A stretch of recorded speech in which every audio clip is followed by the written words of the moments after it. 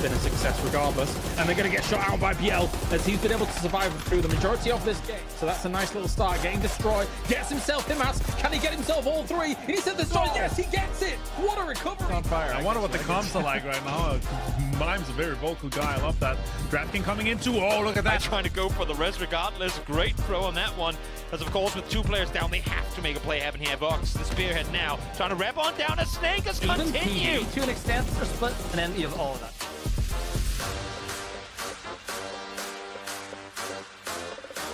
Time to send it, see what you can get, and look at this. Everybody's taking shots. Yeah, that shift was pretty rough for Falcons there. But P90 might just be too much to deal with in the end, and Luke 12 finds another one. Baron will go down and kiss the last one alive. He's been spotted through the smokes. Luke 12. Better. RBN, who we just heard from a second ago, finds Purdy Curdy and gets the knock onto him. Yeah, they've been completely silent. Be consolidated with likes of Falcons, Gen G, and Fury have to go, but Falcons already stretching their way out. SDG get caught not just once, but twice.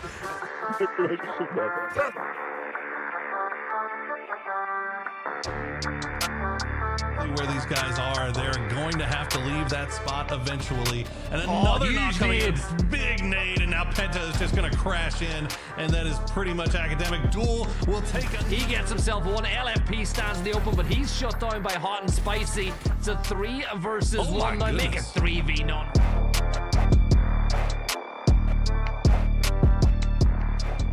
For a team like New Gen All-Stars that are sitting up at the top.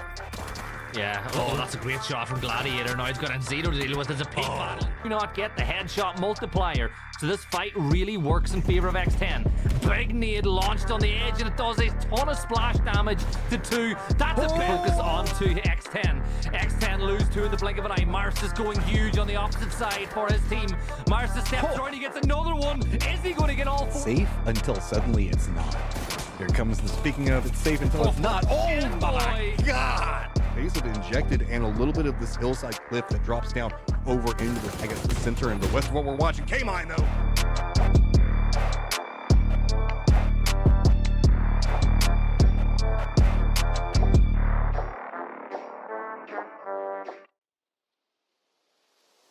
Now for well over a year. This is where they like to play inside these circles. The athletes of Christ get one member of Liquid, another one might be about to fall. LFP confirms out Alo back up. Look who is now down as they push into those Yaz yellows. You can see Alo takes a ton of damage. The Panzer falls out. That's going to take down Emmy. Soul's going down.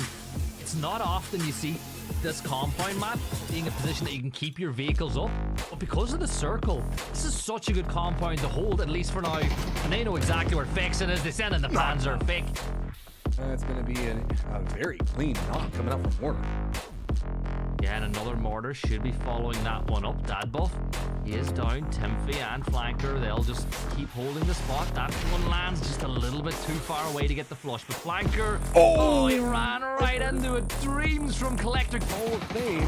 That's going to mean its foot pushes in firefights, and Wolf looks like they realized they have the back door onto Falcons. A little bit of high ground. Do they want to go after this bigger question? Falcons starting to read both sides of this hill, getting dicey. It's time to hop the car.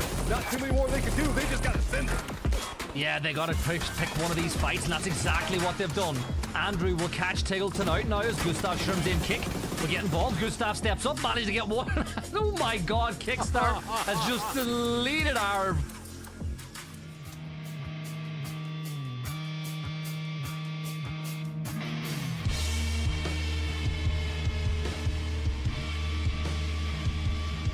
Conf got that with a pistol, I'd have been all over it, but back on 55. Oh my God, Conf, yeah, I'm done. He did it! Done. Keep it going. Conf is still going. The Keep it going, baby. Another one. Can he finish this? We're going to, in a minute, hear from Carrick from 55 about their challenges, but you can't stop when Conf is on the chase. Look at this. Come on. He's got it. He's chasing them down. He's having to play against the trees now, and this is great. Last breath, they know. They got to get away, and he gets the third one. Conk, you bad man. This is like watching, you know when you play single player games and you've always got that mission when you're on a bike with a gun just shooting endless enemies? He's just done that in a multiplayer lobby.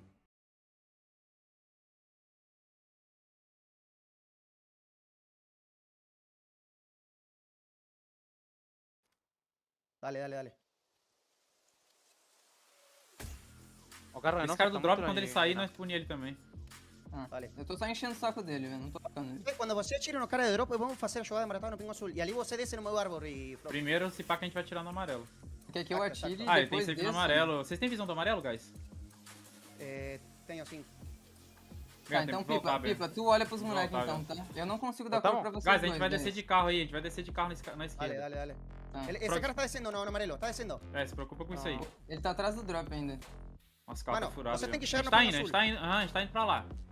Atrás do drop ainda. Cuidado com o drop, Frog. Cuidado com o knock. Tamo bem já, tamo safe. Tá. Consegue olhar à direita, Frog, agora? Eu não tenho smoke, velho.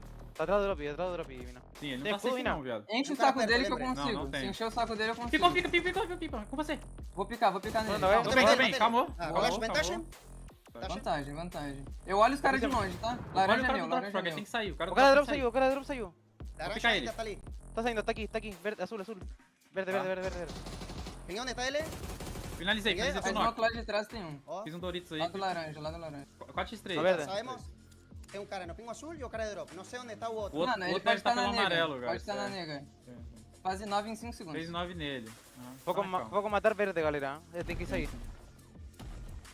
Com a Panzer na Vou mão. me tirar o carro aqui. Cuidado esquerda, mina. Cuidado Temos esquerda. bomba? Como é que vocês estão de utilitária, guys? Eu tenho uma só flag, esquerda. vou usar nada Nada, certo. nada. Cuidado esquerda, mina. Tá Ah, saindo. Pode ter um close, eu vou fazer uma bang Esse na cara tá metendo negativa. louco, velho. Tá ganhando a árvore. Ganhou a árvore do amarelo ele, mano. Vai ter um cara perto. O que você acha? Tá. Mano, eu acho Tem que o um cara na de perto vai ter... trás? Acho Tem que um na de direita. trás. Tem um na direita. É um azul na direita, sei lá. O meio é nosso, galera. Temos que Agarré, ir pra agarré. esquerda. Mano, vai matar esse cara do amarelo aqui. Vem comigo, Pipa. Ele vai Vai acabar você o smoke três. dele. Vai, Acabou o vai, smoke vai, dele. vai você três. Vai você Tá três, onde? você que están com Panther. Pode esse carro dele, mano. Explodiu. Noquei ele. Voy a Bang izquierda, na voy a izquierda. mão, Longe, desculpa, longe. bang na Pingo mão. azul. Escuta, pingo azul e nos smoke da esquerda estamos, caras. Vou fazer, mano, eu vou Tá, fazer tá. nele nesse, a bazuca nesse cara. Eles não tão safe. Ele não tá safe, mano. Relaxa. Tá, relaxa assim. Na calma. Ele tá na direita jogar dele. avançar. Tá de boa, eu vejo o push. Joga pra essa. Resta rápido aí, resta rápido. Tá na Pode ser smoke. um Vale, aqui, ficou bacana. sobrando, Froggy. Não, nem. Consegue voltar pro Doritos? Tô safe. Tá pegando o carro. Ajuda, Aqui Pipa. o carro, Só isso mais é um, árbol, só árbol verde, Ah, vou ganhar o árbol verde. Doritos. Calma, hein, Relaxa, calma, galera. hein. Frog, Vira pra encosta no mim, pingo vira azul pra mim. comigo. Vou pegar a bomba aqui. Pra não deixar ele negar. Fiz molotov nele. Boa. Bom show, Boa, caralho. guys. Boa, mano, boa. Jogaram. Bem jogado tudo. Matei um. T2. Ah, matei 0, velho, mas é isso aí, GG.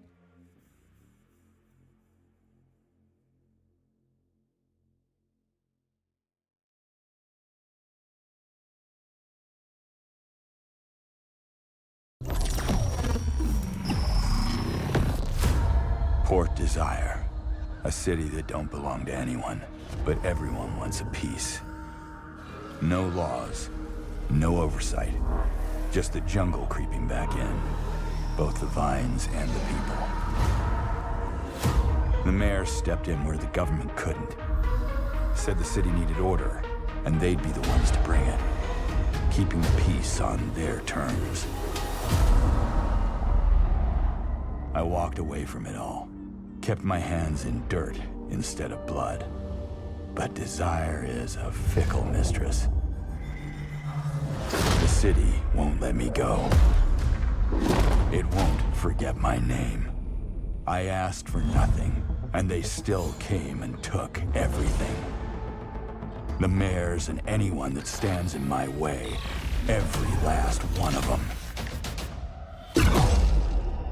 They're gonna learn something real simple.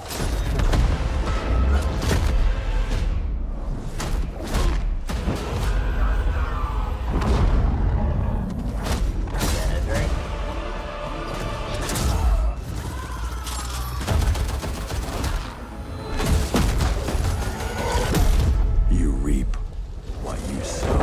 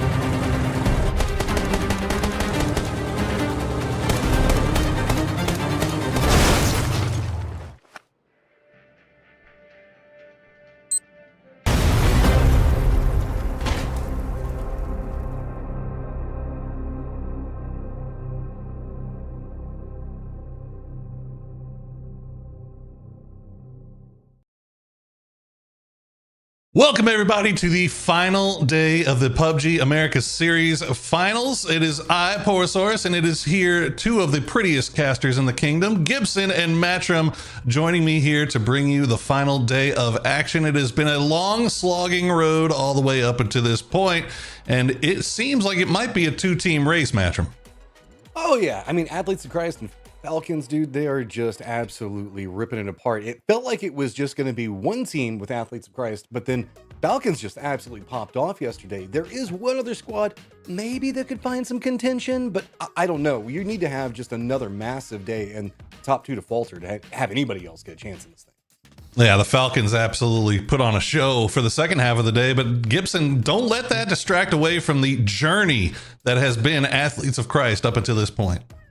Look, it's been the story of PAS so far, where this team has come from, a team that dominated the Cups last year, but when they played in the Masters, they just couldn't get anything going. But right off the bat, fighting with Falcons to win the first PAS of the year, that is insane. And their consistency, above anything else, has been the most impressive part. And not to disregard any of the other teams in the chase, obviously Bestia, Team Liquid, Rock, all having good performances yesterday as well. Team Liquid with 2 victories, Match'em. That was a little bit of a pleasant surprise. I know, and boy, did they need it, because those 2 victories are what got them into 4th place. Still going to be about 11 points back behind Bestia right now. Going to be sitting at 88 points. That's going to be the rough 20 points. So if Team Liquid wants to even start trying to compete for 2nd place, they need to find about 30 points today, and the other 2 squads to falter a bit. But we did see Erangel was kind of where the start of everything was happening, and that's going to be how we start off today yet again. Popping off the Miramar rotation back into the Erangel rotation today, so maybe it might start off a little bit interesting. Always love to get more Erangel games, Gibson. It seems like that map has been the wild card of all wild cards, because you never really know what's gonna happen in that one as we take a look at what our schedule has looked like up until this point. Don't forget, guys, this is Finals 1. If you're enjoying your time here, well, make sure you come by next week, because we're gonna be back in Playoffs 2 and Finals 2 with even more PGC points on the line to play for. Gibson, the middle of the leaderboard, still a lot to play for. Who do you got your eye on? In the middle of the leaderboard? Oh, I see a big move today from Rock. Maybe they're a side that I think could really rocket their way up that leaderboard. No pun intended, but actually, yeah, that pun was fully intended. I'm not going to lie. Yeah, I don't believe you. Yeah, but I think they're a team worth watching. They've had a few moments, but inconsistencies caused them problems, and going into a map that has become a wild one like Erangel, they're in a good spot. Well, Match'em, I'm looking at my leaderboard of player stats right now, and for obvious reasons, it's a lot of Falcons, a lot of Athletes of Christ, a little bit of Bestia thrown in, and then you've got Toyo, Souls up there. Toyo's been putting together a little something here this weekend. Yeah, they're on a bit of a climb, just a touch back behind Rock right now. They've been making it in the later stages pretty regularly, but they haven't been necessarily a high engaged team. They've been the one that's gotten kind of that edge position right on the corner of the circle where you've got like a building or something else like that. And they've been doing a great job on defense. I'm curious to see once they start stretching their legs out, start going for more third parties, if that capitalizes, because they are still kind of in a pack situation where they're dealing with Team Liquid, Rock, and then themselves. And then they still have Furia and Copenhagen Wolves that are kind of back behind them wanting to make something else happen. Yeah, a lot of storylines to keep an eye on up and down that leaderboard, but obviously, Gibson, we got to look at the top of the leaderboard. If you had to put your chips in one pile, are you putting them in Falcons? Are you putting them in Athletes of Christ with 5 games remaining? You're asking me if I'm putting it onto the experience you or the did You did this to us yesterday. You made us make predictions. Who's gonna win game 1? Who's gonna win, Gibson? I think Falcons will get over the line just because they've got the experience of doing it time and time again. Look, I think that's a good thing. You know, Falcons winning this is not a bad thing for teams who want to go to PGS, because of course I think they get that automatic invite. For EWC, it's a little bit different, but the prize pool, what it's all about, right? Like AOC, they could probably do with that $10,000 a little bit more than Falcons. That's probably 1 week of Tig's wages right there. But I don't even want to look at Tig's checkbook, to be honest. That would make me embarrassed and sad about myself. But Matchroom, obviously the prize pool, definitely a nice motivating factor for these guys. But I think Gibson brought up a great point. The EWC points, the PGC points, all that stuff. So much on the line up and down this leaderboard with every little bit of movement made. Do you think... And you know, we've talked about in the past how hard it is to hold on to that first place spot when you get it, when you got teams chasing. Do you think Falcons will hold on, or you think AOC's got something? I believe in the Himsy right now, dude. He is absolutely ripping people to shreds. We're starting to see that squad gel a bit more. I really liked a couple of their, I guess, more aggressive rotations we saw. Like, I believe it was one of the Miramars. I don't remember which one. They just played it incredibly clean, making it all the way into the later stages. If it wasn't for a reposition coming up from Athletes of Christ, they probably would have had a decent chance on winning that game. I do put my faith in the Falcons, but I also do have some faith in the Athletes of Christ. We saw them day one. They had a really big come up. I'm curious, though, on the opposite side of this, Copenhagen Wolves was number 1 in our qualifying state, and they're presently sitting in 8th place, still, 11 points back behind Furia. That's a squad that I'm waiting for them to kick back on something, because they're definitely underperforming from what I was expecting. Yeah, Wolves, a little bit of a slow burn so far, Gibson. Is there anything that you see through the first 10 games that maybe we didn't see during those early days? Again, they got the new edition of H-Win, so some growing pains are to be expected, right? But what are you seeing from this team? What do you think the issue is? They've been a little more passive, I've seen, over this weekend than they were in the playoffs. Like, in that first day of playoffs, I think they took the mindset top 8 is good enough, so let's go have fun and get as many kills. But I feel like maybe now that the plan is to try to get into the top 2-3, they've put way more pressure on themselves. But look, they're a good team. I think that they might be a little bit better in PAS 2 than PAS 1, but don't rule out them climbing a little bit today, because remember, all those PGC points matter. Getting to see some of these highlights from yesterday. This is when the Falcons started going on there, Terramat, and it was a pretty terrifying thing to watch. Yeah, we just had a lot of very weird Yasnaya City. The way that they were set up, we had Yasnaya, we had Al-Zahar ending. It made it to where it was very dynamic. We saw squads trying to bring out a couple of strategies that we haven't seen in a while, specifically more like very, I don't want to say forceful pushes coming out, but it also kind of counterbalanced on the other side of that with extremely open circles, as you can see at the tail end of this one. So it was a lot of, I guess, run, gun, eyes on every single corner kind of firefighting that was going on, then leading into a completely open territory where you were just having to make sure that you were watching every single piece of grass to make sure that it didn't have a backpack on it. It's just nuts. And Gibson, you got to sit there and watch while you heard our dulcet tones casting over the top of this. What did you think about this? I mean, look at this. We had Taggleton have like a 1,400 damage game. Everything was going crazy there for a while. Yeah, it was nuts, and I did enjoy listening to your tones. At one point, I thought you two should start a podcast that I could listen to go to sleep to every single night. That's not a compliment. That's not a compliment. Nice telling me that tones. I'm putting you to sleep during the cast. Come on, brother. No. The cast was exciting, but I was like, damn, those two on a podcast? Hell yeah. Well, it's like the game's exciting. They might have run out a little bit down. Yeah. Look, Tig was nuts, right? That's what we're talking about. Shrimsy was, as always, himself. And I think that Kick's come into himself a little bit. You know, he's moved into that IGL role. We're seeing growth on the team. The first day was slow by Falcon standards, but they were still in the running. Day 2, I think they really were starting feeling themselves and kicked on. So it's good to see Kick getting more comfortable in that role too. Definitely seemed like it, didn't it? And obviously that was one of the biggest stories coming into this week, Matt, is the big roster change. H-Win going over to Wolves, Kickstart kind of taking over IGLing duties for Falcons. Now, whether that's still the case today, as it was, the 2 days before this started when I talked to Gunner about it, I don't know. But it seems like Kickstart's really kind of feeling the IGLing thing, isn't it? Yeah, I will say that there are noticeable differences if you're watching the way that Falcons are playing versus whenever they were playing with H-Win.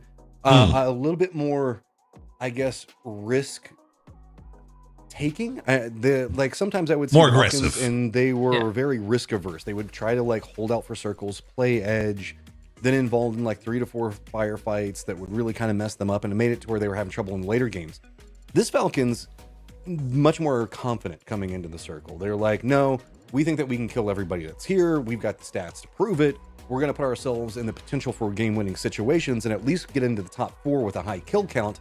And it's made for a much more interesting squad to watch, and definitely has shown up on the leaderboard.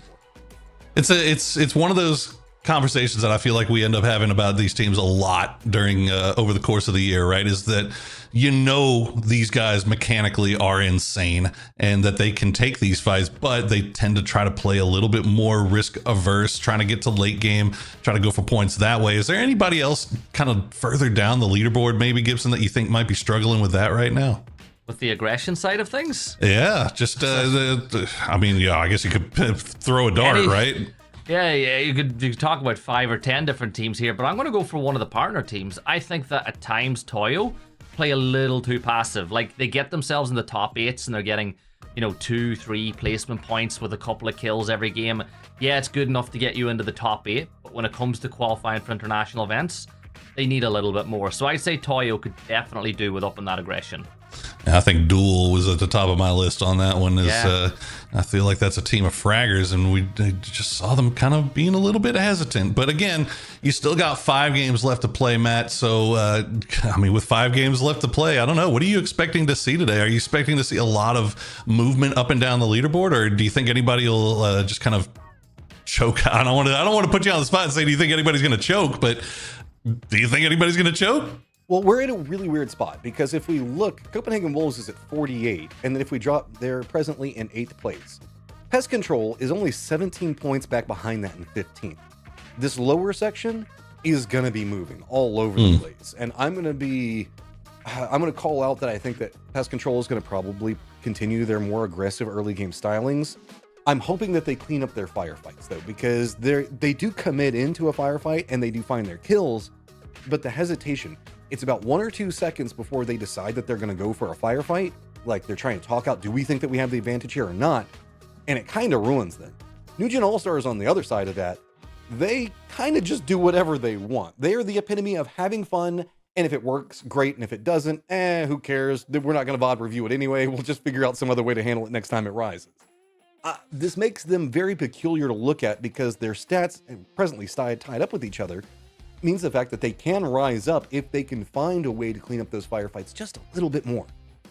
Yeah, New Gen All-Stars, I think a team that obviously, Gibson, you got a lot of opportunity to watch during the cup matches.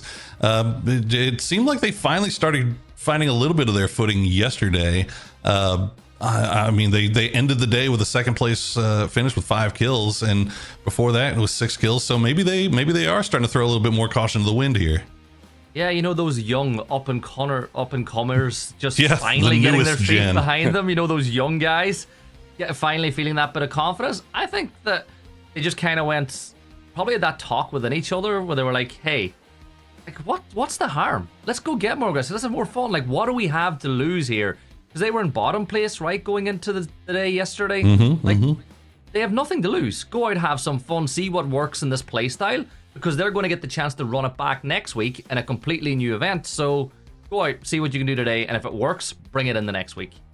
It is interesting, Matt, when you look at kind of the leaderboard, overall leaderboard, and kind of look across all 10 games that have been played so far. There's like the top 6 teams have kind of taken the lion's share of the 1st, 2nd, 3rd, 4th places, and then the bottom half just cannot seem to get out of their own way. They can't seem to get to that late game. Well, that's what we're looking at whenever we look at the bottom part of it that we were talking about just a second ago, right? Is we've got the point sponges at the top that are just eating everything. And then it's made it to where it's really compressed towards the bottom of the leaderboard. So a good game here or there can really get you into a good spot. We're looking for squads, I'd say, if you're at 10th through 15th, I think that you don't necessarily need to be looking at consistency right now. You need to be looking for your pop-off, because your pop-off is enough to get you whatever you really need at this point. Instead of aiming for, let's try to make it at later stages and get a couple of kills and maybe try to aim for top 4. Nah, just frag out, bro. Get whatever you can get, and then sooner or later, maybe you'll get that 10, 12 kill game that can get you into top 5. That will kind of turn a better reward than what we're seeing with a lot of these like 9th and 0 kill outs, because you're trying to play it safe. That will also create a tidal wave of problems for the guys that are at the top of the leaderboard, because they're going to have to suddenly be dealing with 5 squads that are just like, nah, bro, we just want to shoot at anything that moves. And they're still trying to compete with each other for 1 and 2.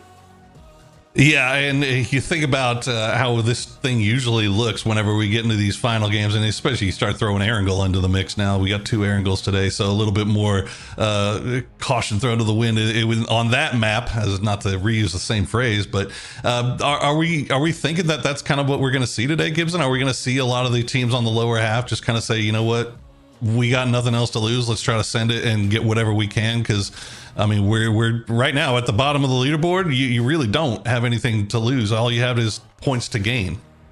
Exactly, and I think it is the fact if you try something today and it works, bring it in next week. I made that point a little bit earlier.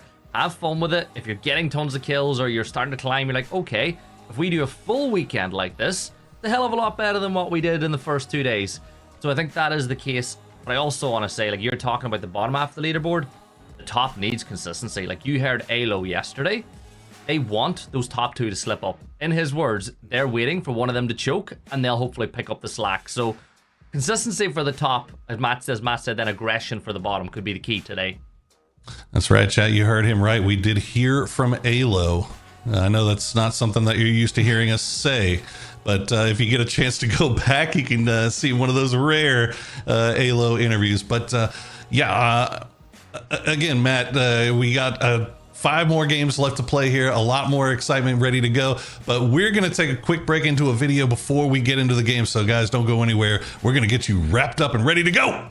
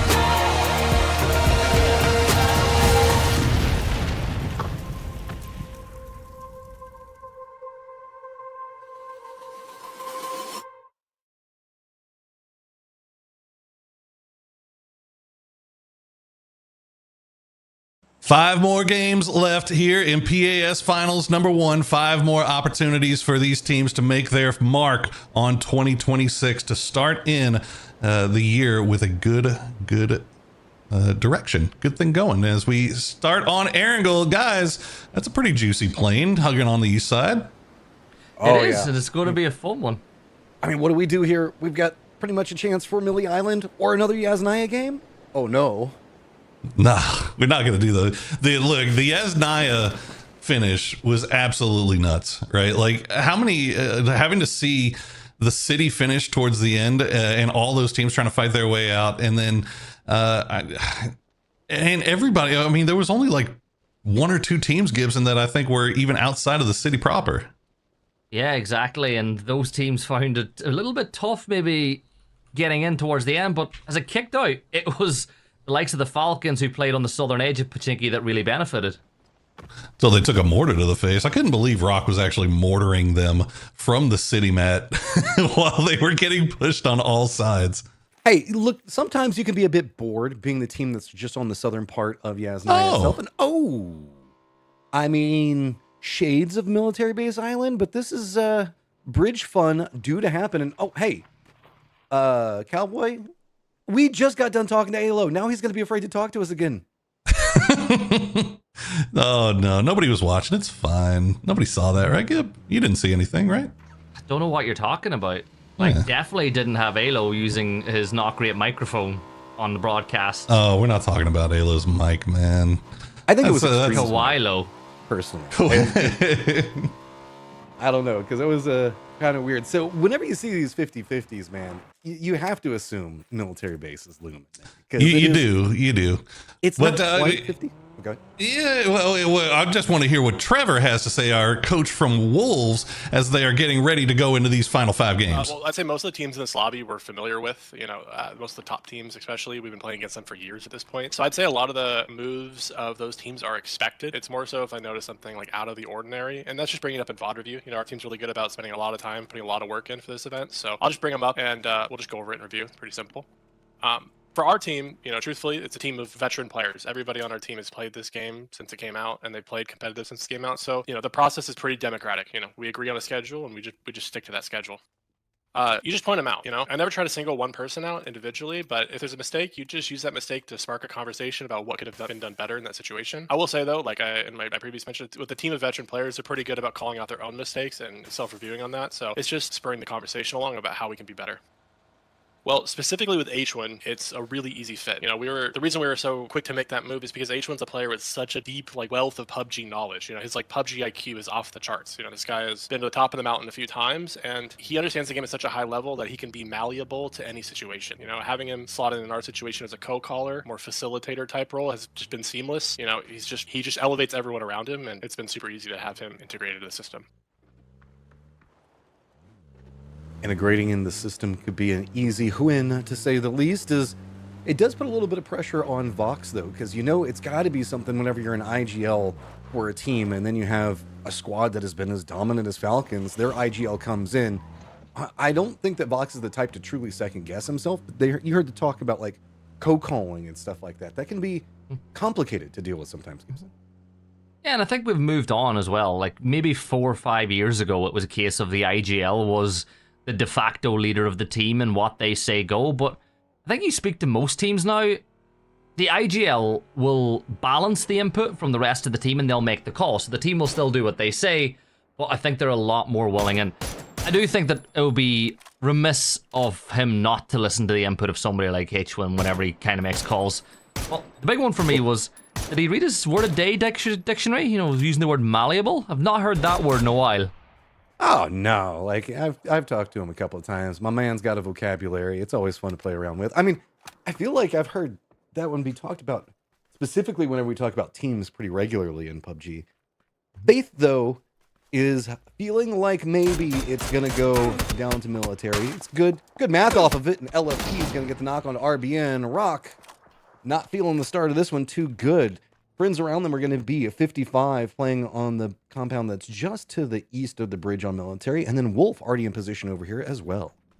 They love this spot though, like all the way through playoffs, all the way through the cups. When we get milli circles, this is where athletes of Christ like to go to, and I know that predictability can be a vulnerability sometimes, but when you shoot like these guys, you're just a problem. Haven's looking to confirm out that first kill because they're going in today, Matt, knowing they're in a shootout with Falcons. Like, in their mindset, just playing it safe and getting positions is not enough. They need to frag out as well. This is a weird section of the map, and you can see that it kind of leads into the valley. Athletes of Christ really wanted that one. You got to start strong. You got to try to catch up to what's going on with Falcons right now, so Rock's just going to have to let that one go. Rock is playing in the hillsides themselves, while in the lower section is going to be a bit of a split coming up from Athletes of Christ. No big other movers that are happening right now. We do have Falcons that are playing the other side of this western bridge, around Ferry Pier and the areas around that. Just to the west of them is going to be Affinity. To the north, Duel, but they're not really inside the circle yet. Toyo's making a look, maybe a push for Ferry Pier or that eastern bridge, while New Gen All-Stars are making a slow roll across the eastern bridge. Everybody else still just pretty much stuck where they're going to be going, but Pest Control is rotating right next to No Way. Yeah, and they could probably come to a head whenever they do eventually make their way over to that bridge, which, as you pointed out, New Gen All-Stars have just crossed. Toyo will be there soon, another team that could potentially gatekeep it or bridge camp it, while we jump on board with our obligatory No Way camera time. You know, this team love being on camera. I hope they've got themselves ready to put some action in today, and right on cue, this is also that Pest Control rotate. I think the Pest Control will probably get there first, though. They should, because they're going the direct route. Yeah, it depends on how bold they want to be. Usually you want to stop off before you go across this bridge, because you always have to assume that somebody's going to be camping one side of it. It is entirely open right now, but Toyo is going to be the first squad to actually get the bridge ahead of Pest Control. No Way is going to be going right along that position right next to the beach, and it looks like Pest Control is just going to be going right in for guns. Setup, though, is no way, already on defense. Going to take a couple of shots. No downs just yet. No clean firefighting is going to happen just at the stage. Instead, everybody's just dropping out of their belly, figuring out where all the repositions have come from. Yeah, there was me thinking these teams would come to a head point at the bridge, but instead they're here on the edge of the town. First shots to be fired. K-Mine does a ton of damage, but Lopez gets a nice angle, adds another to his tally as Hot and Spicy falls. And that really just leaves it down to Conf, the confidence man, prone behind the coop. He'll just get inside it, jump on out, but it's going to be done and dusted. Pest Control dealt with. We're not done yet. Bestia's going the other side of this when they've realized that there are a couple of knocks available. Vinny's got an easy shot. Gonna pick that one up, no problem. Good crossfire already set up. Toyo has now also heard this firefighting at range. Looks like they're trying to set up a more defensive perimeter along the beachhead to see if anybody's going to be chasing after this. No Way has no real options, so they're just going to have to commit to some type of, like, run out of point. Gladiator's just trying to get in the vehicle. I think that he just didn't really like the way it was set. One of the tires was popped on it. Now they've got to go. Do they go for the bridge, bold and blind? Or I think this is the better call. Just try to get more north. Get away from this. This has gotten way too dusty. I think it's worth Bestia chasing. I'm not going to lie. They're in third place on 89 points. You know, we might call them out, but if you speak to them, I guarantee you they believe they're in with a chance as much as the other two teams at the top. Well, you pointed out, go all the way north if you're No Way. Hopefully find another Dacia or UAZ on the way that you can use to make your way in. Well, 4 points, 2 kills. Did they get the blue chips on that one? I have no idea. And X10, bottom of the leaderboard, and already just getting popped. Jams him up inside of his UAZ as they just continue on their merry way. This is way up to the north. I mean, this is kind of a long crossroads near Severny and Stallber area, so no big rush coming out from Rent Free in the slightest. Yeah, Rent Free. I think that they're a team that are fun to watch as well, right? They're coming all the way from Severny. Jam's got the revolver, and he's not quite near enough anybody to take those shots, but man, what about that? Was you and I for the conf play, wasn't it? Where he whipped out that pistol on the bike? Oh, it was nuts. Yeah, dude. We've seen a lot of, like, shining moments and potential superstars on some of these lower squads. As Jam looks like he's going to go ahead and pull a full 360, land it clean. Nothing like that happened. Going to continue on his merry way. But, like, even whenever we talk about No Way, right? So talking about the fact that we see them a lot. Lopez has really impressed me with his play. Been really good. And that's the thing for a lot of these players that are down on maybe the wrong side of the leaderboard. Everyone's in the shop window. Like, if I'm a team at the top and I'm thinking, right, well, I can't, oh my word, that changed. We'll talk about that in a second. But I think that Lopez has definitely put himself in the shop window if maybe some of the teams that are further up the leaderboard decide to make changes after this PAS cycle. This is going to be really intriguing because we have 55 that's already set up down to the southeast of the bridge. We still have Falcons on the other side of it. Falcons doesn't want to stay there for too long. It's too close to the edge of the zone, so they're going to be regrouping. The hillside where we can see Duel already going to be playing from very, very strong. They've got Sharp Shot still just trying to keep a foothold on it, but he's all by himself right now. Gets the shots on a Gustav, knocks him out of the vehicle. Rest of Duel coming up to provide reinforcements. Falcons going to have to continue on their pathing. Affinity already going to be set up on the other side of this one. Gauntlet already kind of configured over here as Duel. Looks like they need to commit to some type of regroup, but they're also kind of chasing along right next to Falcons, and I think that Duel is trying to play this safe. They want to keep this compound, but that hillside also could be so strong. Fury is just going to be cutting right in between the two if they're not careful.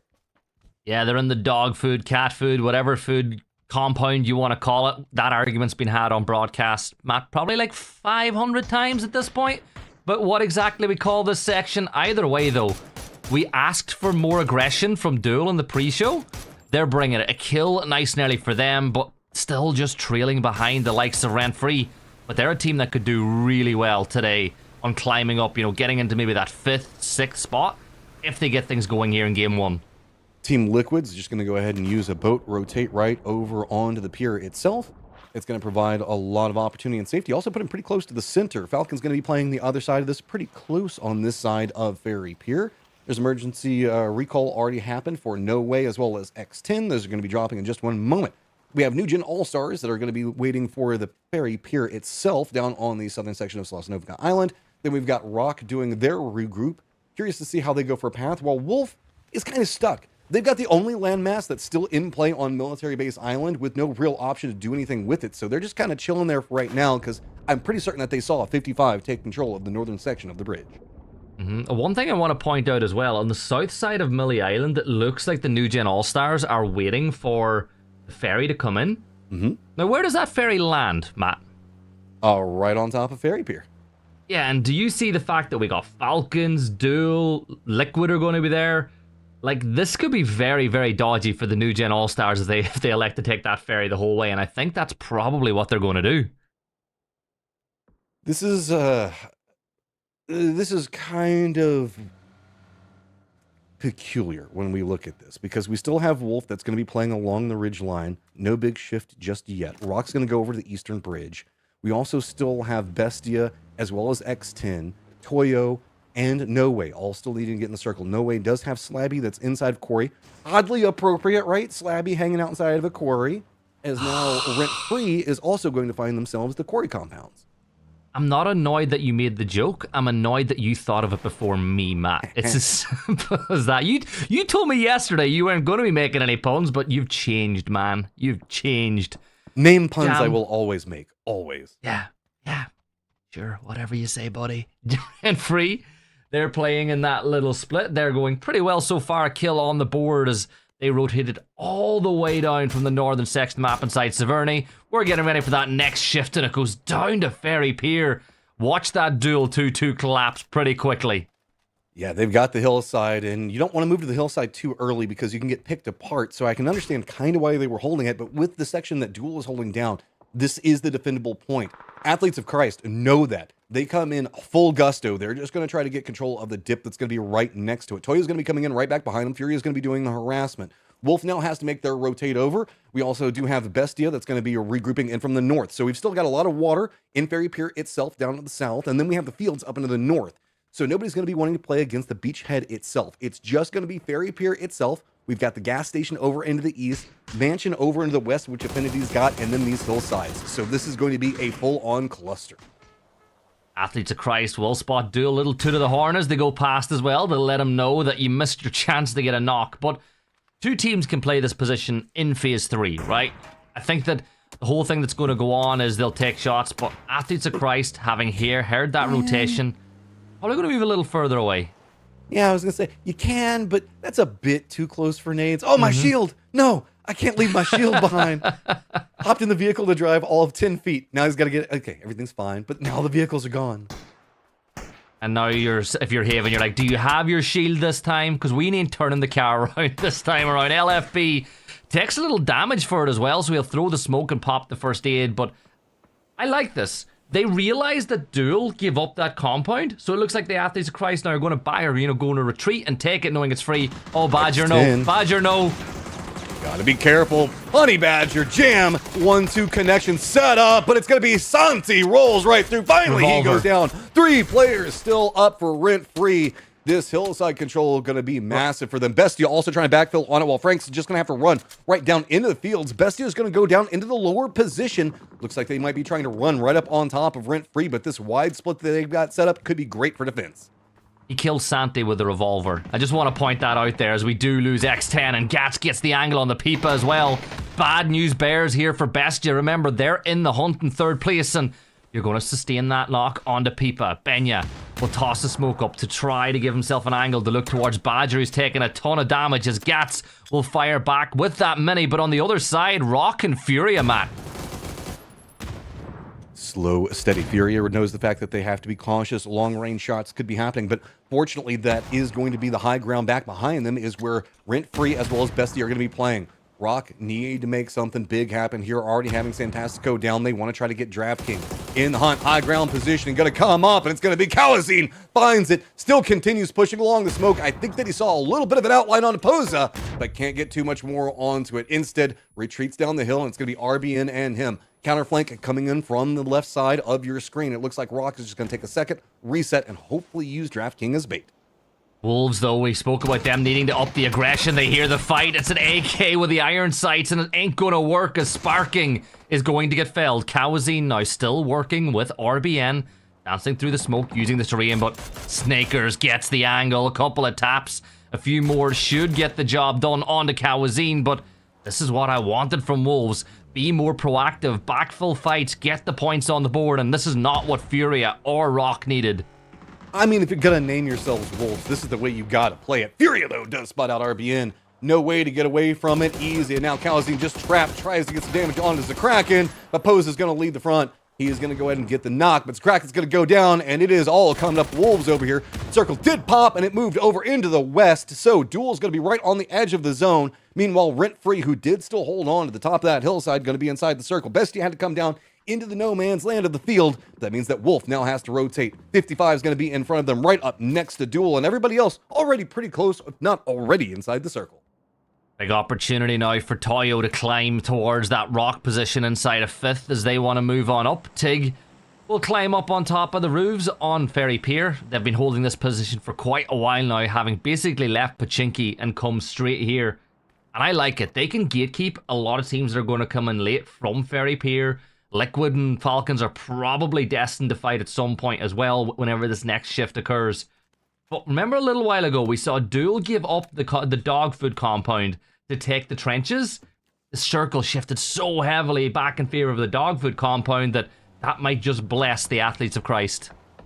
Maybe. This is always a weird circle because there's not a lot of really good ways to play this. The hillside always feels like where everything ends up. You can see that athletes of Christ are even playing the southern section of that compound, expecting to probably have to move at some stage. Affinity also has a good foothill push, literally under these hills. Now, Duel, though, has a very target-rich environment that they have to figure out, because every single nade that you burn here is going to stack up against you and cause problems. But when you can cook it like that, sharp shot, who cares if you burn one early? That was just an airstrike right there. They burst right on top of both, takes down 2 members of Toyo with just 1 player left up. 55 Esports struggling a little bit inside of this lobby, and 11th place now, coming under pressure from Duel, and well, Sharp knows exactly where Kerak is. It's just a case now, waiting for him to step on up, but coming under fire. Is that Bestia that are taking shots towards Duel from afar, or was it the Wolves? It's Rent Free. The high ground Other all side the way of the map. across. Yep. It is pretty visible over there. It's one of those things that you're just going to have to go for a prayer onto, but you can see Bizzler's taking shots at Wolf right now, and he keeps shifting his attention between the two. 55 going to be right on the edge of this new circle, right up next to Duel, as well as Athletes Christ still staying in. Bestia's got to move, Rent Free's got to move, Affinity's got to collapse in, and Falcons are going to have to deal with the remnants of New Gen All-Stars, as well as Team Liquid, but they've already got to beat on 2. This is the fight that I was expecting to kick off, and it is going to have to now, because Liquid have no other choice. Remember, they boated in, so they don't have a car. They cannot bug out from this position. They need to bring the fight to Falcons, and if they want to be the team that moves up the leaderboard on the day, these are fights that they need. Well, they got a buggy. I don't know where they got the buggy from. Maybe it was a leftover from the Falcons, but I'm pretty sure, Matt, they boated in. Yeah, they did, and Falcons stopped off at this point and then went and took the compound, so that's probably one of the Falcons' vehicles still left behind. I mean, a buggy for 4 people, it'll be fine. No worries. Nothing that they've got, well, 3 people. Use it as a distraction, roll right in, tries to get up in a position. Alo going to be the point man on it, pushing in very quickly. Still not even inside the circle, but it is, of course, Red playing this lower section of it, is going to provide some safety from those nades. Instead, Alo's going to be playing the other side, but Trimsy's already waiting. Playing this one patiently. He's got the Panzerfaust at the ready, waiting to see if he can spot out anybody he knows they're all going to be lined up right on top of each other. Picks that one up easy. Yeah, and for Alo, unfortunately, it was a Panzer in his pocket. Shrimsy was also happy to see him, though, so there is that. The double nades going to where Shrimsy was. Ain't gonna work, because that ain't where he is no longer. Kickstart wrapping around one side, Shrimsy on the other, and Tiggy just was keeping an eye on the other side as he brings his way across now on the edge of the blue. But this is looking pretty grim here for Liquid. Well, Tig isn't in a position to support right now. That's why Falcons are in a full defensive retreat. They don't want to have to deal with the number of contentions on it. Well, Team Liquid, with their 4 players up against the Falcons 3, trying to time this out as well as they can. Tig has now managed to get into the circle and could have some firefighting angles, but it's already too late. Building's already been claimed, and that's why Kickstart's now tried to retreat to this external section of it to wait. Unfortunately, that Trimsy's been kind of caught out. Kickstart's just got to drop down, feed information over. Nade's already coming on top of him. He's got a problem, and he knows that he's going to be vulnerable from this hillside, so he has to get on the point as fast as possible. Wolves, as well as Duel, could get vision. Affinity also getting very close. It's a little bit like a game, almost a game of checkpoint Charlie here for Falcons as they're giving up space to Liquid. But as you said, you got to be careful you don't retreat too much. At that point, other teams are going to become a factor. Kick on the side of the hill, as you said, we'll have a nice little sight line towards where Liquid are playing for now. But at this point in time, all the members of both of these teams just about hanging into the zone. And Shrimzy's got himself another cheeky little ratty position on the window frame. If Alo takes too much of a step across the side, it could be curtains for him. But I think Kurt has an idea that there is going to be someone from Falcons inside the barn. The only benefit for Falcons right now is that Duel's still been caught up with 55 for so long. So that means that this external position that they're playing hasn't been really a problem just quite yet. Circle pops, goes over to the hillside, totally expected at this point. Woolie's already going to be just keeping an eye on that one. Going to be much easier to catch whoever runs out of this position into that open road because there is no cover to be had over there. AFI has already got multiple players that have gotten into position on the other side of the road, but now Athletes of Christ has got to make a very difficult decision. Do they wrap in around where Toyo and the remnants of Rent Free and 55 are going to be at, or do they make the more bold choice to go after Wolf?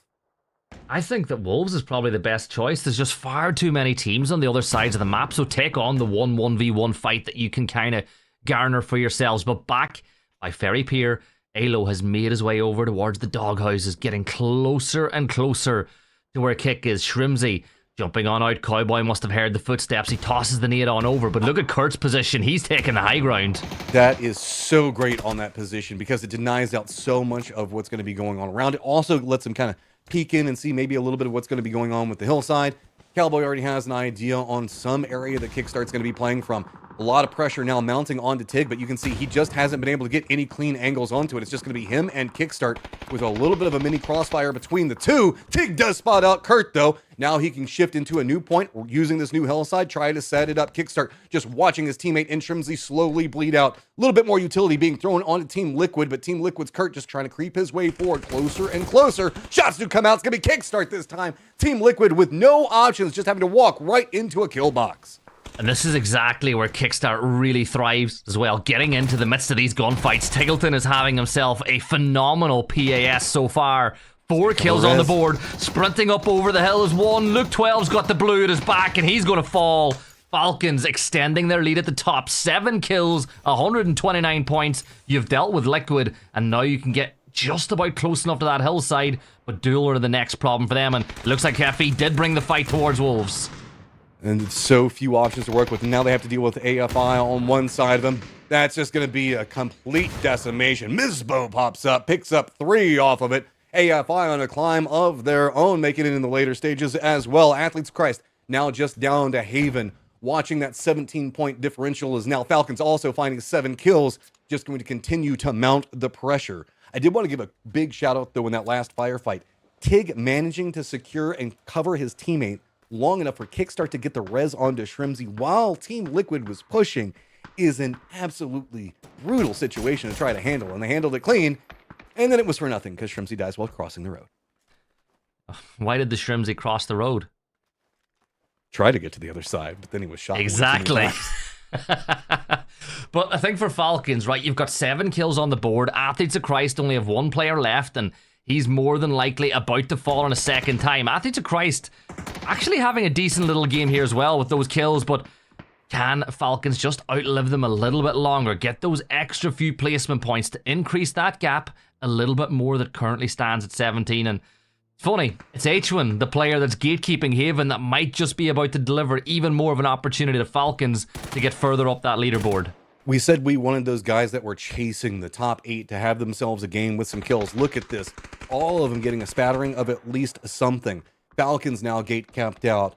Athletes of Christ have gone down, and this is just going to be those mid-pack teams finding something, but it's a full push coming out from the Copenhagen Wolves. They do at least manage to out-survive the Falcons before going down, but just by a few seconds.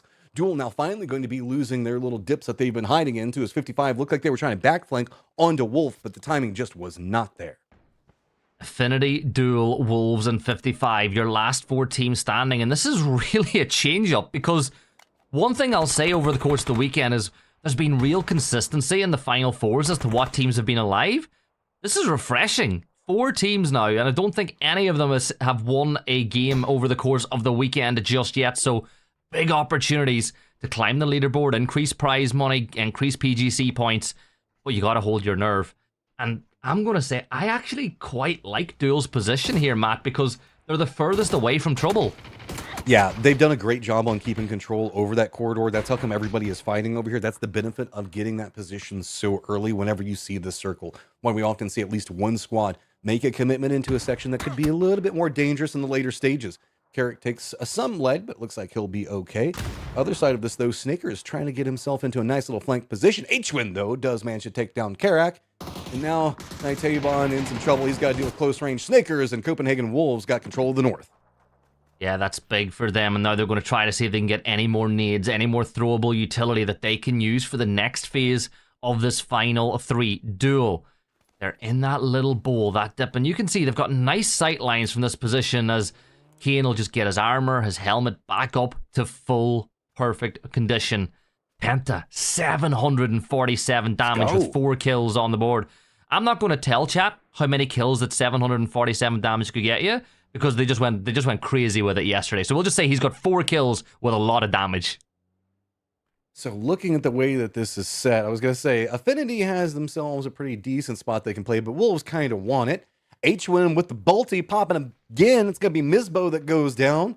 That's going to open up a lot more space for them to breathe around, because while, yes, Wolf is going to be very close to the circle, their hillside is going to be mostly leaving it. Once they get to the top of this, they're just going to be out in the open, very vulnerable from everybody else, taking any shots that they can onto AFI to try to maybe force them to go to the east or deal with Duel is exactly what they want, but there's not going to be any bait to be had there. Affinity, not going to play that aggressive, and Duel has control of the circle, so they're just going to try to corral somebody into a firefight so that way they can always be the third party. Now, Affinity, they've got everybody back up on their feet, and they're just going to move the Datsy a little closer in, that bit more breathing room. They hope to just sit on the edge of the circle. Nobody wants center circle control at this point in time because of the way these teams are split. You put yourself in the center, you become the meat filling of a sandwich with chicken on the line. Wooly just continuing to peek up and down, and 8 kills for Duel, by the way. This has been a really good game for them, and I think Penta starting to get a little closer to Ducky, but I'm going to say it, Matt, this is one of those situations where you do not want to be the first 2 teams to fight. You want to be the team that third parties, not the first 2. This is really hard to play because we are playing this in TPP, and this is a mostly tree line style situation. Nobody's going for the center yet because it's just open. There's no good way to defend yourself into it, so a lot of smokes are going to be going down, and there could be anybody that's hiding behind any one of these trees. That's why Duel doesn't want to shift down a little bit more to the south and look along the hillside. Affinity, though, they're playing this slow. They know that they've gotten themselves in a good position, still 4 players up, but their passivity here might cause them their own problem, as it's Wolf that's now gotten into a point where they can maybe take some shots at Duel. If this firefight goes fast enough, it could be massive, but Affinity is still just kind of figuring out where everybody's going to be repositioned at, as now we are collapsing in. It is phase number 9, and it is just blind shots into the smoke. Yeah, Penta hoping to maybe hit something with those shots fired through. The Molly forces Flood away as the tree gets stunned. H-Win's going to go full blind for now. And while all this is going on, Affinity are still holding.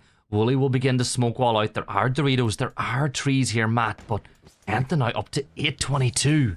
Affinity is making the move back behind. It's actually pretty loud, using vehicles as well to kind of keep some form of cover in front of them. Duel now kind of in an odd spot because they're closest to the blue zone and they have to fight their way out. 2 different squads on both sides of it. Ducky's got some shots onto Kane, but nothing really happening just quite yet. No dominoes cascading as Affinity's got control of everything to the south. Wolf has accomplished exactly what they wanted to, but nobody is taking the bait. Duel just has to keep creeping forward, though. Blue zone on top of him. There are so little options to work with. Duel just has to fight their way out, but you can see it is just smoke on top of him. It's full Seth Rogen going on for Duel right now.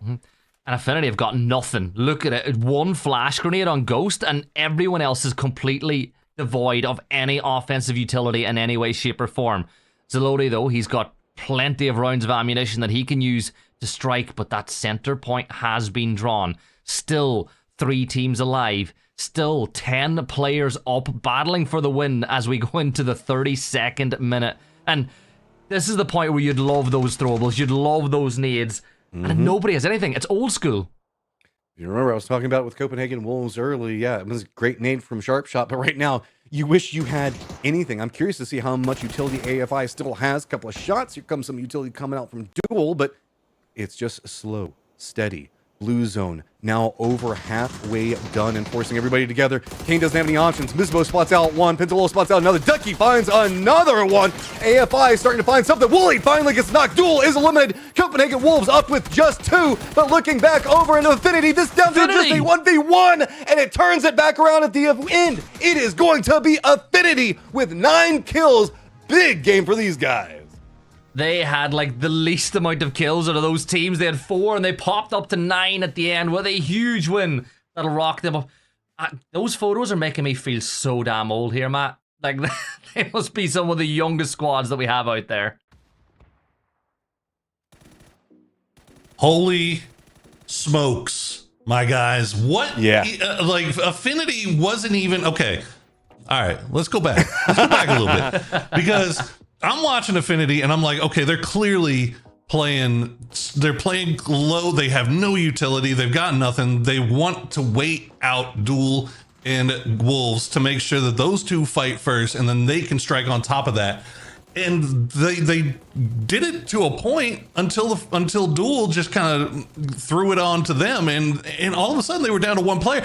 I don't know how they won that, because they were down to 1 guy that had about 5 HP, and somehow they pulled that off. No idea. It's just one of those situations where whenever you end up with those tree line firefights, this isn't, you can't even say anything about the observing for it. It's just going to get dicey, man. It's trees, smokes, no vision. Everybody is just blind firing. And then once you start getting some hits, it's just getting what you can get. But it was a very traditional hillside firefight whenever we look at it, though. This is a circle that we have seen a lot in PUBG, and Affinity played it very well. Duel did as well. Got to give them respect. Yeah, I mean, look, Affinity, I'm not faulting them for how they played it. Like, there really wasn't anything they could do. They had no util. They had to wait for the end there. But in the end, the mechanics shining through, and they end up with 19 big points. They're climbing the leaderboard. But, Gibson, do you even lift? Finally, baby, showing some aggression, showing some of that firefighting that we know they're capable of. They go out there, they collect 9 kills for themselves. If you look at yesterday's last game and the first game today, they've done pretty good in the last 2 maps. Let's see if they can keep it going. I think they'll be disappointed that they didn't get the win with the position that they held. But boy, was that so much better. And it all started off with Sharp Shot in the very first few minutes up against Falcons. Got a fresh new logo, and it's looking good right there. It's 2nd overall. Copenhagen Wolves, Matt, the same type of beat. We finally got to see them be a little bit more active in the late game. Squads that we were talking about that could have a chance for a climb. Look at this now. Duel and Affinity just 1 point separated, 6 points back behind Copenhagen Wolves. Copenhagen Wolves now touches the left side of the leaderboard, while there was only 1 point gained by Falcons over Athletes of Christ in the last game. Yeah, Falcons, I mean, it was the fight that never would end between them and Liquid trying to make their way out of Fairy Pier. And remember, that whole thing was being overseen by Duel and, to an extent, Affinity. They had a little bit of an angle in there as well. So it was always going to be a rough and difficult fight. But Falcons still managed to outlive Athletes of Christ, Gibson. So the race for first still going on. Yeah, just 16 points separating these two sides with 4 games to go. I feel like the opportunity for Bestia and Liquid there was strong, but they didn't quite get it done. But importantly, points matter, and as Matt said, just 1 point difference is nuts. This is mean, Poro, and I don't want to talk about these stats. We'll just continue on whatever conversation you want to do. He's bang on average for survivability. Bang on. Look, hey, here's fun fact, guys. Not every player in this lobby is Tiggleton. All right, so we gotta celebrate the performances when they deliver. And right now, AFI, they delivered a big win in game number 1. Did you see the Shrimsy one earlier, though, where he was like top of every metric except for damage? He needs to start ADR farming more. Well, yeah, because the Tiggleton's at top of damage. He's on like 5,200 damage and like 500 kills. Don't even. I'm not even starting that nonsense with you again today. But there you go, the head-to-head between Duel and Wolves. Some obviously teams that we have our eyes on. Big expectations placed on them coming into this weekend, Matt. Affinity gets the win, but this is good signs for both of these squads going forward. Thank you. I have been patient. I was so ready for these two squads to make something happen. Pentalol versus Snakers for our players to watch. Oh, I love it. Is it 2019? Give it to me, man. This is old school cool right here, and I love to see this. Oh man, there you go. Pretty decent numbers there on pretty almost head to head there. So I mean, honestly, Gibson, the problems that both those squads have been kind of having throughout this weekend, they've both been having them, right? So it's good to see at least through one game. Now we got 4 games remaining, guys, so still a lot of work left to be done. But I mean, you got to be happy to see what they did there. Oh yeah, and it's a platform. Keep it going over the rest of the day. Like, you're not going to win PAS today, but you can climb up that leaderboard and put yourself in a chance with the next one next week. But man, I love it. What, Snakers, security, cyber security by day, and then just straight up bullying people online at night? What a guy. Well, Matt, I know one of your favorite terms is chaos is a ladder, and that doesn't get much more chaotic than a game that looked like it was going to be a military circle, and then hard shifts all the way up to the northwest. So, not really giving a lot of time for these guys to get their feet wet today. I mean, I love circles like that though, because you get to see players playing from, I guess, not the firm planned out position. You know, the heat maps can give you a lot. But whenever you have a squad that's having just to react to what's going on in front of them and it put them in a very adverse position, you get to really start to see how a squad handles those types of situations. Great example of this would be how Team Liquid did that boat push onto the pier following off of where Falcons were playing from. Falcons, who had already set up that defensive position with Tiggleton, now trying to regroup and doing that slow retreat. You wouldn't get that unless you got a weird hard shift like that, and that's what makes it fun. That's where we get to see these teams really shine, and specifically IGLs. Well, Athletes of Christ, Gibson, we saw them take that, whatever, dog food, cat food, whatever compound you wanted to call it, early on. And then when they were finally forced to move out, when they finally had to chase a circle, they ran into a brick wall in the form of Wolves and Affinity. Is that something that we can look forward to here today? It feels like Athletes of Christ have been kind of winning those situations where they've been put in bad spots throughout this weekend, but that one didn't go their way. Well, they didn't find themselves in too many bad spots. A lot of their wins, they had a lot of real estate to themselves, and I think that's going to keep it interesting, though. You see them push into the circle, that's what you get. Also, you said that Matrim said chaos is a ladder. He does have that little finger mustache and facial hair going on. I mean, I've always thought he looked kind of like he kind of got some machinations going on. He looks like a little swarmy. You know, I'll say it. Yeah. He looks like a guy that knows things. Wait, that was a different guy in that show, wasn't it? Oh no, they both knew things. Oh, okay. Okay, well, everybody knows things. Well, we are getting ready to head into match number 2, thankfully, so we don't have to sit here and try to bore you guys with small talk any longer. We're heading over to Miramar for match number 12. Sorry, I couldn't resist. Okay, playing path. It's whatever you want, dude. I'm not even gonna break this one down. It's pretty easy. It's gonna be about where the circle comes in. Okay, so we had mid-pack teams pop off. Great.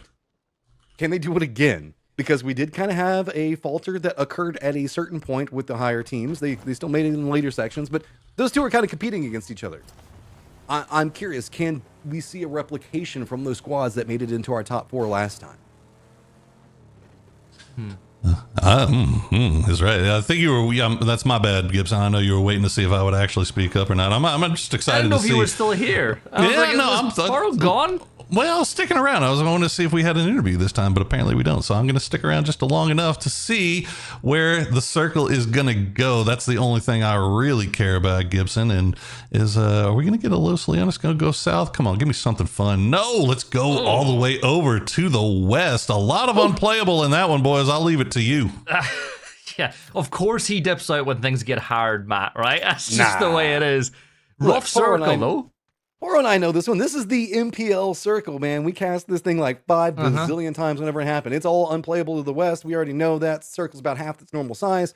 Verticality, you can see the roads coming north-south are going to create massive ravines that everybody's going to have to play for. Monte Nuevo is probably going to get bounced out, as well as El Pozo, so it's just going to be very vertical firefights, very similar to what we saw yesterday around Death Star Trench. Yeah, and for the likes of Wolves and Furia, you know now that a rotate on that extreme northern, extreme southern side could be your best play. Like, a lot of teams like to move over to the extremity now on the western side because you know that you can't get backfilled if you've got your back to the wall and you can kind of focus on making your way in. But those two valleys, right, and the mountains above them become absolutely monstrous, powerful positions here. And I'm looking at the teams that are around there, Matt. If I'm like No Way or Rock, I'm trying to get up on top of those mountains as soon as possible. And I think that that's exactly what Rock have sent RBN to do. The position where RBN's playing from is where we often see a lot of this go down. It can stretch a bit further up into the north. While you can play the kind of the rock facing that is over the west, you kind of end up trapped over there if you're not careful, because this circle goes kind of weird, right? We can end up in the area around Chumacera. We can even end up next to Valmar. I wouldn't count that out given the way the last circle behaved. We could even end up back in Pozo, but the commitments early and early rotates are going to be extremely important for the squads, especially that are already in touching distance to go for them. Prime positions are going to be just to the west of Chumacera. There's going to be opposing side from where RBN's going to be playing around that Brickyard area, but more to the south. That's going to be incredibly strong. There is that kind of that no man's land that leads in between Brickyard into Chumacera that nobody's going to want to play. And that'll kind of be where the late rotators are going to be stuck. Long wraps to the south, though, could be really big because you can get into those extreme high point positions where they've got those buildings at. I wouldn't say compounds, but they're very strong buildings that you can play for that gives you a lot of vision on all the rotates. And everybody that's rotating late is going to be stuck down in the bottom of the valleys where they can't even really take any shots without being harassed by 3 or 4 different teams. It's going to be rough, and it tells you a lot about a team based on what position they're going to take in a circle like this. You see teams taking the spot at the bottom of the hill, the bottom of the valley. It tells you that they're playing the defensive game. They're not really hoping to get too much kills. They're hoping to get circles and play for the chicken dinner at the end. But I like the teams that play the high ground, like Rock here, like what No Way are trying to do. Try to impart your will on a circle. Tiggleton, would you please stop farming the lobby? It's just not fair. I like this whole Tig with the DMR strategy. It seems to be working very efficiently, Falcons. Give me more. I want more blood, as now you have to run right in back behind Pest Control and maybe even a bit of Rock. This is how bold are Falcons going to be, because they can fly pretty high here. Gotta say, though, the change in Falcons has brought out a new side to Tiggleton that we've not quite seen in a while, and I think what's impressed me is, obviously, Kick, when you become IGL, you do kind of become a little more passive. Not a lot passive, but a little more passive, and we used to always see him and Shrimsy be that 1-2 counterpunch. It seems now that even though he's not necessarily on the front lines alongside Shrimsy, he's kind of playing that anchor and scout role for the team. Tig is loving this new lease of life, and honestly, when they do go to PGSs, because they're obviously a global partner team, I am really excited to see how this change works on the global scale. I mean, Tig has always been pretty efficient as far as the kills and damage numbers go. It was just more not highlighty, I guess would be the best way to say it, right? Whenever we were saying, like, it wasn't Tig just isolated by himself getting kills and more free reign. It is, he was always part of the system, and now he's, I don't know how to say it, except for he's kind of in a PO role, where except for PO being the point man leading the way, PO's on the, he's behind it all and just kind of supervising his Rock. That's a really nice crate. You want to notice that. You want that bad. I think what we were saying, though, is we like it when Tig walks around like John Wayne, like he owns the place. Yeah, I'm not going to argue that one in the slightest. Yeah. Squads that are pretty much centered up right now is, of course, going to be Rock, Affinity just to the north of them, No Way just to the south. We were sawing on that one peninsula. The best way to look at this is there's pretty much islands, right? We've got one island that has those 3 squads. Then we've got Brickyard Island. That's going to be where Toyo, Falcons, Pest Control are kind of set up at. And then we've got the teams that are trying to figure out which island that they might want to participate in. They're kind of rotating behind. It's going to be most notably Athletes of Christ are going to be playing the Affinity side, and Falcons, Pest Control are going to be playing more in the Toyo side. We still don't even have Furia, Rent Free, Bestia, 55, New Gen All-Stars, X10, Wolf, Team Liquid. None of these guys are even in the circle, but Team Liquid is very far to the south, just kind of chilling there. I think that they're waiting to catch somebody and rotate, and it's going to work because Wolf is rotating right next to them, and that should happen in probably about another 10, 20 seconds. Oh, keep an eye on that happening. And I'm going to say it again. Can someone please sponsor Affinity? Like, can we get, like, a brand to put their name in their name? Because the amount of airtime that you would get if you're... Sorry, No Way is who I meant to say. The amount of airtime you get as No Way would be nuts as the Athletes of Christ pull up onto a compound here as well, in between Affinity and the Rock split. So you got Kawazine a little further north, RBN and Santastico not too far away here as well, up on top of the mountains. But the valley is getting so busy. And what I love about it, Matt... Yeah, here we go. I'm going to say, it's got to be time, right? Liquid, you going to take shots at these guys? You've been here forever? They're going to make us wait. It's just like... It's like that old song, When Will the Beat Drop? And it just never drops. One of them There's a reference. couple of shots. Yeah. Okay. Well, I thought that was some type of camp waiting for it. I mean, there's still going to be X10 back behind it. So Wolf has stopped. So yeah, there's a full firefight that's kind of waiting to brew over here. Rock with this split, though. I don't think that Rock was expecting this many friends this early. Yeah, I don't think so. But you know what? If any team can fight their way out of it, it is Rock. Santastico, of course, winning MVP at EWC last year. Absolutely insane with it, providing a lot of information to the team. He can see where FE is. He can work out where Affinity is. Probably has a good eye inside of Monte Nuevo itself and can feed that information across too. But here we go. So after waiting forever for the gatekeep to happen for Liquid onto Wolves, it's now Vox who's taken to the sky, who's taking shots towards Liquid as they've given up on it and they're going to look to leapfrog Wolves and get into the circle first again. About another 10 seconds if they'd waited, though. There's X10. They would have been part of the party. This has made this all kinds of congested over here, though, because now Wolf, they're kind of in a gatekeep, but they're not because they were set up to be defensive from where Liquid's at. So Copenhagen Wolves' whole timing is entirely thrown off because Team Liquid has inside track perfectly to go wherever they want. Wolf is now going to be the tail end of 3 squads running in for it, and now 55 is bumped into New Gen All-Stars, and this is going to be in Picado, right on the edge of the circle.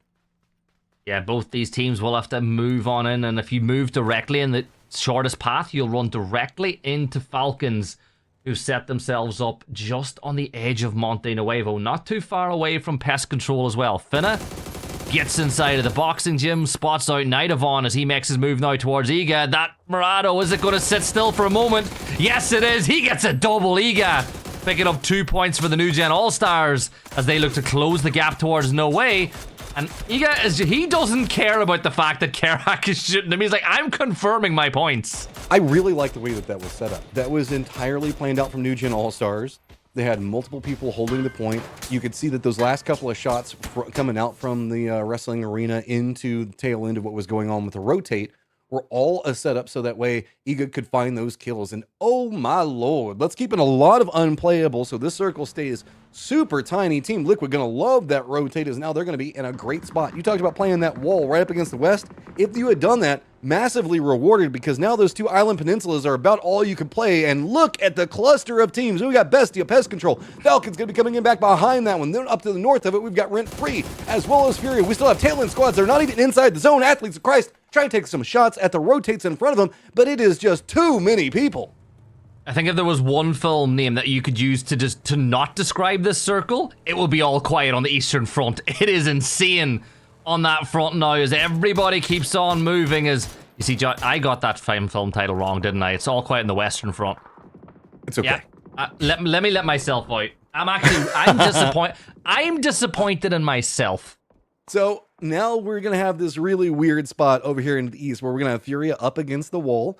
Then we're going to have Rent Free rotating right on top of AFI. We also had Athletes of Christ making a push on top of it. So AFI has kind of got 2 different teams right on top of them and can't really coordinate how they want to handle it. Rent Free is just going to go ahead, get this area as AFI is going to regroup a bit more to the north. That means the fact that Matt's not going to necessarily favor them the way the circles are going to pop, but it's going to make them a bit more defended against what's going on with Athletes of Christ. Athletes of Christ, though, have their own issue, as Rock in their wide split that they had set up is going to be kind of intermixed between everything that's going to be going on, while a late rotating Wolf is going to find the high ground on that more eastern peninsula, on the high sections, looking down over everything that's going to be going on to the west.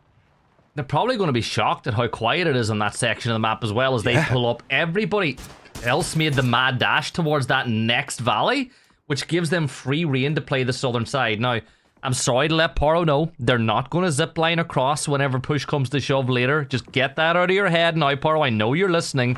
Wolf might. There's a world where Wolf might. They're just wild enough to try it. You don't know that? How much do you think they've paid Paro? I don't know if the viewers heard it, but Paro has just said that I'm wrong. Flood is now trying to hold that position on one side of it, make sure that nobody comes across the other side. No way's going to be holding it. Push coming up from Falcons right on Toyo.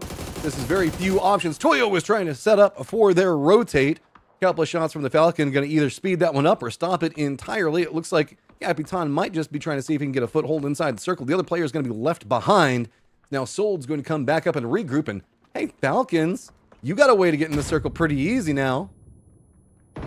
I'm still in shock as to what happened. Hot and Spicy. He naded himself and he got cleaned up, and Falcons have given themselves the gift of a BRDM, but there is a Panzer in the hands of Souls, and Shrimsy's just going to retreat and fall back just a little bit longer. Toyo looking to gatekeep the Falcons. They'll pop the tires as well, make sure that one of those Broncos is no longer usable, but they've still got a BRDM, so I think Falcons will be just fine. Was that a Toyo call for the BRDM, or was that a Falcons call for the BRDM? Because it looks like Falcons jumped in to stop them from being able to get it, but I don't know exactly for certain. That's one of those, there's just too many things going on inside of PUBG to sometimes track those little micro things that happen. Yeah, okay, Shrimsy. I guess people are jealous about your damage numbers and kills and stuff like that, so you just take that tree. Nailed it. Nailed it. He meant to do it. Look at the map, by the way, and how many gunshots are being fired from so many different teams, creating a somewhat of a summoning circle almost inside the middle of the zone as we lose one. Everybody taking pot shots at the New Gen All-Stars. Will any of them manage to successfully get boots on the ground? One more shot is all Finna can take. He's weaving, he's soaring, he's flying. You know, there's not a star in heaven he can't reach, but he does manage to reach the shed. The one angle that was going to give him some form of safety, and he manages to get it. So gatekeeping squads right now, we're going to be Bestia having to deal with rent-free. Toyo's trying to get in the circle right now, and they should be pretty okay for that for the time being. That's going to put him pretty close to no way. Copenhagen Wolves got to figure out, do they take that zip line across? But I think H1's already got a position down in the south that they're going to be playing from. Toyo now dealing with No Way. No Way's got the defensive perimeter set up and waiting. Oh, this is all about the high ground. Slabby sets it good, but shots from the other side. Souls fine slopes. Yeah, Soul's taking a lot of damage, though. He's going to have to dip back the other way. Gets the Panzer at the ready. So if you're someone from No Way, you do not want to peek. Wolves, DNL, another great nade. Good night, Toyo. They're eliminated. And No Way picking up some crucial points. And if I'm them, Lopez on his feet is a priority, because that guy is a menace. But they can't surrender too much. They still have Duel that's encroaching from the south, and they have to send the more northern section to kind of deal with it. DNL now going to be kind of looking up to the north. Multiple teams going to be approaching, most notably. Falcons look like they're going to be following a similar path. Pest Control is going to be with their remnants, and I believe one player right down over here in the same angle. Duel does spot out. Slabby doesn't take the shots just yet. Poor old Comp, though. He's got a ton of friends, and that's going to be Pest Control eliminated, and this is just right below the firefight that's going up on top, while we have Duel on top of No Way, and then a couple of shots coming out from Rock as well. If you're the Athletes of Christ, you hate to see that. Falcons just picking up another kill. They move closer and closer to the circle, but you can see it. They're moving directly into a line where you've got No Way, Duel, Rock not too far away, Wolves of an angle as well. And speaking of Wolves, they're going to catch out Sharpshot, a nice headshot, but I'm not quite sure if that one's going to get flushed out because they're a bit more focused on the guys from Rent Free. But that does stop Duel's push onto No Way. So it's one of these situations where everybody's starting to get some vision on each other. Everything is shifted back far enough to the west that it's starting to flatten. I won't say flatten back out, but it's, I guess, way less verticality than we would see if it were over into the east of this. So Bestia realizes that they're kind of in the death funnel. They don't want to stay there for too long. They're going to surrender the point, allow a little bit more movement coming in from Rent Free. Copenhagen Wolves, though, space galore. They have navigated the circle going from high side to high side, and they have found it entirely open and feeling absolutely great due to it. Could it get worse? Might get worse. The next zone shift is about to happen, and we have finally released all of the unplayable land, and Liquid in a great spot, but that hillside with Duel, Falcons, No Way, Rock, Wolves, 55, and to an extent Bestia, it's going to be one hell of a spot to watch. Finn is still alive inside his shack, but you'd have to make the assumption, Paro, that either Affinity or the Athletes of Christ are going to push into his spot. So I think for New Gen All-Stars, it's just a case of, can Finna get a knock and maybe an extra point, because they're a bit adrift.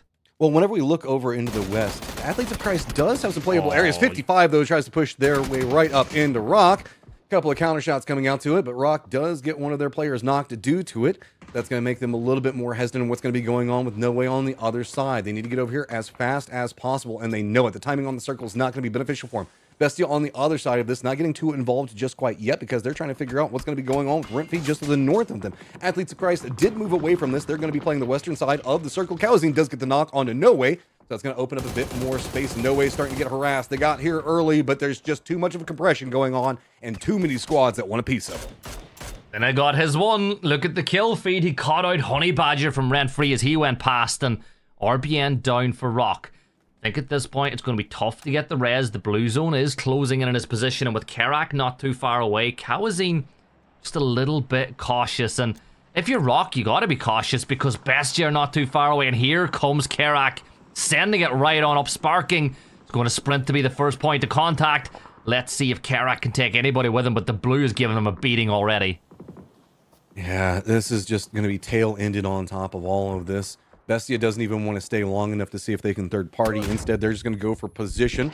Going to be continual problems going on as Kerak does at least get the knock onto RBN with his last breath, does a stab at the squad in front of him in Rock.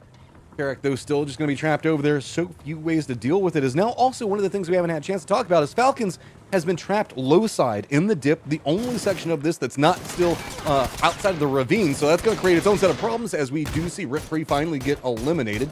AFI's got to find a way inside the circle, and Copenhagen Wolves just enjoying this high ground for as long as they can have it.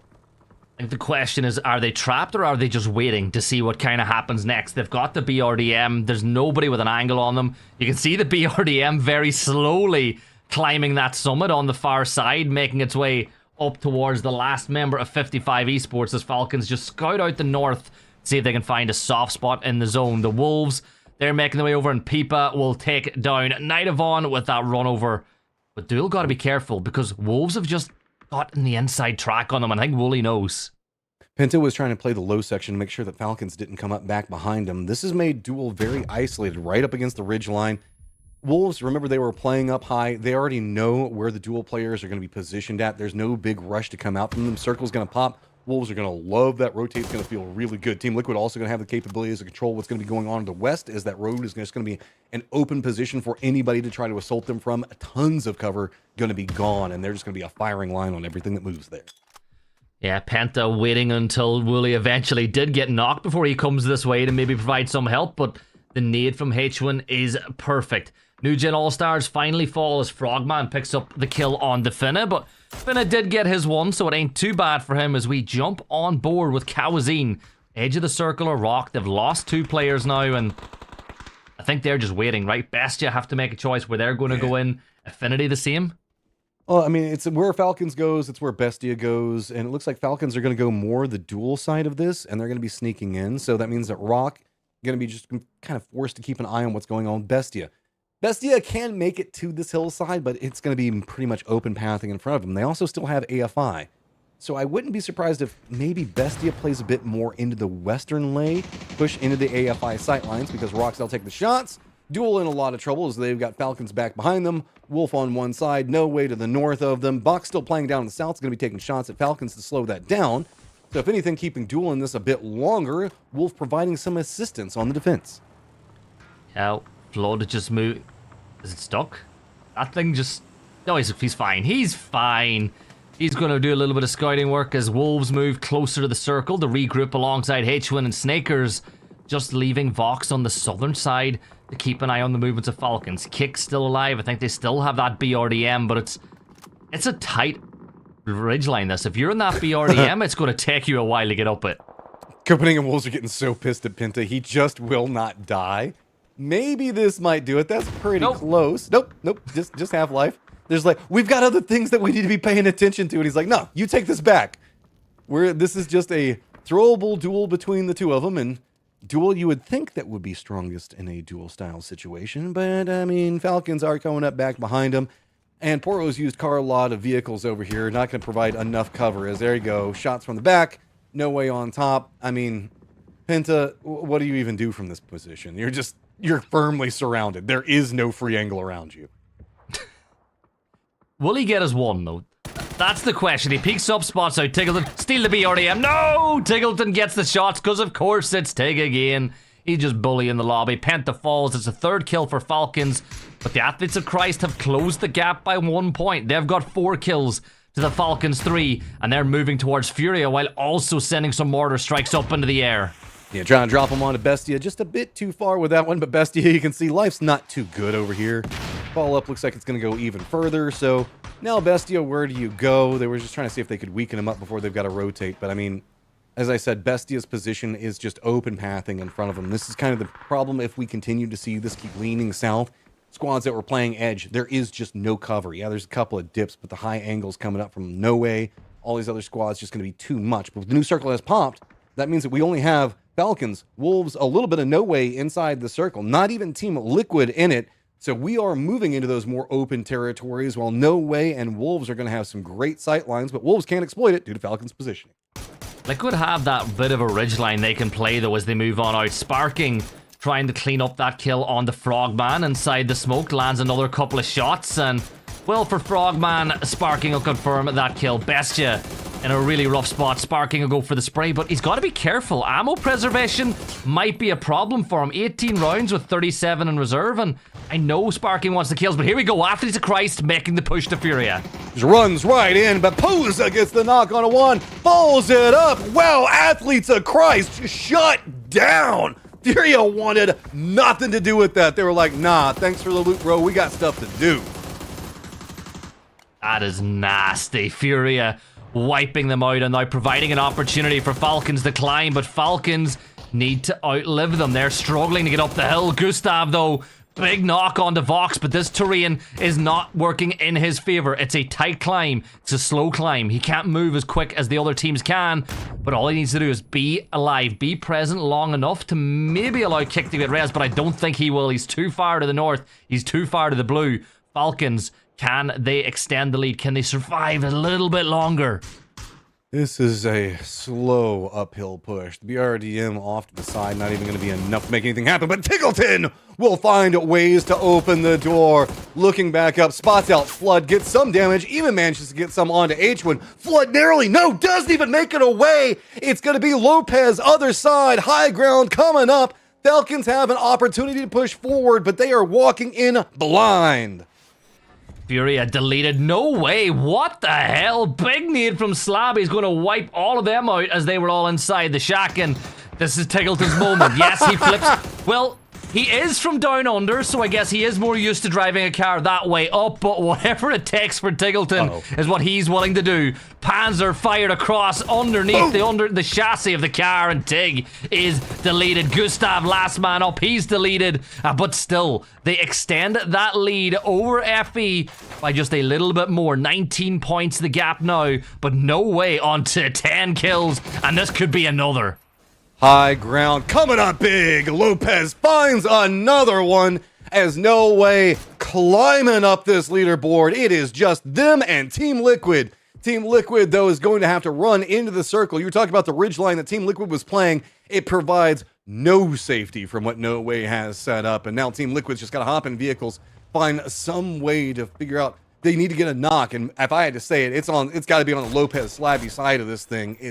This is just a massacre waiting to happen, and Team Liquid knows it.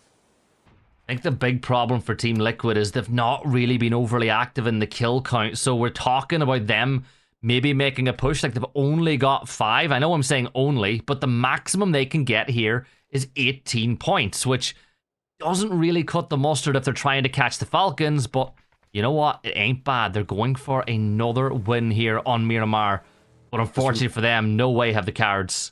Just remember that it started off that way with Falcons yesterday. It was a massive lead on to what we were looking at with Athletes of Christ, but Team of Liquid, Luke 12, pushes Slabby away from the angle, and they rush the Gladiator side of this. They instantly pop onto him. Cowboy gets the knock, and now it is down to 2. Slabby takes a ton of damage, and it's been a full circle control surrender. Yes, you have the high ground, but Luke 12 staying behind, supports his squad, and now 3 members for Team Liquid have made landfall and are pushing uphill. Kurt now will smoke their way up the mountain, trying to be kings of the hill now, or Liquid, as you said. You got to start the run somewhere. Maybe Miramar is where they begin their climb, and what a rough spot that could be for the Athletes of Christ of Liquid. Add another bunch of points to their total. They're moving on up that hill. Slabby, the most dangerous man in the lobby as far as kills and damage is concerned. It's going to toss a stun. A great nade tossed over does a ton of damage onto the both to soften them up, but Kurt's got one as a reply. One of the best nade throwers in the West. Let's see if Cowboy can land one here too, though. Slows back down the pacing. It's just utility between the two, peeking the top of it. Team Liquid doesn't want to over-peak this one. That'll be exactly what would favor No Way. Instead, it's a surrender. Just too many throwables coming out. Remember, Team Liquid's had control over that corridor for so long, and Team Liquid closes it just like that, trying to climb up third place. Eyes onto Athletes of Christ, but No Way with a massive kills. This was a crazy, crazy game, Boro. Liquid, wherefore have you been? They have shown up today, though, on the final day of play in a massive win for them. All things considered, like in what was just a wild circle, they managed to be the team that came in from the south and avoided all that stuff going on, you know, whatever front, Gibson. Yeah, we made the call. I think in the middle of the cast, Matt and I were speaking about it. They pushed to put their backs up against the wall whenever that circle shifted, I think for phase 2 or phase 3, and they were able to reap the rewards of that. Everybody else was fighting on the eastern side and the northern side. They stayed full strong, they stayed safe, they kept their utility, and in the end game, what I liked most, the decisiveness. They picked 1 point of the 3 players left alive and sent everybody at them. Yeah, man, I got to see Furia just completely dismantle Athletes of Christ there. I wish I could have seen what No Way then did to Furia, because all I saw in the kill feed was just a whole bunch of dead bodies as No Way finally showing out here. 17 points for No Way. Talk about squads that need a come up. Also, shout out to X10 finding 5. Athletes of Christ only managing to pick up 5, but it's going to be Falcons finding 7. So lead's gonna continue, and Athletes of Christ got to be careful. Team Liquid keep picking up these huge games, and it is going to make this leaderboard even more spicy. Yeah, not too far removed anymore. We'll see where they are overall here. Yep, there you go, pushing them up just shy of 100 points, just 20 points removed from Athletes of Christ, but we've seen before how quickly a 20-point lead can disappear, Gibson. It can drop quick. Just look yesterday, Falcons dissipated all of the Athletes of Christ lead. It just vanished. And look at the kills. Falcons have 20 more kills than anybody else in the lobby. They're fragging their way to victory. Yeah, we got to see H-Wig get a little revenge as rest in peace his Tiggy. He hit him in the bazooka. Shout out chat for that one. That was a great joke. Yeah, no, the Panzerfaust coming in big there as Team Falcons put in a very difficult situation of having to fight their way uphill. But everybody was kind of in a difficult situation of fighting their way uphill in that last game. Well, guys, every player in this lobby has shown that they are extremely talented, mechanically gifted, and when you put 4 insanely talented players together, you get to see some impressive, incredible things. But what happens if you take one incredibly talented, gifted player and put them with a bunch of noobs? That is the question that we are going to answer right now with this video. Stay tuned. They call us bad players. They call us noobs. And they are. Covert and reason. But now, we are tired. Tired of losing all the battles we fight. Then our final card will be hire one professional player to battle on our side. Hey guys, I'm Gustav, the new player for Falcons. Today I'm playing with 3 new players who's never touched a PC in their life, probably the worst players to ever exist. And we're gonna try and win a game. And maybe next time they can carry me. I'm also gonna try and teach them a little bit about the game. And we can take it from there. One of the best players in the world, along with the 3 worst players in the world. This only happens here in 3 noobs, 1 pro.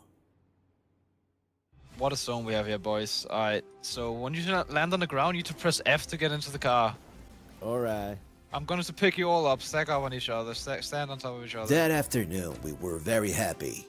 Gustav was a very kind person and gave some very important tips for us. Alright guys, let's split out here and loot now. Take a corner each of the city. One of you go south, one of you go east. I'm going west. Alright. Loot up. Where is south? Alright. Alright. To better follow the journey, we split into 4 cars.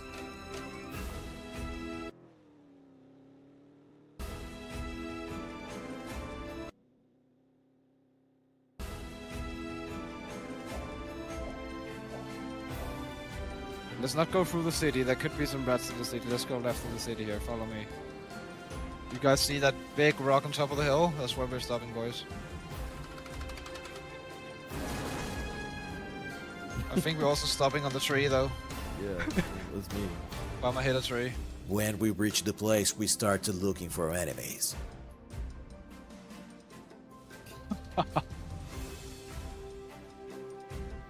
What's going on here? I see nobody here. We're just roleplaying now. I get it. We had family found. There's people here. I'm stopping on this ridge on me. You guys can stop on my ridge as well, and to my right on green. The enemies were not that close, but it wasn't a problem for Gustav. The grass on the left, running on green. Knock them. He was very fast and was leading our team to the battle. On the close wall. Guy that knocked you. In my first battle, I had been knocked. Oh my god. And thanks to Gustav, I was saved. Save me, Obama. On me. Gustav was leading the team as a real captain. Until then. I'm knocked, guys. Gustav had been knocked. And our main enemy was present at the game. Our own ability. Bill. I'm sorry. What you doing, man? I'm sorry. I saw someone. I thought it was an enemy. The guy who had killed Gustav was about to kill our entire team. And only the guy who had killed his own teammate would fight him. In one shot. Wait, you just killed him? What the f did I just watch? Not even Gustav believed what he saw. That is unreal what you just did. Actually, this is my second day playing PUBG, so don't worry. Yeah, sure thing. You've been playing all week, I can tell. And the first major kill in PUBG, we never forget. Biel was proud of himself. On the battleground, Gustav decided to change his clothes to camouflage himself. His skills was fantastic. Nice. But that was a pity. Because your teammates Far, guys. Back, BL. Oh my goodness. was literally a big failure. I tried to hide in smoke, but it didn't work out. Death after death. Gustav couldn't save anyone. But even that, it was nice to see Gustav play.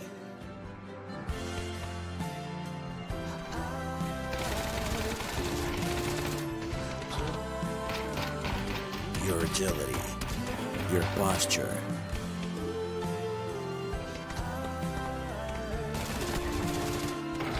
everything that player could want.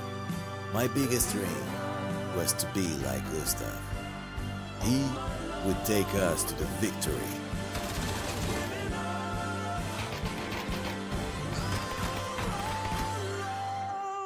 But alone, it's very difficult. And with 3 noobs, it's even harder. Applause for Gustav, who participated in the challenge. 3 noobs, 1 pro. Lost one crucial team fight, which was all on me. My teammates were trying to hard carry me. They got multiple knocks on enemies. They were just being demonic, insane. I didn't expect that much from them, but they showed up and I didn't. So basically all on me, and that's it.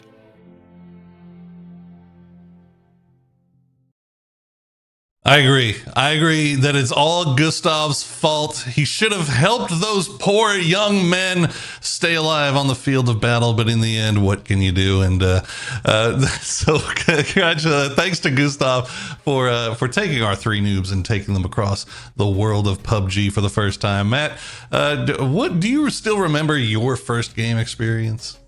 Yes, we hot dropped into Pachinki and we hid in bathrooms with shotgun. That sounds about right. Gibson, what about you? Back in the good old days where everyone rocked AKs on single fire because nobody knew how to handle recoil in the game. That was back when I started, but you're talking 3 noobs, 1 pro. Could they not have just shown any of his comp games from his time back in EMEA? Oh, dude, yeah, that's at Gibson Cast. You can see the Twitter right down there below his name, guys. So if you want to let him know what you thought about that one, I still remember my first experience. It was we were driving across waves in a UAS, and my buddy behind me said, "Hey, is there friendly fire in this game?" It was a pan. That's it was a pan. Yeah. He swung a pan. Shout out King D. That it never, 15 games later, it's never not been funny. But we have three more games left to go here, and things are starting to get a little bit spicy up there at the top of the leaderboard, Matt. Now that Liquid has joined the fray. Welcome, Liquid. I'm loving it. Again, big climb for those guys. You kind of talking about it coming into the game, or coming out of the game though, Poro, is that we had kind of that situation that happened down to the south where they kind of held back the Copenhagen Wolves. Then that gave them inside track to the south. They knew that the back was going to be clear behind them because X10 was also following in over there. Then they just kind of got free range, but that push, the way that they handled No Way, because it needs to be stated that Team Liquid was extremely disadvantaged in that firefight for positioning. They just played it so smart. It did indeed, and unfortunately for Athletes of Christ, Gibson, they're not getting the same kind of circle luck that they got in the past couple of days. And not only that, it seems like they're having a little bit more of a struggle when they're finding themselves in these bad positions. We saw them pull off some magical stuff in the past, but it hasn't really been going their way today. Do we think they turn it around? I hope for their sake they do. They pulled up on Wolves on game 1 and got destroyed. They pulled up on Furia in game 2 and got destroyed. The only thing that's kind of keeping them going is Falcons aren't really doing a great job of extending that lead, are they, Poro? Because as much as we're speaking about it, I think the gap's only increased by a couple of points through 2 maps. I have unfortunately lost my feed, so I can't tell you when we're getting to the time that we need to get to go to our interview, but we are going to get to hear from Rock's coach this time around. Rock having a pretty good day for themselves so far, Matt, and they're not too far out of the mix either. Yeah, we got a little bit of time before we hit on it. I had somebody message me yesterday when I was like, it's going to be Sunday. Do you think that Athletes of Christ are going to be able to pop up in a big way? Oh, no. Sunday, you're supposed to take off. It's the Sabbath day. Well, technically. Oh, it's a Sabbath. That is true. So I guess no. That's what they're doing. It's the Lord's Day, and they work for the Lord. That's fair. Yeah. That's fair. Sunday's when they go to work. But that's where it gets a little bit weird. Circle has popped, and we do have Shipyard in play. It's got the water canal that's kind of running through everything, but you feel like it's going to pull more down into that airport area. So I wouldn't be too surprised. Maybe that and a little bit of terminal. Intriguing to see how Team Liquid is going to respond, given the fact that they're right on the edge of this. Still got ourselves about another 30 seconds before we're going to hit that in. Well, I got my eyes back so I can do my job, boys. I'm ready. I'm ready to go. Well, Rock being one of those teams that we kind of had eyes on going into this tournament, Gibson, obviously the addition of Sparking, the addition of Kalanzine, a lot of big fraggers on that squad, and they had a lot of success last year. We even, again, remember Santastico was that EWC MVP, but let's hear what their head coach has to say about this squad. Lo más importante que son los equipos que tenemos cerca, el timing de los equipos, si se pueden cruzar en nuestras rotaciones, y también cómo podemos matarlos, y vamos a campearlos o no, y básicamente eso. No, yo creo que lo importante es siempre adaptarse al lobby, pero también imponer nuestro estilo de juego. Cada partida siempre es diferente, por más que sea el mismo círculo, los equipos van a estar en diferentes lugares. Entonces, básicamente siempre es tener la información correcta de los equipos para tomar la mejor decisión. Yo creo que bastante. La idea siempre es identificar los errores del equipo bastante rápido y trabajar en eso, porque muchas cosas que tenemos ahora son básicamente de crear buenos hábitos en cuanto al juego, de hacer todas las cosas, como todos los pasos bien, en todos los círculos, y también, bueno, como el equipo es nuevo, también con Santa y Kawam, ayudarlo mucho más a ellos. Después ya Sparking Robin ya tiene mucha experiencia, también aportan muchísimo, y básicamente eso. Yo creo que influyen los dos, básicamente es lo que... Cualquier cosa que el team necesite, que se pueda mejorar, aportar ideas, también si algunas decisiones se están dando mal, por qué se están dando mal, si son cuestiones de timing, si son cuestiones de ejecución, todas esas cosas, tipo, la gente analizamos siempre todo cómo se dio y buscamos siempre la mejor respuesta para la próxima partida. We talk a lot about the experience that Gunner's got because he's played on the professional level, switching over into that coach role and the respect that kind of gives him. We look on the rock side, having Papa Silzen over there, that is a ton of experience as well and a lot of insights that he can bring in. Just having his mind also bringing in with the amount of experience that we've got, so many of like LAN players that are on that rock squad, that is just an absolute recipe for success. Well, it's only put them in 5th place right now, though. Mm-hmm. And you got to wonder, too, how he's personally finding that change in pace, right? When you go from being a competitor who was competing in every single PAS as a player, it must be so hard to switch to being in the back lines and watching the team and not being able to help during the map, right? You can talk to them between maps, get their mental reset, but man, I don't think I could do coaching. Like, I would just want to be so involved and it'd be so hard to not be able to impact the game once it starts. Coaching, hosting, similar roles. You just kind of got to watch the game and be like, oh, there's so much crazy stuff that's going on that I want to be a part of. Terminal, looks like Pest Control was wanting to get a part of the Falcons, but Falcons are already going to be moving. So back eyes onto the circle with the rotates coming in. 55 is going to be just a little bit ahead of the Falcons. We did see some drops that happened just at the north, so I think that 55 is going to be stomping up pretty close to those. So Falcons just going to move a little bit closer. X10, though, has themselves AFI, going to be right next to them. 2 players already down for X10 as AFI caught up in a very close race between them, Duel, and No Way right now.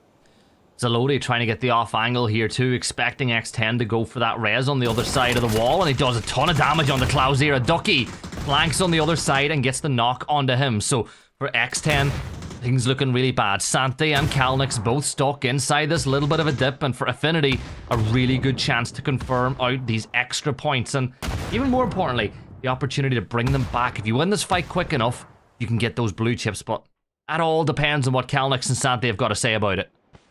This has gotten to be a very much more difficult push coming up from AFI because they have to move over that ridge that we're looking at into a full covered position. AFI might just be content with what they get, but looks like Ghost is going to be trying to wrap further away. Maybe he might even be going for that res, but I think that this is going to be just a counter move position to try to get behind them, use the vehicle to set it up. The other 2 players can then make the push on the other side, but Santi's already read it. He's waiting over there. So right as soon as the crash happens, Ghost, though, gets the better side of it. AFI are feeling themselves today. Yeah, AFI looking pretty good going into this one. Kalnix almost gets the knock, but Ghost will confirm out Santi Hero. Leaving it all down to Kalnix. He's going to get inside the pony and just try get out of dodge. Run away with his tail between his legs, hoping to pick up some extra points for X10, who find themselves now at the bottom of the leaderboard on 26 points. Oh no! Catches airtime, chased. Ghost got goals, man. Athletes of Christ in a problem of their own, caught up with Duel at the directed time. And it's going to be Athletes of Christ. Pentalol finds Tony, gets knocks. Kalnix actually takes down Ghost. So that was a weird little dust-up going on the other side of it. Athletes of Christ down to just 2, but look at the jump out. Vanna trying to make it happen. Yeah, LFP peeking over towards Penta, but Haven is down, and Athletes of Christ, things are going from bad to worse for them on the day, as they just cannot seem to catch a break. Fana will confirm out that kill, but for them, you've got to try win this fight fast. Get everybody back in line. Wooly pulling up now onto LFP, who does enough damage to the vehicle at least to turn it around and force it back towards Penta, but Fana is leading the way. Nade being thrown. This nade could be huge. Drops it how close? Too far. Woolly's just going to be playing smokes right up in front of Heaven. New nade pops just goes too far as well. Wooly, though, going to take some damage from some bullets. That's going to make it a bit scarier as Athletes of Christ are slowing back down the pacing enough to try to turn it. Wooly's just chilling inside this vehicle right now. There's nowhere else he can go. It's just explosions on both sides of him as LFP one side, Fana on the other. Duel trying to regroup as much as they can, but you can see Heaven slowly bleeding out the entirety of the time that this is going on. Couple of external movements happening, but nothing close enough to cause a problem. Yeah, it looks like the res might be being attempted as, yeah, pick him up, get him inside the vehicle, and get on the move. Can you get the blue chip as well, is the question, as LFP confirms out that kill. Liquid actually rocking up as well. I can see Luke 12 and Kurt pulling up on this fight. They thought they could get some free points, and Duel will see the move up. They must have the blue chips because they're going towards Ohyang. I mean, if they can just get one of their players out, I think that they'd even be content with that. Poor old Sharp Shot just kind of stuck over there right now since Team Liquid's decided to come in and do a little bit of bullying over here. This is very far outside of the circle for the time being, but this is more Team Liquid just seeing an opportunity presented in front of them, trying to see if they could get it. Rock's also going to be pretty close over here.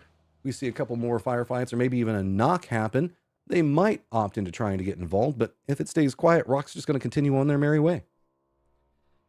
And hoping that that's the case. Like, I think that he wants Liquid to move off on their merry way because there's a chance that maybe he could get some chips back, but Liquid are going to pop some tires. They know exactly what Penta's doing, right? It's like, yeah, we're popping your tires. We know you want to go for the blue chips, but if you want it, you got to work for it. Stay in the blue, move on in.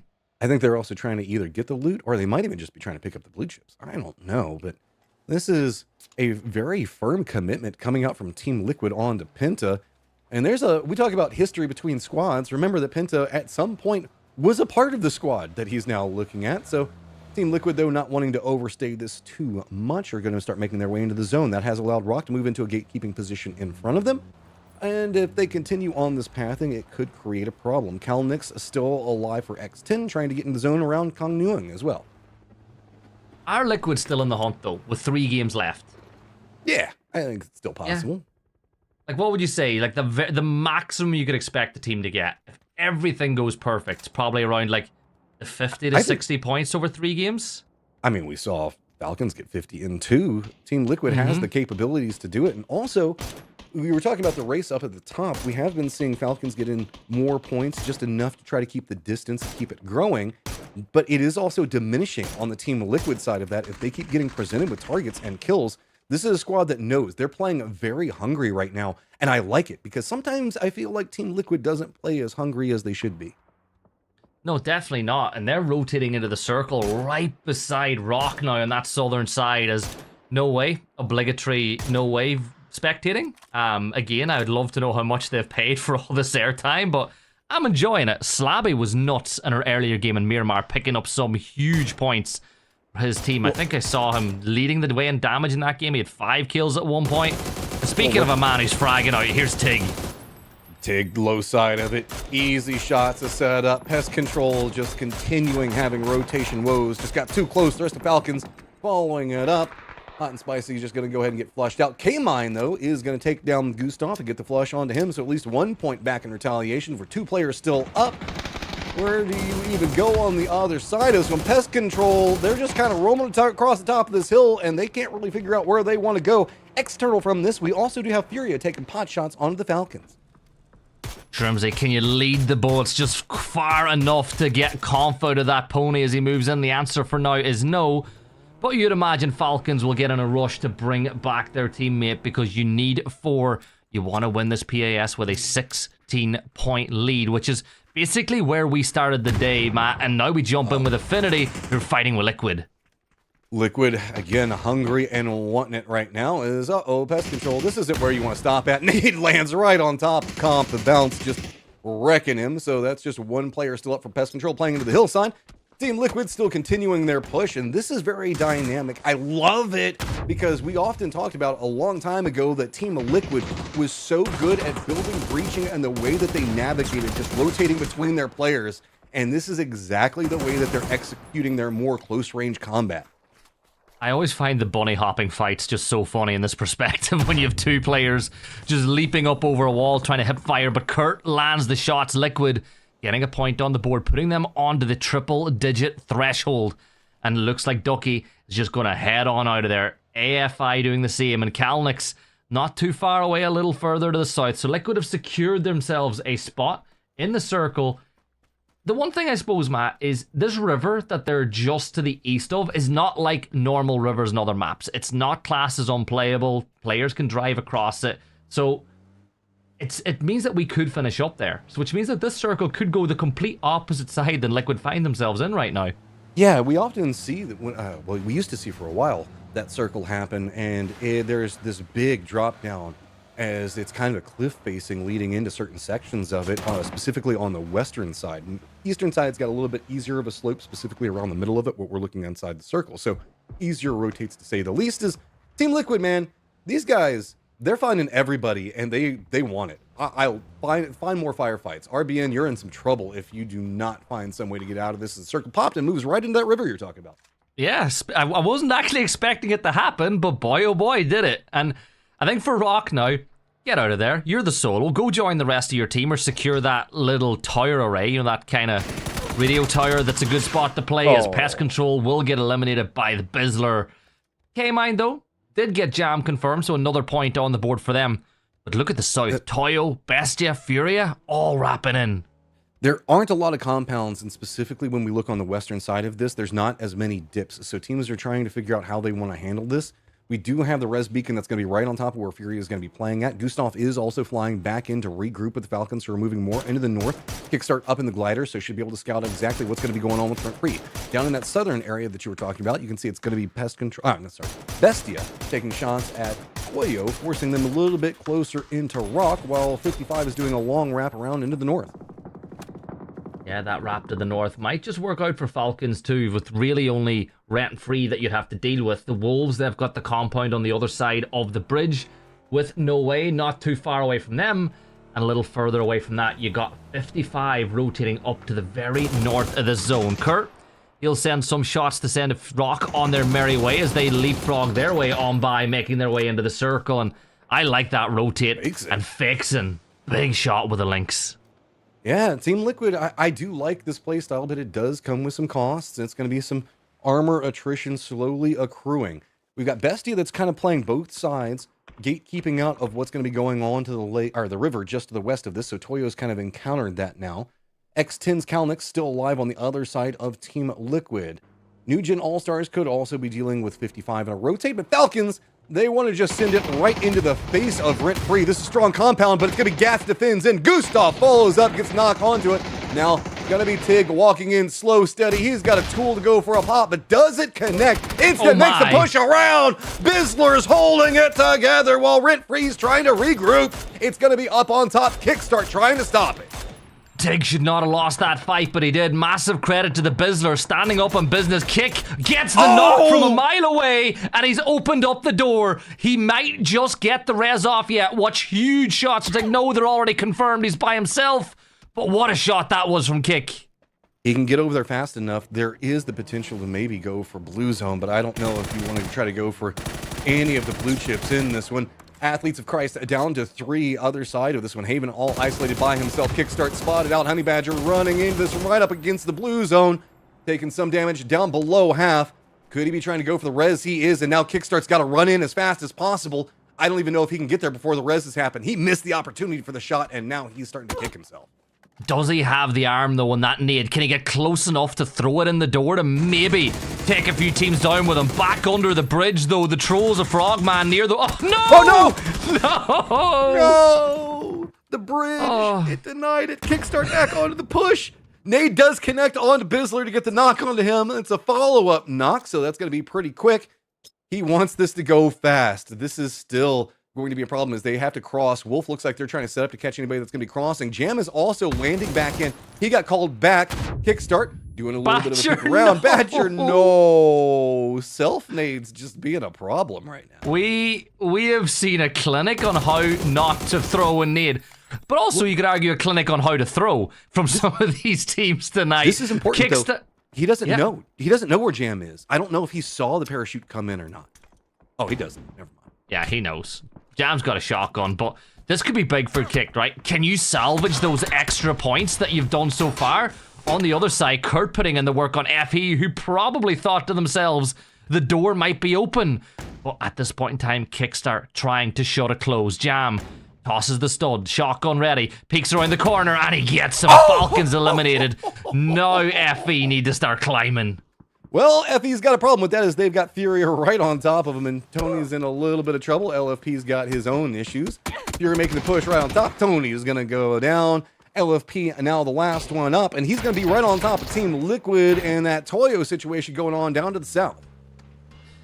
Yeah, Liquid just need to move again. The blue working against them, but remember, they are climbing that leaderboard. They've seen Falcons go down. They've seen Athletes of Christ go down, and we asked the question, where are they still on the hunt? Well, if they are, they need to win this game. They move up on top of the hill, but here come Toyo. They've got themselves a good position, pretty defensible. They can now isolate what's going to be going on with Toyo on the other side due to the way that the ridge line is set. Cowboy's going to spot that, get some damage. Toyo should be right underneath of them in a very awkward spot, but they also know that it is going to be at least a player probably hanging around inside the shack. Rock's going to be closest squad over to them to the east. Fury also could get some vision on what's going to be going on with Toyo. I think it is going to be BL taking a couple of shots into their back, but nothing too dramatic happening just yet.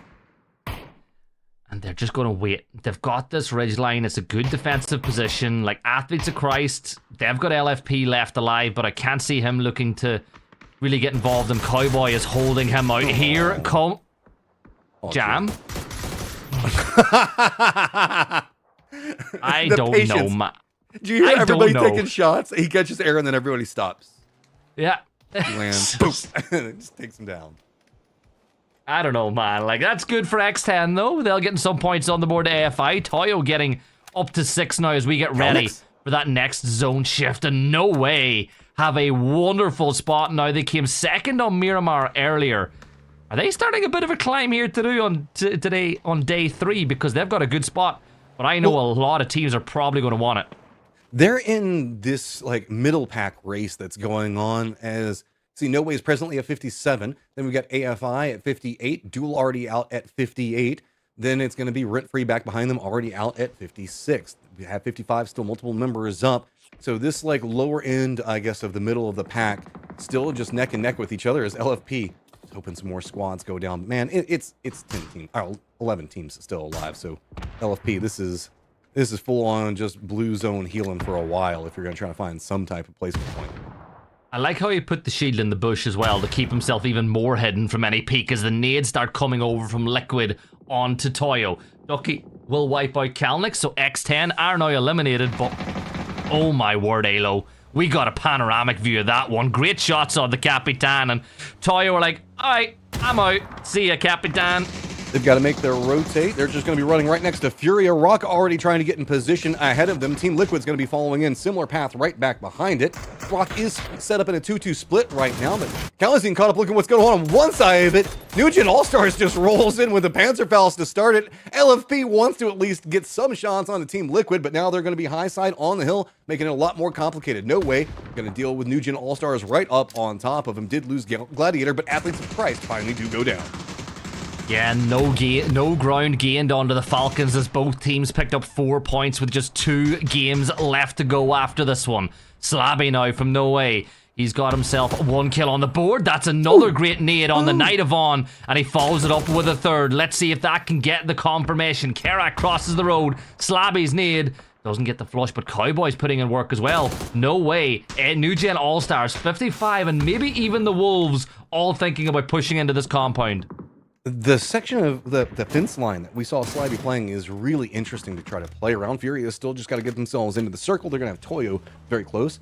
Actually, Team Liquid has opted into playing the other side of the hill, and they're going to be wrapping in right on top of Rock, who is playing a Rock for some safety. Calazine does get the knock on Alo, but here comes the support rest of Team Liquid. Rock in a little bit of trouble. Calazine finally does go down, but 2 members of Team Liquid did drop the firefight. And Ducky on the one side of it for AFI, trying to take a couple of pot shots to see if he can steal anything away. Look, 12, the last player standing. Make that down and out. Liquid will fall, and at this point, I think it's safe to say they may no longer be in the running for the victory. Rock, though, they can catch them. They can get these reses off. They can start climbing towards that top 3. And remember, even if you don't win, the PGC points for the top 3 are a lot more than everyone else, and all those PGC points will determine who goes to PGS alongside Falcons. And maybe even EWC if you climb further. Oh my god, Santastico! Rock now has to deal with a threat that's looming back behind them in Furia. AFI is going to have one of their players go down, just keeping in Ducky up. No way having to look at the compounds across from them. Wolf also going to be doing a little bit of a roam. Vox going up to the north, trying to find some pathing in. Furia can't retreat, but this hillside that Rock is playing on top of is going to be the most vision provided, and Furia wants to try to take it. Furia on the south point. You've got Rock not too far away. No way holding one side of the compound. 55 and New Gen All-Stars on the other, but Wolves and Furia all need to make it in. And we've still got a solo for Affinity just hanging in there on the very southern eastern side of the circle. But I think Furia got to bring the fight to Rock, right? They don't really want to crash into No Way. I think you clear the south, you know you deal with them, you give yourself a really good footing for the rest of this match. I think that the other two players for Fury right now are just waiting to make sure that Wolf wraps to the north because they don't want to end up going for a push onto Rock while Wolf was rotating behind them. Yep, now that Wolf is making their rotate, you can see it's going to be a regroup coming up from Furia. Rock is going to hear the vehicles coming. There are a little bit of a slight sections of that hillside that they can kind of hunker down in and kind of deny out sight lines for Rock. Up on top of this to the north, here comes the Wolf rotating. I don't think that there are too many more options except for the hill across unless you want to send directly, but that hill is not going to provide too much cover for Wolf to really play. I'm going to give a salute right now to poor Affinity because this is going to be the end. Or not? Maybe I saluted too soon. Yeah. I don't know.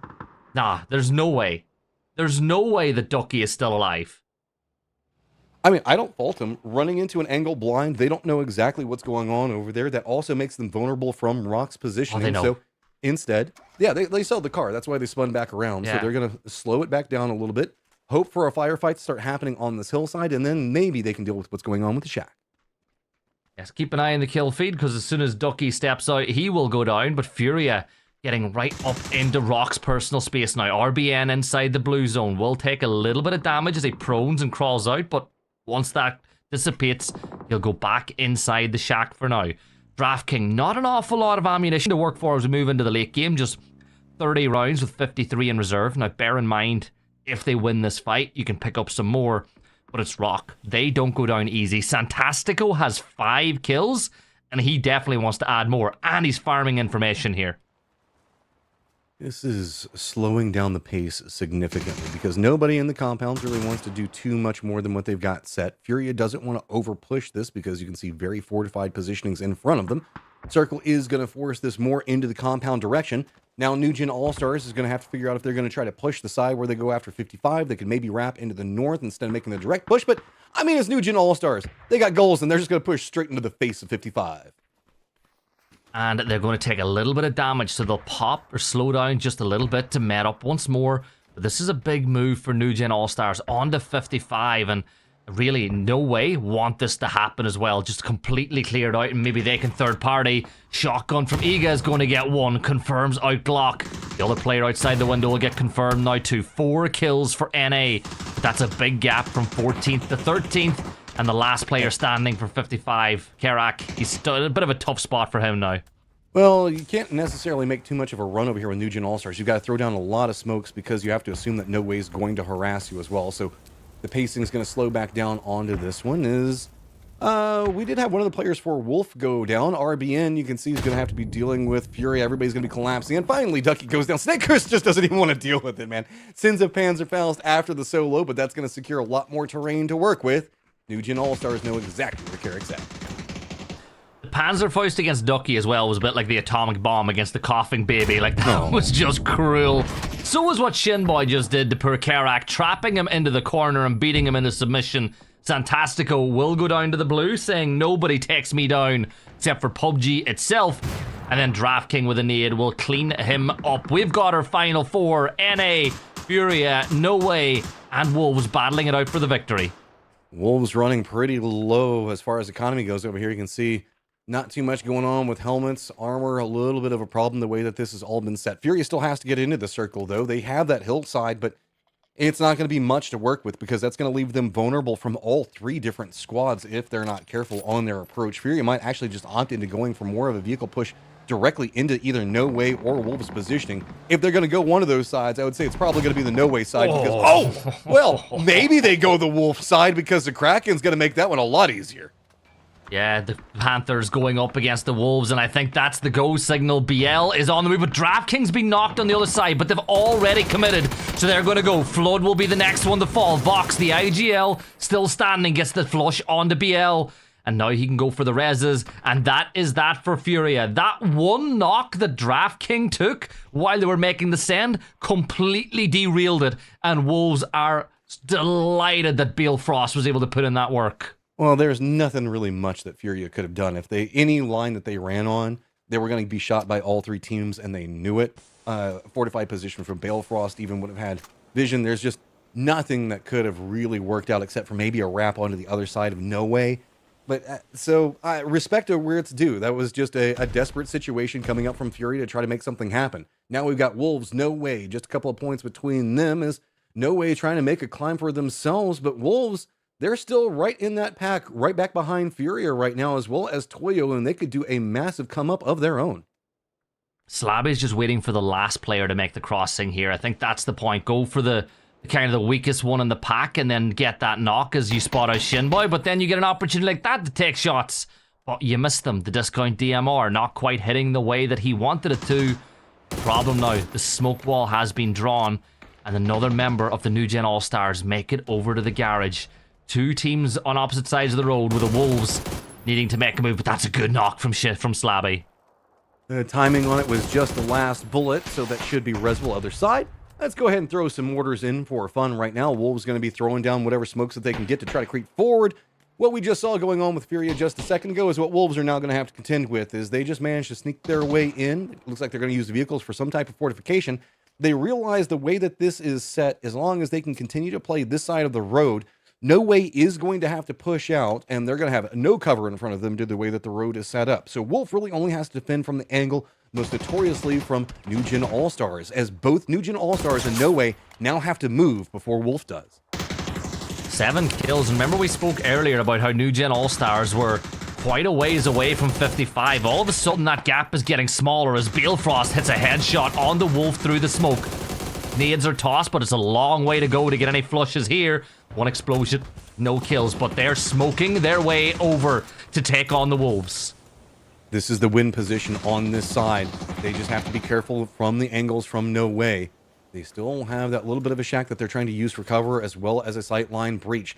The upper angles, though, from No Way are going to make the smokes a lot harder to run through, as Slabby is going to spawn out EGA, drop the molly right on top of him. Wolf trying to rectify this. Good nades tossed out both sides of it. Benna goes down. Balefrost now going to take some damage as well, and Wolves just make a red zone to stop New Gen All-Stars in their tracks. And while all this is going on, No Way are making the exact same push on the other side of the road, smoking their way across, but the Doritos providing such good cover for Vox. Beating the information, remember, 3 players up, 1 kill apiece for all living members. But that's going to change quick as Vox adds a second to the tally. Lopez still alive on the other side for No Way, but Flood gets the angle and down they fall. Lopez picking up 1 for his side too, but it's a 3v3, opposite sides of the road. And the dot is just about favouring the Wolf side of the road. Look at Slabby's positioning, though. He managed to get into a nice flanked point to try to keep an eye on what's going to be going on with the Wolves. He can't stay there for too long, though, because of the way the blue is set. This has made him a little bit more vulnerable on this, but he's going to start using the smokes across the road, try to get aggressive on it. Snakers, though, had a plan, and he was set and awaiting, expecting somebody to make the move across. Now, Snakers, with that knock, they have the man advantage. Vox, just everybody dropping down to their bellies, slow creeping over to try to keep control over the point. Other side of this is going to be Lopez. Him and DNL playing both sides, but the shields. Shields for defense, but they're going to have to move. The turtle strategy, just creep forward a couple of times, is going to at least stop out a couple of these nades. No, those shields are genius. They're actually getting the res on the Slabby as well on the other side, so he's back on their feet. And I think those deployable shields swing favor back in favor of No Way. Lopez gets one, DNL gets the other, and it's done and dusted. No Way take the win, and just getting onto the road, getting the shields down, won them that game. That is a big come up for No Way. They are now very close to trying to take over the Wolves on positioning. A very vital firefight between both these squads, Poro. Looking no way, man. Started the day in 12th place. Now they're climbing their way up. Obviously, a nice little bump in prize money, but even more importantly, Gibson, a bump in PGC points. Oh, RBN. Yeah, bump in PGC points. I was more worried about the bump that RBN just took because he hit the ground there. He knocked his noggin. Looking at the highlights, but man, this was a great fight too. Like this one between Renfrey, but those PGC points, you brought it up. Wolves thought that they had a big chunk of them in their jaws, but ripped away by No Way, who've been stealing the show with the airtime on the night. Yeah, the joke that just won't die. No Way getting airtime. But no, you're absolutely right. No Way has definitely been climbing out. Wolves has done pretty well for themselves as well. I think they've already managed to climb up to 6, I believe, overall, which is a jump of about 20 PGC points. And when we're looking at what is, I mean, honestly, with 2 games remaining, barring some just absolutely insane gameplay from any of those top 3 teams, it's looking like they might be pretty set there, Matt. But we got to keep an eye further down the leaderboard because there's so much at stake there for the rest of those teams. I don't know. I think that this game from No Way net them a ton of points. I think that they're creeping up now, have managed to cut down the lead that we saw, because there was a pretty decent gap between the pack that we were looking at around 50 and Copenhagen Wolves. And I think that it is now touchable for No Way in a couple of games if they can continue the trend that they're on right now, because No Way is playing this real efficient. Obviously, he's talked about it during the game, Gibson, the fantastic use of those deployable covers in the roadside. But I got to say, before they got to that point, I was really impressed at the fact that the Wolves were able to survive as long as they were, considering both squads that had hard cover had nothing to look at besides them. Yeah, it's crazy to me as well that they only got 5 kills when you consider how many fights they were in, right? They were going from fight to fight. They got pushed by Fury at one point and they held strong because of a knock by the New Gen All-Stars. But I'm enjoying the NA glow up. They were bottom of the leaderboard going into kind of today. They have started climbing nicely and they've put themselves right onto the coattails of 55 Esports. Yep, it's been a climb, but I mean, when you start from the bottom of the ladder, it doesn't matter how hard you climb it, you still got to start from the bottom. So they do find themselves now up into 14th place, but they have eyes on honestly up all the way up to duel. Really, those teams all kind of within range if they can continue finding success here. But with 2 games remaining, are you seeing any shakeups here in the top 3, Matt? Top 3? It's 20 points. Not. I don't know. I think that Team Liquid maybe can catch Athletes of Christ, but Athletes of Christ can pop off in these last 2. Falcons, I think, is just sitting comfortable right now. They're doing a great job on just keeping enough of a lead, but I don't know if Bestia or Rock have it in them to get 2 massive games to catch up to Team Liquid. It's kind of wild, Gibson, that way yesterday we saw such insane performances, obviously, from Athletes of Christ at the beginning of the day, Falcons for the rest of the day, and then today nobody's really kind of taken a hold of things the way that those 2 teams did. Is that more of a symptom of the fact of what we were talking about at the beginning of the day, where everybody is kind of like, well, it's now or never, let's send it and see what we can do? Could be that a little bit, but I don't even know what's happening. I think just a lot of the joy that the Falcons and Athletes of Christ were getting on Saturday and Friday just ain't happening today. And it's crazy to me that we've gone in, neither of those teams have really shown up in Final Fours and matches at all, considering how consistent they'd been with placement points before that. And with that being the case, like, what did Alo ask for yesterday? He wanted the teams above them to maybe choke a little bit. They're not choking, but if Liquid had really kicked off the day properly, they would 100% be in the hunt, because the top 2 really haven't kicked on today the way I would wanted them to. Yeah, they are kind of leaving the door open a little bit. Now, that being said, they were so far ahead, and all they really have to do is what they've kind of been doing. They're going out early in the game, but they're getting 4 kills here, 5 kills there. So they're still adding to that point total and still moving the goalposts a little bit for Liquid. But yeah, 2 games remaining, and we'll see what happens. We got a break scheduled now, so we're going to take that real quick. When we come back, we'll get you ready for the end of the day.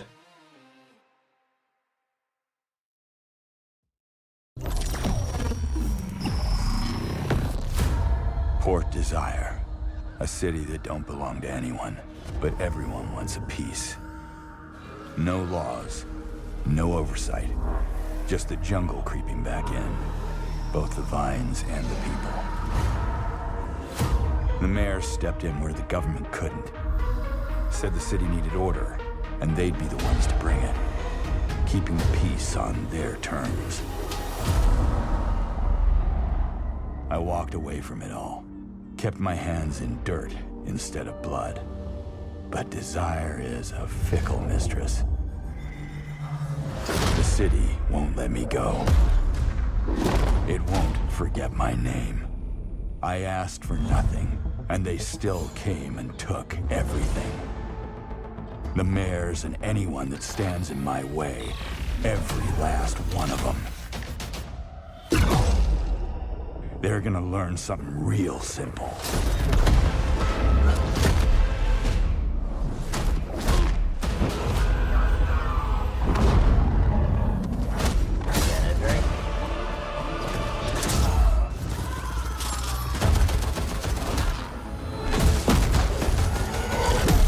You reap what you sow.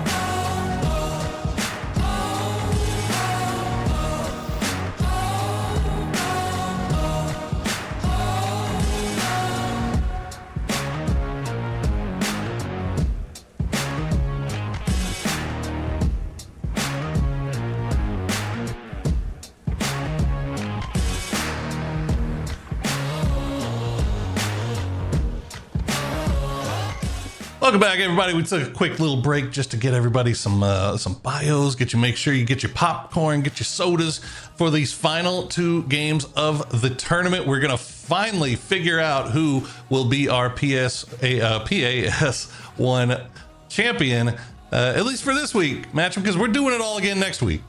Yeah, there's a lot to be learned here. So if you're a squad like No Way that's on a big come up right now on the last day of Grand Finals, worry not, because we're going to go through the entire qualification process again next week with that brutal, 8-5-3 qualification slots available on each day, and then do the Grand Finals again after that. So this is, I find it interesting because we're kind of doing back to back, but at the same time, it gives a lot of chance for growth for some of these squads.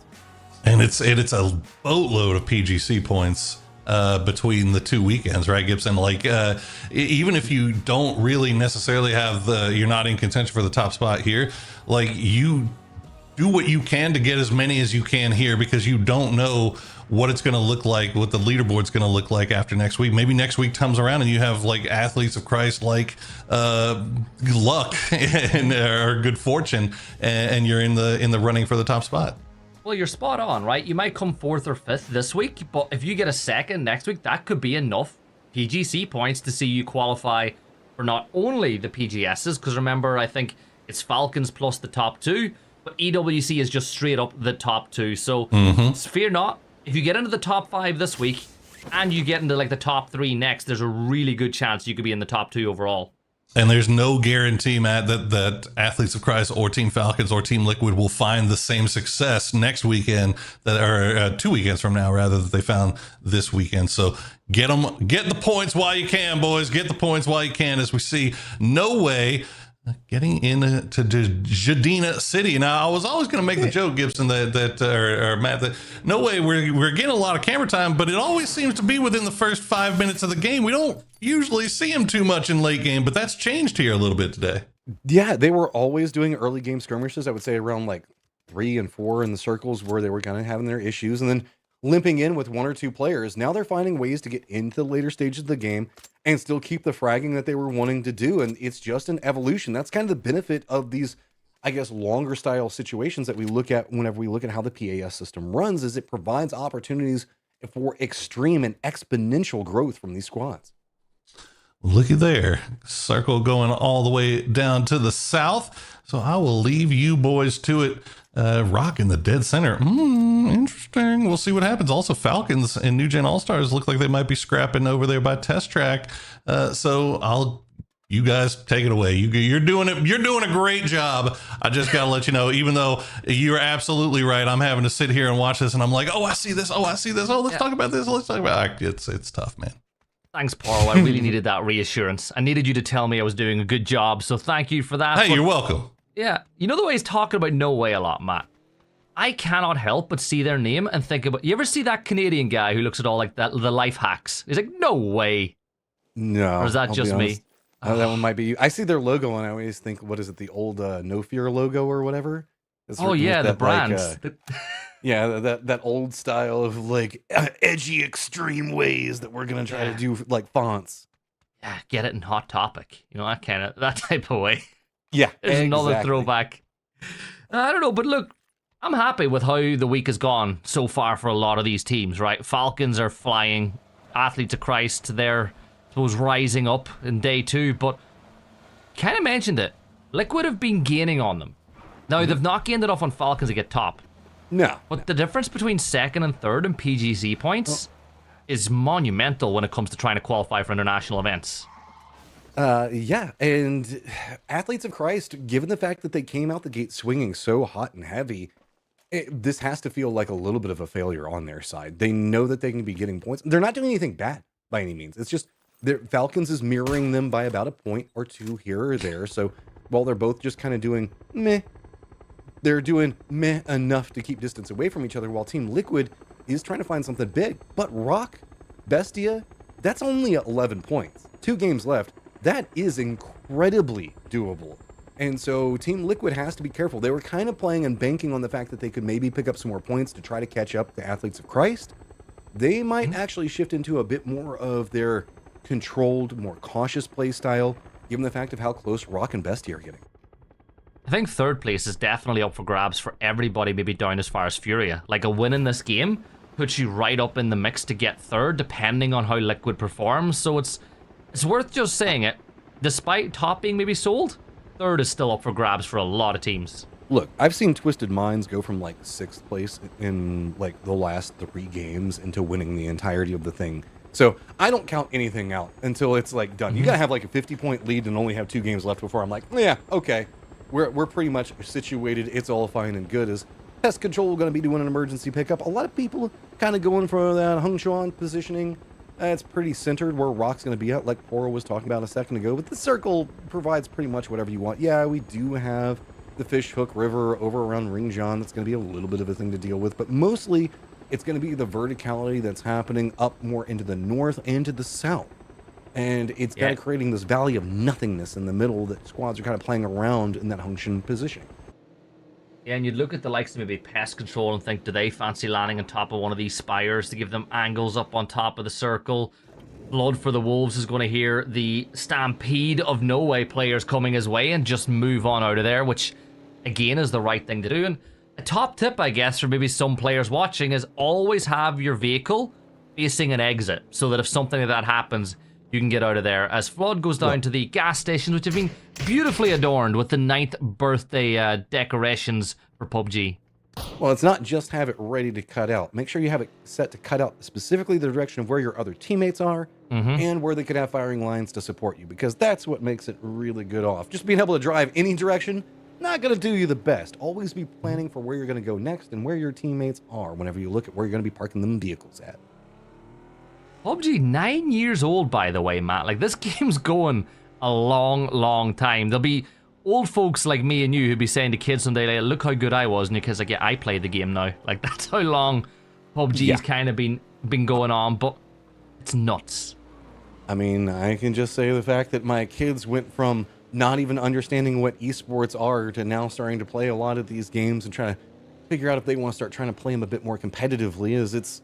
It's been a while, because I've been casting since the day custom lobbies came out. It's been closer to almost 10 years because I was casting it before the official release. Am I a new genner to you? Yeah. I mean, did you start playing, like, I don't know, anytime after Miramar came out? I kind of put you in that category. Oh, I played before launch. I was like a proper beta player, like full on early access, but when it was all flat. Didn't get into casting until COVID, really. Bought myself a lot of time. AFI. Yeah, question for you though. Did your kids think you're cool that you cast, or is it more like bad games? Yeah. Until they get old enough to where your parents aren't cool anymore. Yeah. And if anything, it's frustrating because I am cool and I do esportsy style stuff and I know all the lingo like looks maxing and mogging that Poro was throwing around the other day. So they can't hide away from You got a motorbike too, right? You got a motorbike, am I not wrong? Oh yeah, no, motorcycle. Yeah, exactly. Living the best life. Yeah, especially this year since we get to travel and not have. Oh, we don't have to travel as much. We're gonna be home. Mm-hmm. Mixed blessings is AFI, man. You were on your own little run up, but sometimes these mid maps are gonna do that to you. And this is where things get messy, I think, for all those teams, right? Like we said, so many teams are jostling for position right now in that leaderboard and within touching distance of the teams close by. Like, really, after the gap from like first to second to third, you're within 10 to 13 points of almost everybody. Like, the next biggest gap seems to be 9th to 10th. Why? Frank's just making Cluzera's life harder. I love it. Why?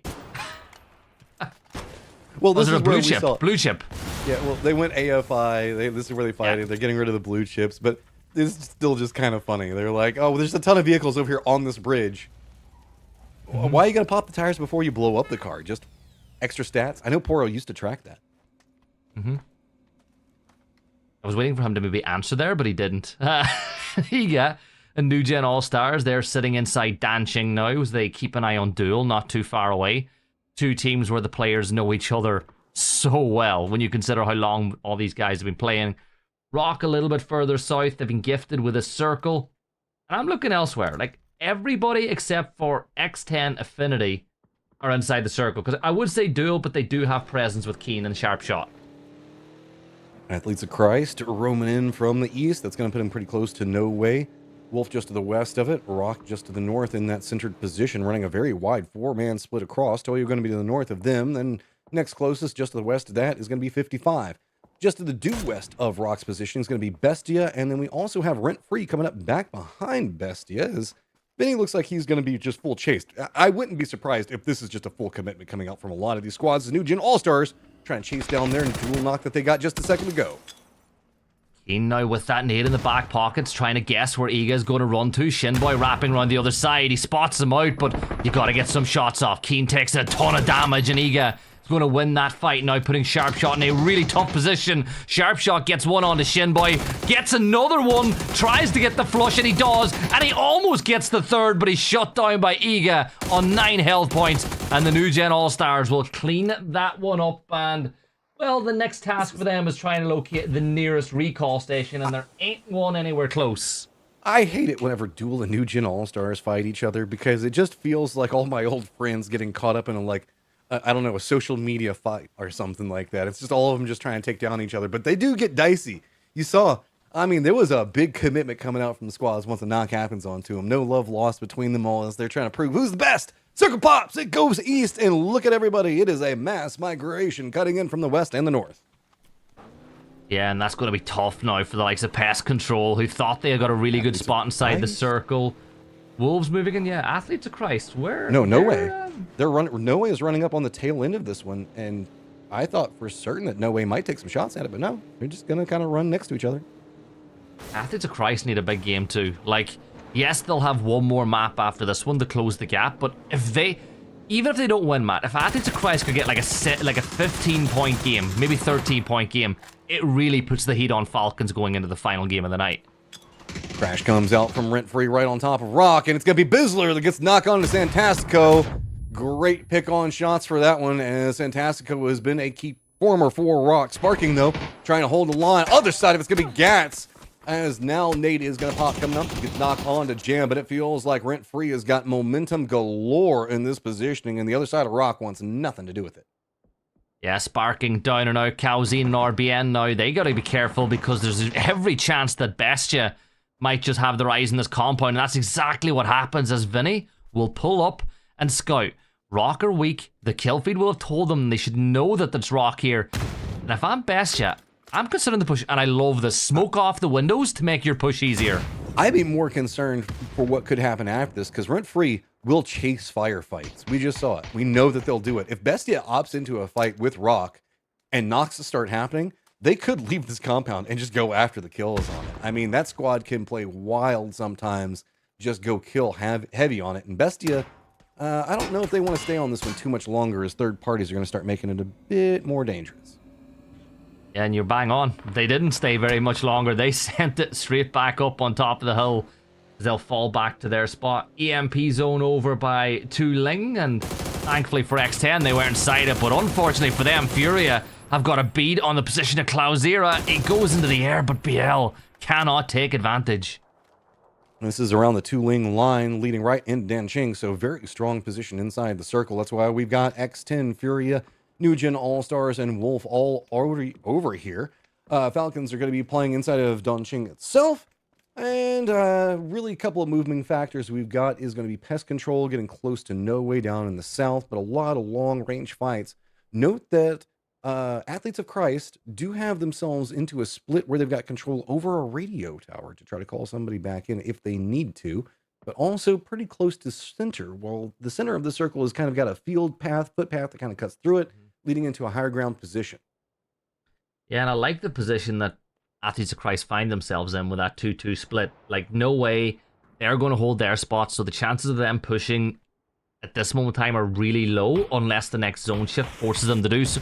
What a shot that is from the mortar, right on top of Capitan Kerak. Don't change anything, exact same pathing, send it right up into the sky. Is it going to be successful this time around? Glock is holding the angle, the res is there.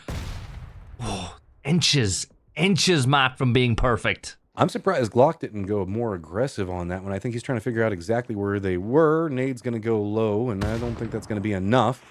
55 trying to get in there. New circle's popped. Wolf's going to be pretty centered on it. Toya running their splits. Going to get some harassment coming up from 55 that we're seeing right now. Collapse is going to be happening down south. Team Liquid Pest Control. No Way all roaming over a bit more into the east as Bestie's going to be doing the same thing. 55 wants this compound, but they need to get it fast if they're going to be going for it. Pest Control going to be knocked out of the vehicles by Team Liquid as this is just going to be a firm gatekeep, not even inside the safe zone. And Bestie is going to be the new side of the gauntlet. It's going to be running right into it. Yeah, and 55 will spot out Toyo here on the northern side of the circle. Kerak lines up the shots but can't land them. But New Gen All-Stars, they've got Fury in their sights. The Pika bus on the other side. Shinboy will get his kill confirmed. The peek around the side from Beal isn't quite good enough to get the knock, but BL will fall at the hands of Shin at the second time of asking. This time, you'll see the nade being tossed on over, but this ain't looking good for Fury. And New Gen All-Stars, 4 kills on the board this map already. Hoping to add 2 more. DraftKing and Kraken are 2 very difficult nuts to crack.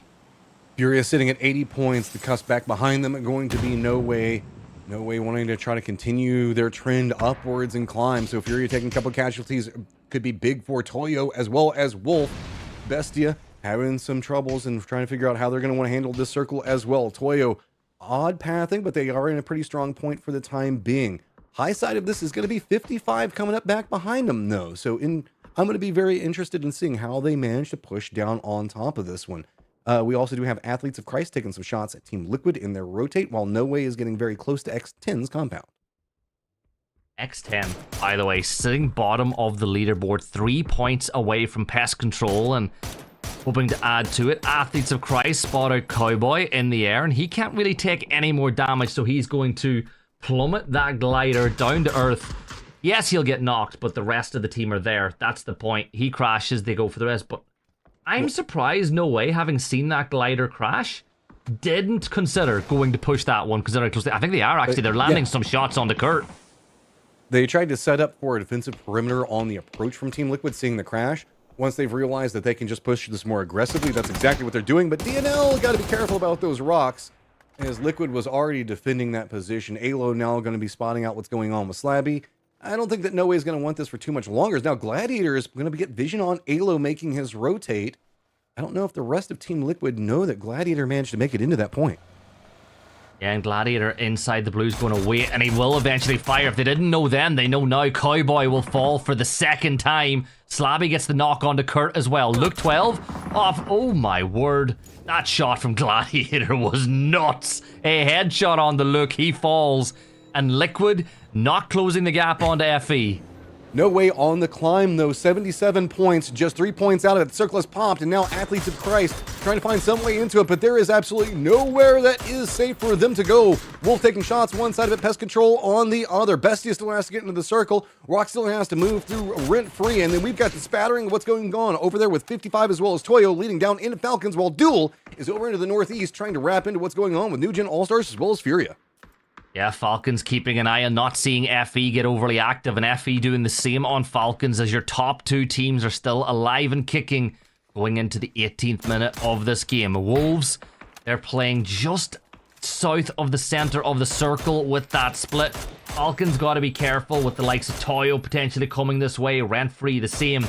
But I think 55 will be pleasantly surprised with the fact that the compound on the edge of Danching is completely vacant. I don't think Falcons are too concerned. They've got a great sight line onto any movement that Toyo wants to take. That hill are really providing some form of safety for Toyo to deal with. And if anything, Toyo could have problems in Ducky coming up back behind him, as well as Rock. RBN is sending it along the same path. So Toyo about to have a lot of friends all on top of him at the same time, as Rock just going to cut right alongside of it. Spots out what's going to be going on with the Panzerfaust and just runs. There's nowhere to go. Right into now, passing by Falcons. They're going to pull off, keep focused on what's going to be going on with Toyo. Does Wolf see this? Is RBN going to even find anywhere to stop? Just the tree is about the best that he can find. Big tree though, good tree. It's home for now, but shots coming in reveal the position. Is watched on all sides. This ain't where you want to be. Yeah. It's just a matter of when and not if this vehicle's going to explode. It lights on the fire. Kerak will get one. Yeah, the explosion might just confirm out as well. Well, Rent-Free going to follow that same path while it's going on. Thanking everybody for the distractions. Like, thank you, Rock. We'll appreciate that. Wolf going to be trying to drop some mortars, I believe, right on top of Athletes of Christ. Feeds just a little bit too far. Gets some damage, but they think that they have a couple more to go. Bestia, got to be careful. Snaker's just going to go ahead and use the reposition, trying to dodge out the mortars to get the knock on to Fana. Yeah, Fana taking a ton of damage now. He's going to fall, so the Athletes of Christ in a tough spot. Pest Control deleted by a nade from Gats as he will deal with K-Mine and Hot and Spicy. Another team bites the dust. Bestia have people inside the blue taking about 3 damage every single second that he stays there, but he ain't too far away from joining the rest of the team who are so close to FE, and I think they're about to make that push. Those couple of kills that Bestia managed to pick up does put them ahead of Rock, now holding down the 4th place position, but presently tied. Toyo still trying to fight their way in. They still need about 10 to find something big happening. The circle's got to pop. Favors Bestia's position as well as Athletes of Christ. Wolf's got control over pretty much everything, and there is nothing in the north and the west of this, so don't be surprised if the firefight is going to be happening over into the east. Toyo, Rent-Free, Falcons, and maybe even 55 all just committing into a firefight because that's about all they're going to be able to find. Oh, big nade from Benya gets the knock on to Haven, but Frogman wants to get the res off on his team. Here comes the assault of grenades back the other way, trying to force Bestia back. Another nade tossed on over. Is this one better? The answer is no. Haven is down. Tony will met up and then hope that Haven can get around behind the deployable shield to get his teammate back on up, as still the mortar strikes are being sent over to these fights. 20 damage found on the Bestia, but they're staying safe for now. There's nothing you can do. You can see every time Athletes of Christ tries to go for a peek, 3 different squads, 1 apiece, and Bestia is just appreciating every single bit of that. More smoke's going to be coming down. Nade comes out from Athletes of Christ. It doesn't get the knock, but here comes the retaliation. Nades going to be swooping in very far, but the cars are going to provide enough cover to eat it. But God, that is a ton of nades. Specifically screw that one car that is going to not have anything that it can be doing. That Blanco, that one right there, I don't like it, but what a dam that provided to be as the walls of vehicles provided cover for the Athletes of Christ for now. Killfeed lights up once more as you got Toyo and Rent-Free going head to head on the other side. Kick going to third party. Falcon see an opportunity to start extending that lead at the top once more. Kick sees them with the nade, throwing it in third person, which to me is always a risk to do, and will land it just a little too far, but Tig will get another kill. Oh my god, Frogman from Bestia gets the angle on the Tig before he could confirm that kill out. This is just what you got to do over here if you're Falcons. There's not a lot of cover to be had. This is going to have just enough of it, but it is going to be 55 to the north taking pot shots. Bestia taking shots on the other side of the circle. So this is entirely open for everything that's going to be in front of them to the east. Duel caught up with what's going to be going on with No Way, and No Way is just continuing to try to push up, keep this climb going. Just 1 point back behind Wolf at the time. To the north, it's going to be Furia dealing with New Gen All-Stars, and it is just going to be a ton of gatekeeps as now it looks like 55 is mobilizing to try to take on the Falcons. Yeah, and just north of that, Furia need to now make their way into the circle towards NA now too, so this could be a problem for them as Wooly will gatekeep everybody else. Spots out Beal. He's going to help the South Americans as he aims over. DraftKings actually got a gas can in his hands as well. Not sure what the plan is with that, but No Way targeting Bestia too. No Way are actually helping FE. Like, No Way are doing them a huge favor because every time Bestia look to move that way, No Way get an angle. Well, No Way just wants whatever they can get. New Circle's going to pop in just 1 second. How much of a commitment does No Way want to make after Duel? And Circle's going to reveal. Wouldn't be surprised if that's going to be the call for more of a push to the north. Fury is still keeping this slow, steady, dealing with a New Gen All-Stars on top of him because now it's going to be another set of movement that's going to go. Falcons eyeing what's going on 55. Other side of this, well, Wolf finally decides to regroup. I mean, it is phase number 6. It's about that time as we are down to 28, and it is about to be brutal into the east. Happy birthday, PUBG. As we look at the push here on the side, as I think this could be an opportunity for Duel to maybe either full send or make their move into the circle. Wooly's got a BZ. I think he's going to toss it down, Matt. Bestia also moved to gatekeep out Athletes of Christ, so don't be surprised if you see that in the kill feed, or we cut over to it in just a moment. This is just everybody playing this as slow as possible, but hey, it's very well defended coming up from Athletes of Christ. Bestia managing to touch that 4th place position above Rock. Now not going to be able to find too much more over here as Athletes of Christ, having weathered the storm of nades that flown at them, return with throwables of their own. The problem is the knock that they got was confirmed out, I think, by the Falcons, who were able to prevent another point from going their way. Not only are you denying a point to FE, you're stealing them away at this point. Balefrost, 3 fires round the corner, but Kraken was hiding a present from behind the box, and Duel will fall at the hands of Furia. Shinboy, the last player up now for the side as Furia look to battle their way through, and Shinboy's got a line. He's got the extended mag, 40 rounds already. Can he get up to the roof? And this is a big move for him. This is just waiting for Fury to move and hope that he can get a knock or a kill out of it, because you're just now committed into a waiting position. Oh, but here comes some secondary fire on the sides. The Kraken already reads it. The great strategy has gone awry, and it's going to be Shinboy going down. Fury at least has vehicle to work with. Wolf defending up against the Falcons as Falcons decided to push that side instead of 55. 55's defensive lines were just too good. Force Falcons back away, and now Wolf taking control of what's going on south, while Fury might be eyeing going after 55. Yeah, everybody converging now inside the circle. Wolves making their way here. Bestia going out in the open as well, as LFP will fall at the hands of Benya. So the Athletes of Christ not having it all their own way here.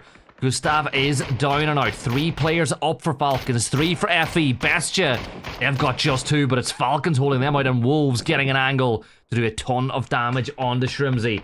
But No Way have a great spot here as well. And look at that, Tony gets the knock on to Benya. Good nade, lands right next to the Wolf. Snakers is going to go down, follow-up nade, rolls right on top of Flood. And suddenly Wolf thought that they had this under control. It is down to just Vox.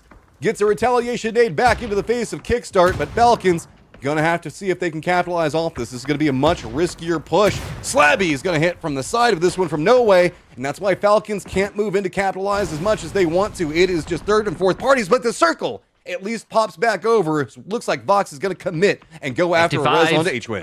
55, they're pushing over off the back of that knock towards the Falcons, and this is going to allow Vox to get the reses, the nades, the mollies, all going too far away. Falcons going for the res, and Shrimsy is full steam ahead. Shrimsy falls at the hands of Vox. I love the idea. He tried to make a play, but it didn't work out, and now that leaves 2 Falcons together on the other side, and surely Kerak and the rest of 55 can taste blood in the water. But still, Falcons garnering more kills than FE, continuing to increase that lead even if they fall now. But this is the game. This is where we will find out if Athletes of Christ are real about trying to win this event, or if Falcons are going to cruise into the last game in a good spot. Poor Team Liquid watching FE as well as Bestia fight. You have to... It sucks to see Bestia continue to win the firefight, or it sucks if you see Athletes of Christ managed to pick it up because it means it's going to be so much harder to touch. Finally, Bestia does go down. No way fighting against Furia on the other side of this one. 55 has to make a recommitment back up into the defense because they realize that several squads approaching over there. It's going to be Kraken that gets the knock on to Gladiator, and he's been knocked several times. He's going to bleed out pretty quick as now Furia starts to make their footpath in, and to the north, it is 55 with so many sightlines of control, while Furia is just trying to wrap in onto the other side. No way. Lopez takes a ton of damage, but I don't even know if we can see No Way easily defend this because any peaks they go for are going to be harassed by the Falcons. Yeah, Kraken's going to see his teammate DraftKings move on by, but Lopez gets the angle, and now he's getting shot from the other side. Lopez and Slabby combine. Down fall Furia. No Way climbing into the top 55. 8 now on 86 points, but it's that 55 push, Matt. Lopez, he has been an absolute star. 5 kills on the board, but unfortunately for him, he's being held back by FE. Five doesn't want to go for the high side peak on this because it'll make him vulnerable to the third party. 55 keeps dancing around all these third parties, but just can't find a way to commit. Glock doesn't want to overextend onto this side because he's afraid of what could be happening with Athletes of Christ and any of the control angles they have. Tony, for Athletes of Christ, is actually creeping up closer and closer to Wolf while this is going on. And it's just going to be No Way doing anything they can stall it. Got to pick on the high side of it. No fear coming out from them. Glock at least gets the knockback onto him, and that's going to be No Way getting eliminated. But they do it bold as they decide to go out on their own terms. 55 Wolves, Falcons, and the Athletes of Christ. The last 4 teams up. Falcons and the Athletes of Christ chasing the lead. If the Athletes of Christ can get these kills onto the Falcons, they might just open the door enough to go into the final game with touching distance towards the Falcons. But they need a win. If you don't win this now with the points that the Falcons have on board already, it might just not be all that possible. But I don't know if they're going to get them because Wolves are a buffer between the Falcons and the Athletes of Christ. And not only that, Vox is dropping nades on top of them for free.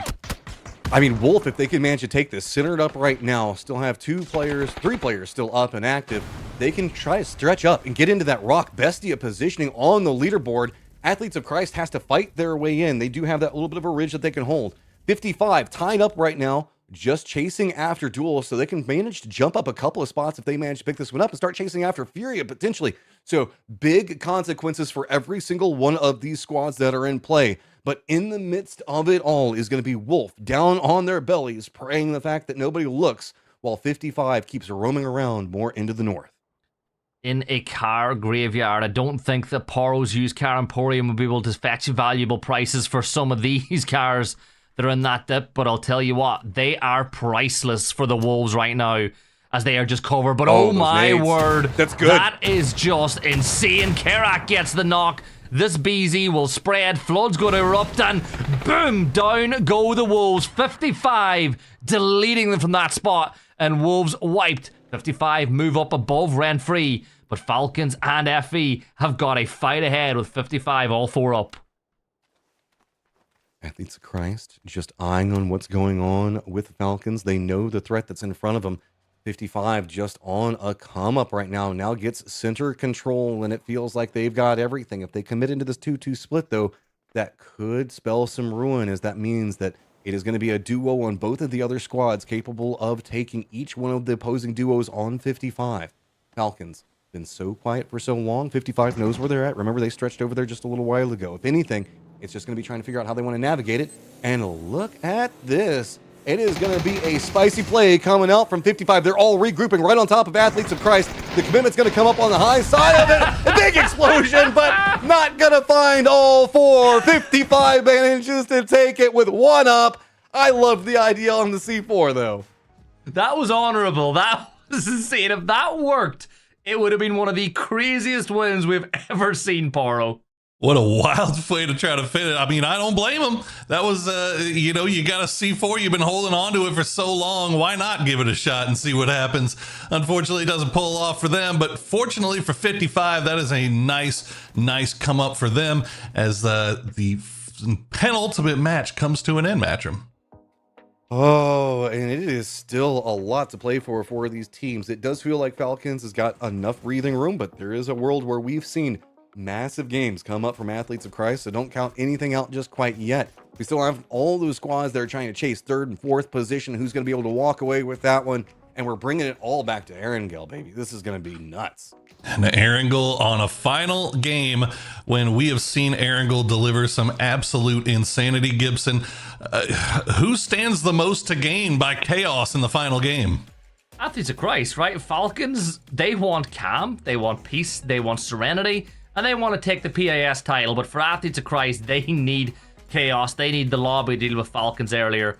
But I don't know, this is going to be a fun final game because there's so many spots still up for grabs. And credit where we have to give credit where it's due. So far today, No Way has had a 50-point day so far through 4 games. I'm not sure where this was before, Matcham, but they have found a just lightning in a bottle here today. I mean, I'll take it, dude. These guys are finding successes. 55 finding 18 points on that game. Falcons with their 10 Athletes of Christ. It's just 1 point every single time, and you know that's got to be eating Athletes of Christ up. Copenhagen Wolves holding down their 6. I want to see this overall, though, because this feels like there is still a lot of opportunities on the left side of the leaderboard. No, you're absolutely correct. It's been a wild and kooky day, which honestly, like, it's exactly what we were expecting, right, Gibson? We were expecting a lot of movement to happen today just because of how close everything was, pretty much beyond the top 4 or 5. And it's teams that we didn't expect to be making moves that have been doing it, right? No Way, 55 have made big jumps. New Gen All-Stars the same. Like, when you look at the winners of the maps today, I don't think anybody would have circled the teams that have won to get it done, apart from maybe Liquid. But as we go into the final game, Athletes of Christ know they need 19 more points than whatever Falcons get if they want to be crowned your PAS champions. And that's the biggest problem, isn't it, Matt? Is that, you know, Athletes of Christ, very much capable, obviously, of putting up numbers like that. But the problem is that Falcons have just been so consistent. 97 kills, Matt. I'll say whatever about what's going on there. My eyes are drawn to what's going on with Team Liquid all the way down to No Way. That's 20 points of a lot of change-ups that can be happening. I mean, look, it's 86, 87, 88, 93, 95. 4th place, that's just this game, can be decided all the way down to 8. That is a big change for as far as prize pool goes, PGC points, all this other stuff on the table. No, I mean, when you're exactly right. When you're talking about looking at 3rd place, that's 105 PGC points. Down to 4th is 80. Down to 5th is 60. Down to 6th is 50. So you're talking about a massive increase just for a couple of points here or there. And that's when stuff like, you know, kill steals come in so important, and making sure that you flush your Nox, Gibson. Yeah, exactly. Those PGC points are what it's all about. And as you said, just a few points can separate you 10, 20, 30 more PGC points if you're able to get those extra few points in the server. And remember, it's not just how many PGC points you get this PAS, it's the following cycle that's coming up next week as well, and the week after that, when you combine those to see who goes to the international events. Well, I've been having so much fun. I got slightly askew in my camera framing, but we're going to take a quick break to make sure that we can go to the bathroom and get a little bit of drink. So you guys hang out, watch a little video here while we get ready for the final game of the day here at PAS 1 Finals. Coop, yeah, just ready. I'm ready. Is he on? Is he on that shit? Yeah, he was on the coop. He's on the other side of the nading. coop. Nading.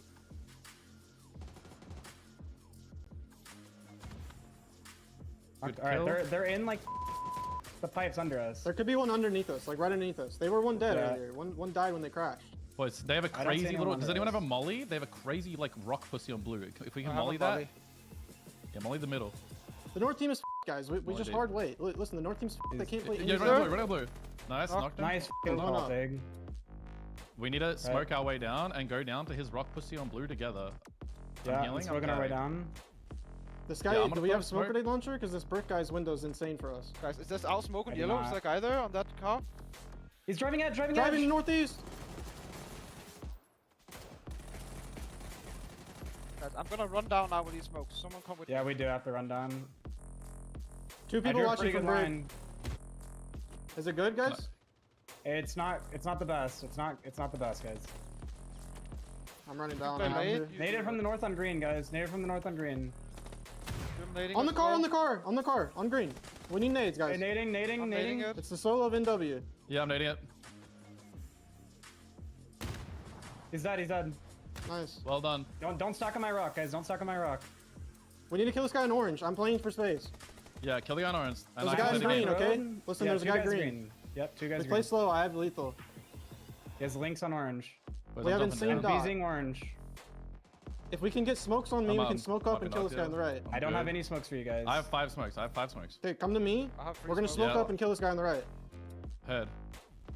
I'm anchoring. He's driving. I'm anchoring you guys. Go together. Can we smoke up? Wait, I'm smoking. Don't go too early.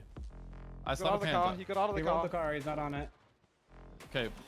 I'm nading green. Boys, brick One team's guy's gonna be in our peeking pipes. on orange. Gustav and Shrimsy, you guys. I'm knocked from We need to kill this guy on the road. They're down one. They're down one. Play together, guys. Go. Go, I see him. Matt. What do you mean? In my smoke. The road guy. He's trying to in kill my the guy in smoke. blue. I'm gonna panzer him. He's in the smoke. You ready? He should be lit off that. He's flashing. He might push. I'm white. Almost knocked green. I'm getting flashed from behind. Yeah, Might be this shooting pipe us, team's gonna be guys. running us. There's 3 men on the green pipe. Yeah, I on see. green. I see. I have Okay. We nade on just my have to play body. down, shoot if you guys. can. You need to grab that nade. I grabbed I'm it. I didn't grab it. We're just He's peeking me on the AFK. road. He's I peeking can't above do you guys. anything Direct. about him. I can't do anything about him. We need to kill the guy in the northeast, honestly. It's better. It's athletes. We just can't, bro. We just I'm gonna play try it. zone. No one knocked. Not him. Not him that got Okay. knocked. As soon as my smoke fades, I think I'm dead to athletes. Running above me, one guy. Flush on the road. On the road left. On the road left on orange. They're Instant. Insta. Okay. 4v3. 4v2 guys. I see 2 of them on the right triangles. blind. One. They can't push you. You guys close Stay on left. orange.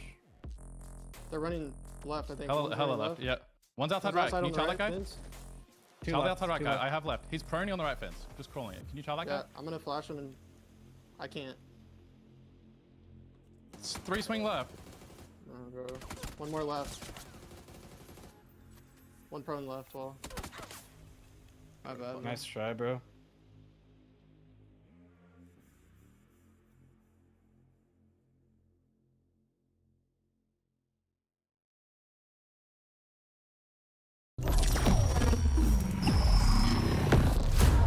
Port Desire. A city that don't belong to anyone, but everyone wants a piece. No laws, no oversight. Just the jungle creeping back in. Both the vines and the people. The mayor stepped in where the government couldn't. Said the city needed order, and they'd be the ones to bring it. Keeping the peace on their terms. I walked away from it all. Kept my hands in dirt instead of blood. But desire is a fickle mistress. The city won't let me go. It won't forget my name. I asked for nothing, and they still came and took everything. The mayors and anyone that stands in my way, every last one of them. They're gonna learn something real simple.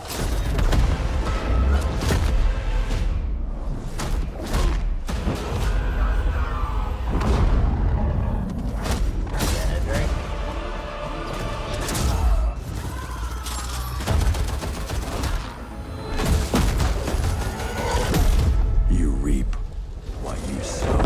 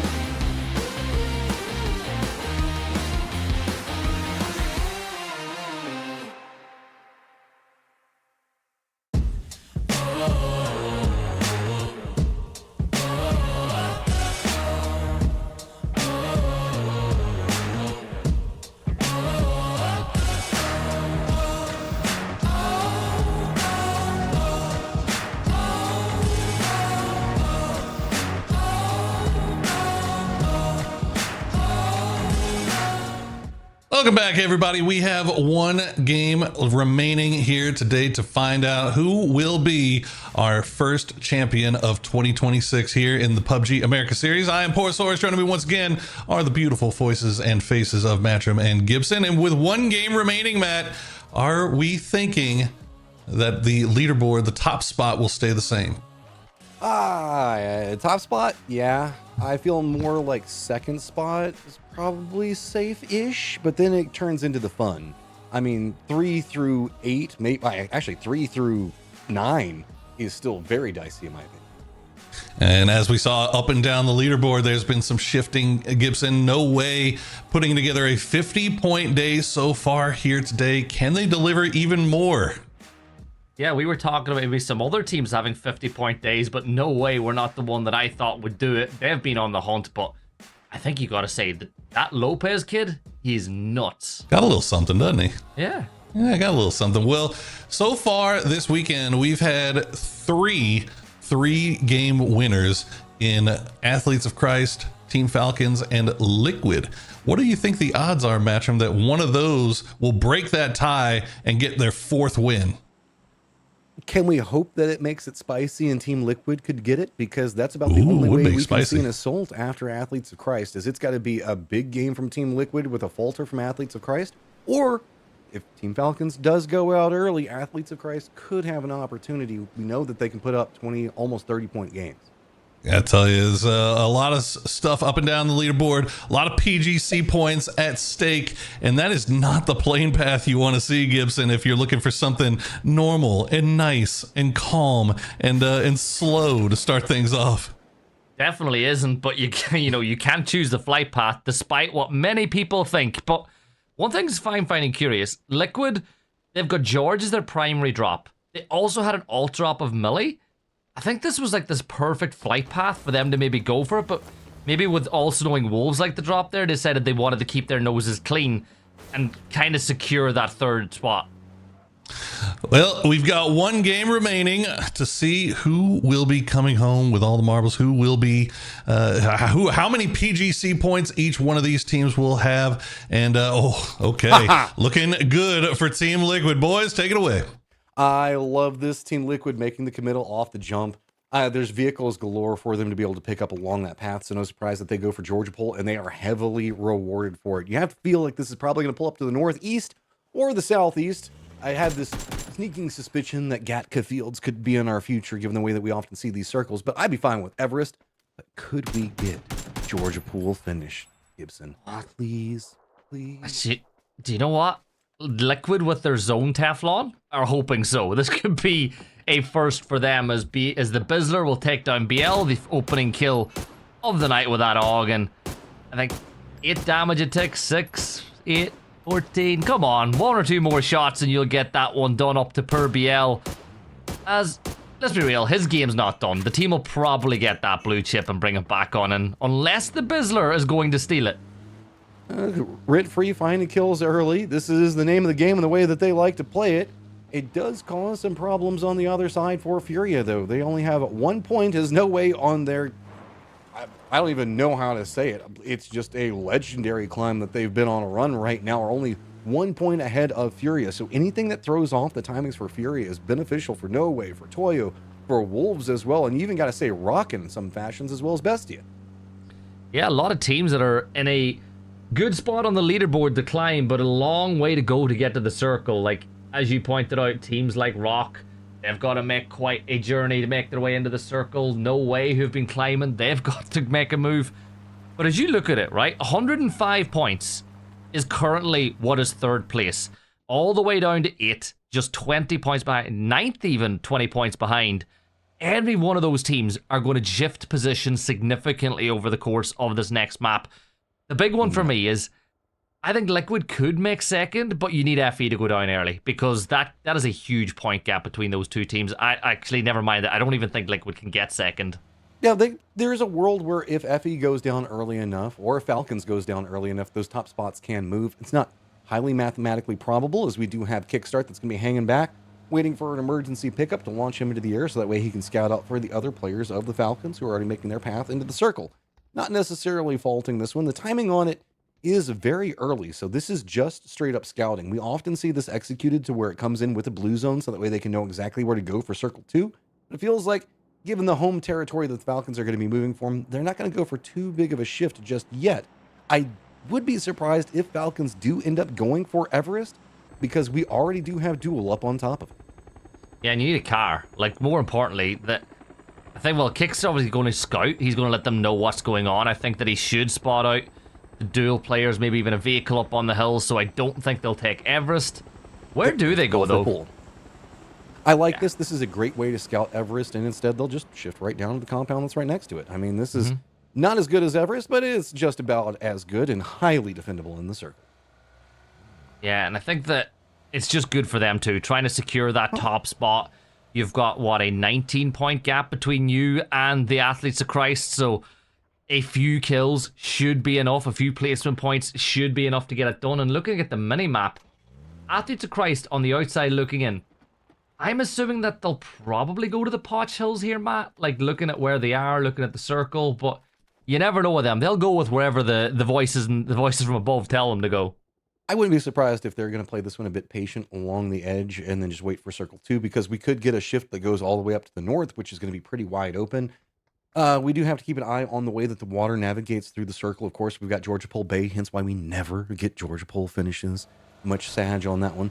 But while we're watching this, we also do have a couple of squads getting kind of close to each other. Jam's got New Gen All-Stars that are going to be right back behind him, rotating in pretty close. But he's all by his lonesome right now, so he'll just take that kill, be loud enough to make New Gen All-Stars try to think that there's a whole squad over here. But surprise, there's not. The rest of them are over in Yasnaya, pretty close to nowhere. He's executed with a deagle. Uh-oh. Balefrost. No, the water! No. Oh, I love the idea on running for it, but now, Bale, you're just down with the fishes. Jam taking a lot of 1v1s. Can he take enough of them? No, he's gonna go down, and the distraction of Balefrost throwing his vehicle into the water is enough to allow Shinboy to get something, but it was close. Look how low Shinboy was. Bale's just like, I love it when a plan comes Take together. him the car. Do not let him take that car. Yes. He earned it. Did you not see that leap? Yeah, but did you see the style? Yeah, make somebody else drive. You've lost driving privileges, my friend. You didn't get your 1v1 drive up knock, and you lost us a car. Yeah, but guess what? You provided a perfect distraction for your teammate to get the kill. There's always a positive spin. Emmy, like, sure, shoot those shots with the SKS. By the time the bullets actually reach where he was, it's probably going to be map 6 that doesn't even happen, considering the slow RPM of those rounds. But look at pest control. What's their position looking like? 15th? There's a really interesting fight going on between them and X10, Matt, to see who's going to get the bottom spot, that wooden spoon. There's a lot of stuff that's going on this leaderboard, which is going to make it really interesting looking forward. Athletes of Christ going to be right on the edge of the zone. Got the red zone on top of them. Not too concerned about it. Furia is just going to be in the north of them, then New Gen All-Stars, as well as rent-free regrouping, looking like maybe they want to get some vengeance back on New Gen All-Stars. The only squad that's actually gone to the north is going to be No Way. Playing the numbers advantage, hoping the fact that maybe they will get the circle shift and they'll get prime position to give themselves a great closing game. Shinboy waiting for Furia to go on past as they make their way up to that water tower, and down the other side, Shinboy's probably grateful that they didn't come too close to him, because that could go very wrong. Oh, wait. Furia are going for the blue chip. They're going for the blue chip. Yeah, this was a bait out, given what was going on with rent-free. They were probably expecting this to be rent-free, and instead, it's going to be a nice little shimmy up coming up from Furia. I think that they've read that this doesn't feel too good. They're going to continue going. They don't like the way that this is set. Yeah, there's just something too perfect about that station. They're like, the spider sense was tingling, and I give your New Gen All-Stars, you're going to go for it now. They were like, no, we want it. You go on your way, and now Post is going to shoot Shinboy, who needs to smoke it off. This is a hilarious wee fight as we jump to Everest, where Toyo are moving up towards Duel. We did see Toyo kind of playing around over here a while ago, so Duel's going to have a lot of friends around Everest itself. Even getting the red zone up on top of it, not a lot of place to juke out those explosions going to be landing on top. Remember, Emmy was over here taking pot shots at range a while ago, so it was really just the vehicles repositioning is what drew Duel's attention. We do manage to get the new gen All-Star flying back in right now. Down to the south, we even have X10 that's going to be crossing pretty close to the circle. Be right next to Rock, but that's the Gat Fields area that's going to be entirely open. Rent Free did also cross the bridge and are now another squad that's over into the north. Red zone coming in here now as well. That could be a problem for either of these sides, despite the fact that it's still very rare. Like, how often do you actually see the red zone get a knock inside a PUBG, at least in esports? So Wooly will just keep holding his position. Like, in my opinion, if you just ignore it and pretend it doesn't exist, you'll be fine. You can see that they had eyes up to make sure of where it was going to be landing at the start. It does get a little bit scary sometimes, but you know, if you get knocked, you're most likely going to get rezzed, so not the biggest concern just quite yet. Concern I do have is it is going to be Bestia getting very close to Athletes of Christ, and Fana is going to get good vision on this. The rest of the squad looks like they're trying to get in position, and we do go Georgia Pole. We keep Everest in play. This is going to be a very fun game. Athletes of Christ chasing down Falcons. They've got Bestia rotating just past them as they were just by Potato Hill, and they make their way through school now. Obviously, everybody rotating in from this eastern side, and that's bad news for FE. Like, yes, they need a lot of kills and a win, but they've got to keep all four up, and there's so many rotate options for them that just leads to trouble. Even the south one, the quiet side, is getting busy with Wolves and X10 moving on, and for Falcons, opportunity to pick up points on teams as they go past. Yeah, they are going to be playing the position, keep it slow, steady. A lot of breath that's going to be given to this position, and that's no surprise given the fields over here. Nobody wants to get too close yet. The very far rotate over to the west that you're talking about is going to be pretty heavily rewarded. Pest Control is just going to roll right down on top of 55. Carrick, though, does at least get a knock before he goes down. Catching some airtime. Comp, you better be careful. That was coming for your face. And they want to just get past X10. Remember, this is to increase the gap from last place. They don't want that wooden spoon. Red zone is here now as well, and I think they'll say thank you very much for that point on to Kerak. Hot and Spicy will be brought back up on his feet, but I think this, this compound that they're playing, the Twins, just a little bit to the east of the rocket ship compound that we see the 2-2 split from Team Liquid in. I love this compound because the teams on the hill above, when eventually that area is filled, will protect you. I just don't like it when you have to leave. This is a really hard compound to get out of. Got Rez's coming back in, should be able to land pretty comfortably. There's enough space to play. We did have New Gen All-Stars take position over on the north side of Georgia Pole itself. Wolf did manage to make their rotate along the coastline, so they're hunky-dory, perfectly fine. Ghost always finding himself around a lot of friends, and it's going to be Rock on the hunt for a couple of kills. Spots out at range, gets a little bit of damage, but not enough. Ghost has got to survive and give enough time. Bestia could be rotating around and hear this, but it looks like they've got more eyes on just trying to get into position. Jumps out! Ghost, that's the wrong window, and Rock's going to pick that one up pretty clean, but here comes the rest of AFI on the other side, and now just down to the one player over there, and that's going to be all she wrote for Affinity on the day. And that's moved Rock into 4th place now, just 8 behind Team Liquid as they look to fight their way into the top 3. Not only that, it means that the New Gen All-Stars could potentially surpass the 60-point mark that has been laid down by AFI. Looks like Vinny is going to move a little further south to that other compound at the south side of Gatka as Bestia try to get their game going. They've found themselves slipping to 5th. And again, they've not played all that badly, but they're just seeing some of the teams around them have good days. Fury is in a much of a precarious position right now, so there could be a reward that's looming for them as Tolio's 2-2 split on the high side of Everest, as well as that eastern compound, just trying to keep control over it, and Fury doesn't look like they like too much of that. Athletes of Christ going to be roaming down here to the south, should be spotted by Vinny in just 1 second. There you go. Wrapping down around the Gadka fields in the wide open territories. We only got a couple squads up there, but Athletes of Christ, they don't like the Angels up there. They're going to go ahead and take a couple of shots to force them away. And they need to create some space for themselves. We were talking about the rotates in. They did elect to go for the south side of the circle, which is the lowest kind of populated area at this point in time. The circle shifts away. That's bad for Athletes of Christ, because now where do X10 go? Bestia, 55, Rock, everybody's moving. Look, they've turned tail, and they're going to wrap all the way up the north again. Don't be surprised if they push in on the north side of Everest. This is actually pretty bad for Bestia as well as Rock, as there is no real big commitments that they can make, except for the fact that they're just going to be sending it right into that dip just on the outskirts of Everest itself. Looks like Falcons are already positioning to try to see if they can catch anything that's going to be rotating into that. A second too late as far as one section of it, but they spot out the tail end. A couple of good shots. Kill. Kickstart gets Frogman down, and he makes it look easy. That's a big knock and kill there. That's going to increase the gap now over the Fee in second place. And that's really good for them, picking up 1 kill on the Bestia. And that's also good news for the likes of Wolves and Toyo, who might want to move up that leaderboard as well. Pest Control, they're just going to move the vehicles to the back to keep those tires safe for now. But FE just trying to sneak in. I think those shots from Furia are just going to force them to play here for now. And again, you said it. Slow, patient, methodical is probably the key to success here for Athletes of Christ as they look to move the top spot. Well, on the other side of that one, Hospital's getting pretty spicy pretty quick as we've got New Gen All-Stars M55. Glock down for the time being. Gabri just going to be playing around the outside of Hospital, but it's got those long hallways. If he unloads down that hallway, he can definitely do the damage to his squad. New Gen All-Star is not necessarily feeling the best right now, just with 3 players up in of it. So that's going to allow for the res on the other side. Timing's going to be set.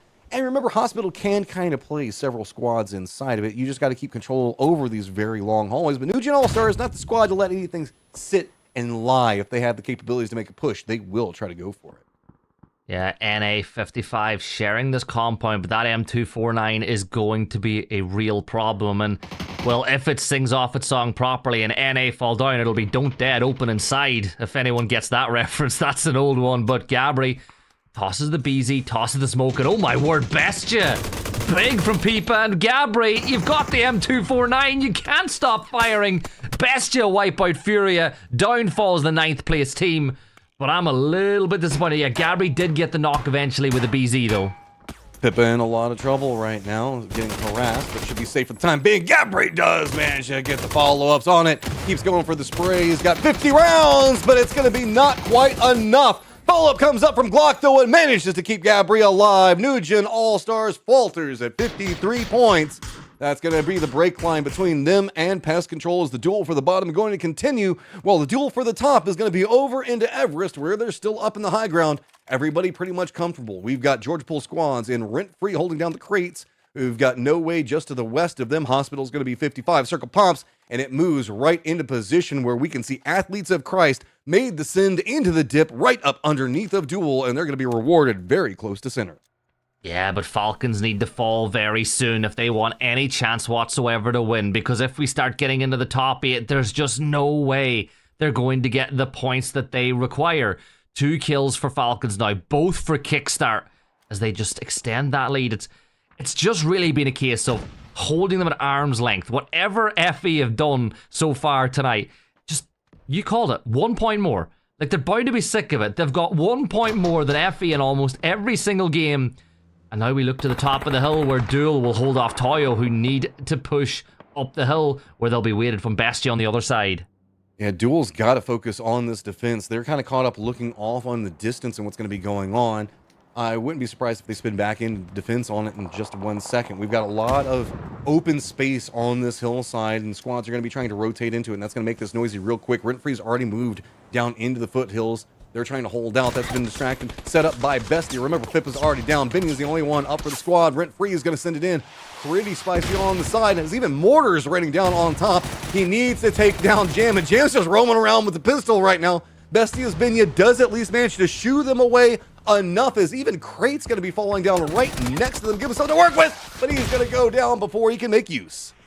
Badger gets the kill, but I like to think the Jam is screaming while firing that deagle on the drive-by. Rent-Free move up to 67 points now as they try to get that little bit further up the leaderboard. And here come No Way, currently in 8th spot on 86 points. And they're joining the Everest party as Wooly drops a beautiful nade on Capitan that also gets the flush onto Fixin. And here's that push, stepping out the open. Gladiator takes down Badger. He clicked on empty on the magazine, and Gladiator got the job done. Rent-Free eliminated. 3 more teams to fall before the placement point window opens. And we're not done yet. Wolf's still continuing path. They do manage to move into the foothills as well. 55 back behind that, taking a couple of parting shots at them to see if they can find something to open up the door. The South, Rock has managed to get into the circle. X10's just going to be to the west of them. Copenhagen Wolves, Snaker seeing a dip that he wants to drop that nade into so badly, but he's a bit worried about the distance, the range, and anybody going for the third party, most notably 55, and everybody on top has managed to prep it, goes for the toss, but No Way already reads it, moves to the other side. They've got plenty of cover to play, and Wolf can't overextend. 55 has locked them out of that angle. So it is really just the Toyo movement up on top and how close they can get to duel that's going to be the deciding factor for how the firefights are going to go. Yeah, the blue zone's right on top of Toyo now as well, and Emmy will get a knock onto Sharp, stepping inside the blue. Souls will wrap around in behind enemy lines, gets another knock onto Woody. Great move and swing from Penta gets him down, but Capitan and Emmy putting in numbers. Kane, he's got himself that Groza up on top of the hill, and he will confirm out. Souls gets the knock onto Emmy here as well, the final man standing for Duel, putting in some numbers here, and Capitan, the last player for Toyo, standing, and look at the points. 88 is the tally. They might get a bleed out kill, you never know, on the Penta, but it ain't looking good for Toyo as they try to move up that leaderboard. Shift coming over for Rock is now Falcons trying to keep control over this area of the circle. The way it has popped has left out most of Everest. Duel and Toyo both going to be having to move. It moves into the no man's land, and it is a full send from Rock. They're just going to roll right up, right back behind Athletes of Christ as they try to climb the mountain. They're trying to shift over all of the violence that's going to be going on with No Way, but there's nowhere for them to go. They're getting picked apart. Every single side of this. 55 is taking shots. It's also going to be Team Liquid playing from the outskirts of this, looking in, and somehow Athletes of Christ make it to the top, but they still have to deal with Duel. Bad news for the Athletes of Christ, but great news for both Liquid and Falcons. Tiggleton is going to line up the mortar as Shrimsy gets another knock onto X10. Toyo eliminated as Snakers will get a knock as well. Sparking putting in the work onto that side. And X10 might be about to fall here as well. And yes, they do. Sparking will get the kills confirmed. 6 kills for Rock now, as they're just 6 points behind Liquid, who hold the other side of the circle by themselves. Shrimsy going down by the hands of K-Mine and Santastico combining to put in the work. Falcons don't need this, but FE are down too, so it doesn't really matter at this point in time. But Santa showing us why he was the MVP back at EWC. Athletes of Christ have moved right into the thick of it all on top of this one. Duel has to deal with them. The skirmish still continuing up over there. No Way still dealing with Wolf on the other side of it, but you can see there is near on no vision to be had. At range, it's actually going to be 55 that gets the knock onto LFP. Duel with 3 players back up after the Toyo skirmish. Still have to keep their push forward. Van on the other side of it, though, gets a great shot. Last one up for Athletes of Christ. Any dreams that they have to come down onto him, and he has been performing. High side of it does take down one. Can he take down the last one? No, it is going to come up Duel. They still continue to be king of the mountain, as now Falcons have moved in the foothills just below them. And on the third day, FE couldn't rise again to get on top. And with that being the case, Falcons now are on a victory lap as Tiggleton turns his attention to Penta in Infinity up on high. Nice spray isn't nice enough though. Falcons with 6 kills. Liquid really need to start getting a move on though if they want to maybe usurp second place, but the kills just aren't there. They're not available. But I think they can breathe almost a sigh of relief. 16 points over Wolves. Not fully safe just yet, but such a good spot in the circle for them, and that shift is perfect for them. They have to try to get into a position to get more kills, and they know it. That's why they sent Kurt a little bit further forward. Pest Control now going to be holding the lower section of this one. This means Falcons, Duel, No Way, Wolf, and 55 all have to move into a very open section. That's the valley in between these compounds and the way Everest has been set. Copenhagen Wolves trying to see how they can push forward out. They still got 4 players up, but they have DNL on the other side of this rock, and he has been a pest. Finally, he goes down, and it's going to be on to Wolf as well as 55 to make a move. Wolves, 94 points, 15 behind Team Liquid, with 6 teams left alive. Remember, 10 points for the victory, but 2 of those points have already been assigned out to all the teams that are still standing. Bestia. That's all they've got to get with 4 still left. Not even 5. If they can get 7, they move up into 4th as well. It's a big opportunity for a squad holding down the outskirts. 55, they've got to get touching distance of Furia, who's just been sliding down the leaderboard. Falcons, while they are confident in that top position, still having to deal with Pest Control, being a pest of their own and really keeping everybody back. They can live up to their name right now and take down a ton of squads because they've got great vision into this very barren circle. 55 still alive with a chance of moving up into 9th place if they can get a few more kills on the board. Duel, I think, probably ain't going to happen, and it doesn't. They go down to the blue. Penta will fall, but good performance from them. They qualified all the way through the cups and made it into 11th place in the first PAS with another one to go in a few weeks' time. Gabri leading the lobby for damage here in this map, playing on the northern side. 55, by the way, going for back-to-back chicken dinners here as well. Falcons, how do you want to move this? You know that you've got the blue zone behind you. It's slowly catching up. Wolf doesn't want to move. 55 doesn't want to move. And right now, Pest Control's focus is entirely on Falcons. Team Liquid wanting for one of these northern squads to make a move, but Gustav at least does get into the lower sections of it. You can see if you can get off the high side of the hill, there is the dip and a couple of these little cover positions that can be played, but it's just a matter of getting down as Joshi does take down Kickstart. Can he crawl down to safety and get enough? I don't think the Pest Control is going to allow him to have it.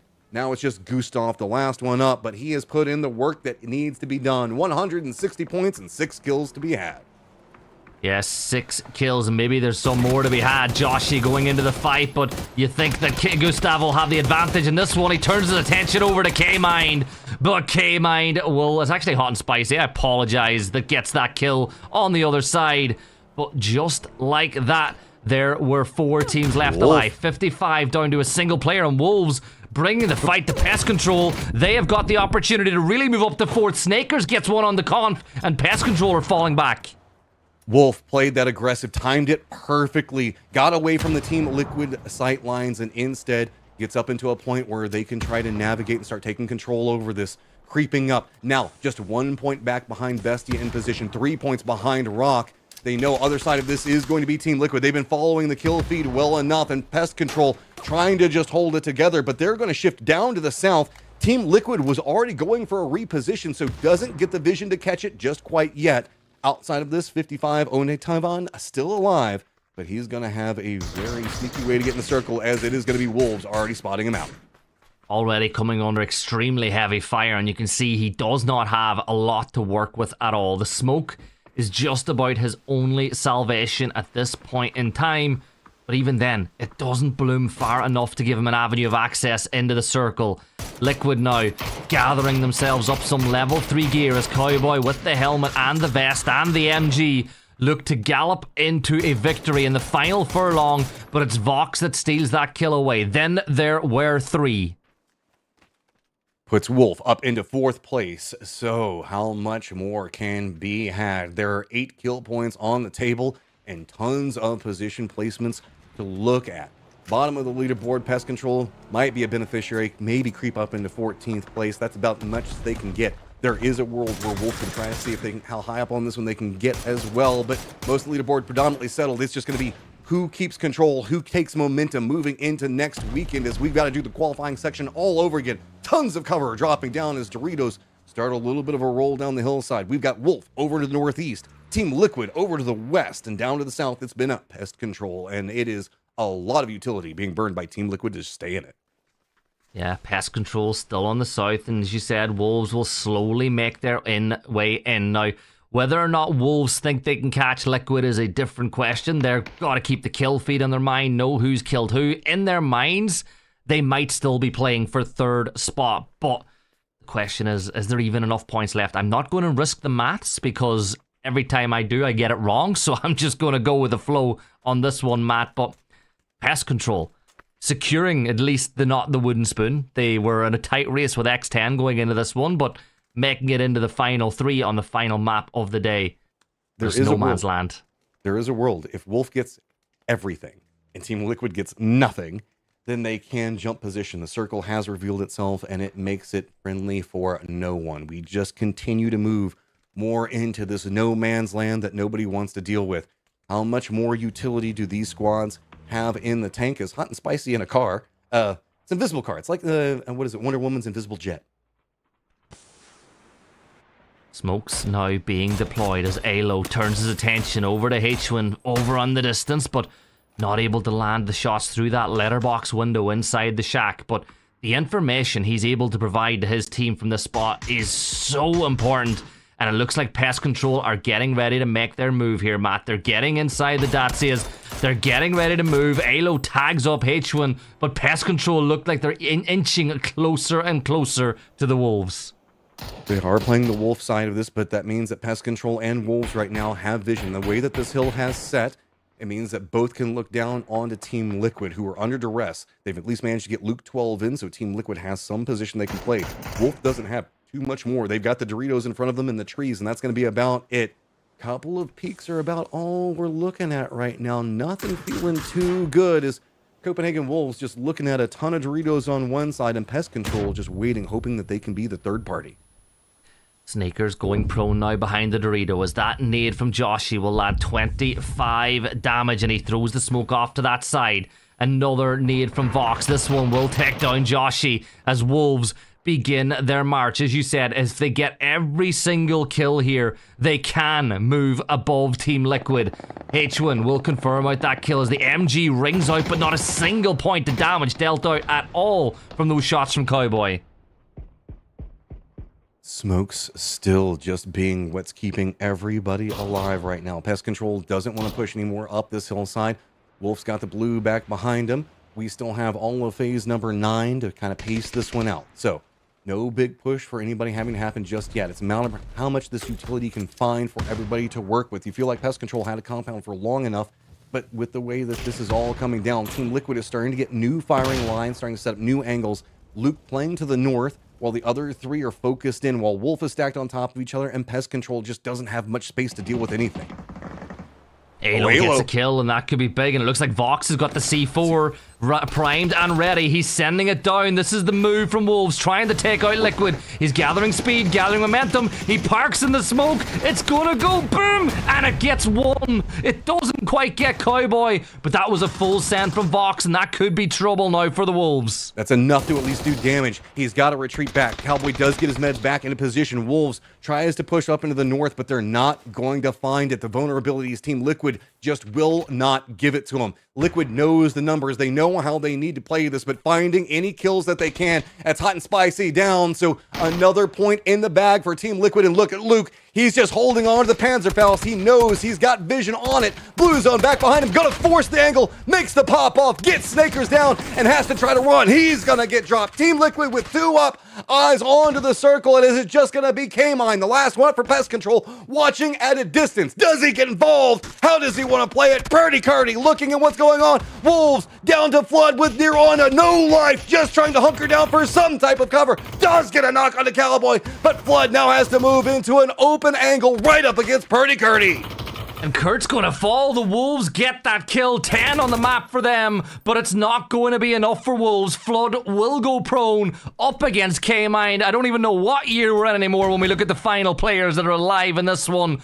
But the M249 is prone, and Pest Control will finish it off with a win. 17 points for them. What a turnaround in their fortunes as they went into the final game. I mean, big game for the Wolves, though. Respect where it's due. Pest Control finding it at the end, and that was a very chaotic game to deal with, Poro, so respect to them for managing to take that victory. Bro, I mean, what do you want? More than Everest finish to finish things off here today. But there you go. Team Falcons are going to be your PAS1 Finals 1 champions, and should note out that they did it 1 point more than Virtus Pro did over there in Europe as well. So I'm sure they're gonna be a little happy about that. So, but congratulations to them. But we got to talk about that last game first. Like, what a finish, Gibson. Flood almost going nuclear there at the end. Look, they gave themselves a chance. Like, they went into the final 4, and there was every world where Wolves could get that victory to get it done. They sent up their Hail Mary. They went for the C4 play on the Liquid because they knew they had to deal with them first. But unfortunately, only 1 knock could be found. If that Kvyatsia had went maybe a yard further forward, you get 2 knocks, and it's a completely different end game. But man, Liquid just about hang on. It's just a wild finish, a wild tournament from start to finish, and a wild start of the year for our interview guest. Let's bring him in as Falcons kickstart the new IGL for the PAS1 winning team. How you doing, Mr. Kickstart? I'm doing great. What's up? What's up? What's up? I'm sorry we don't get to. We're just out of camera. I saw you had a great picture up there in the side. Dude, they should have told me. I know you cut it out. But Moved it out. well, so I gotta ask. So obviously, a lot of changes going on at the beginning of this year for your whole team and you specifically. There he is. We got Sexy Gunner overlooking everything. You always want to have him overlooking things. But is this your first time IGL? You've been around for a long time, played for a lot of different teams. Is this your first time IGL? Yeah, I've never IGL'd a real team. Like maybe like small tournaments, like for fun ones that are worth a little bit of money, but no, I've never IGL'd in my life. How are you enjoying it so far? It's pretty stressful. I mean, I also have big shoes to fill. H1 was a great IGL. I just think we needed a change in TVP, and sometimes that's how it works, but huge shoes to fill, and it is very stressful. I mean, when everything is your fault, it is hard to accept that sometimes, and I think internationally it's going to be a lot worse than it is regionally, of course, so hopefully I can step up to the plate for that as well, but it's been okay so far. Awesome. Match 'em? Okay, so start off with, I've got two questions for you. Easy one off the start.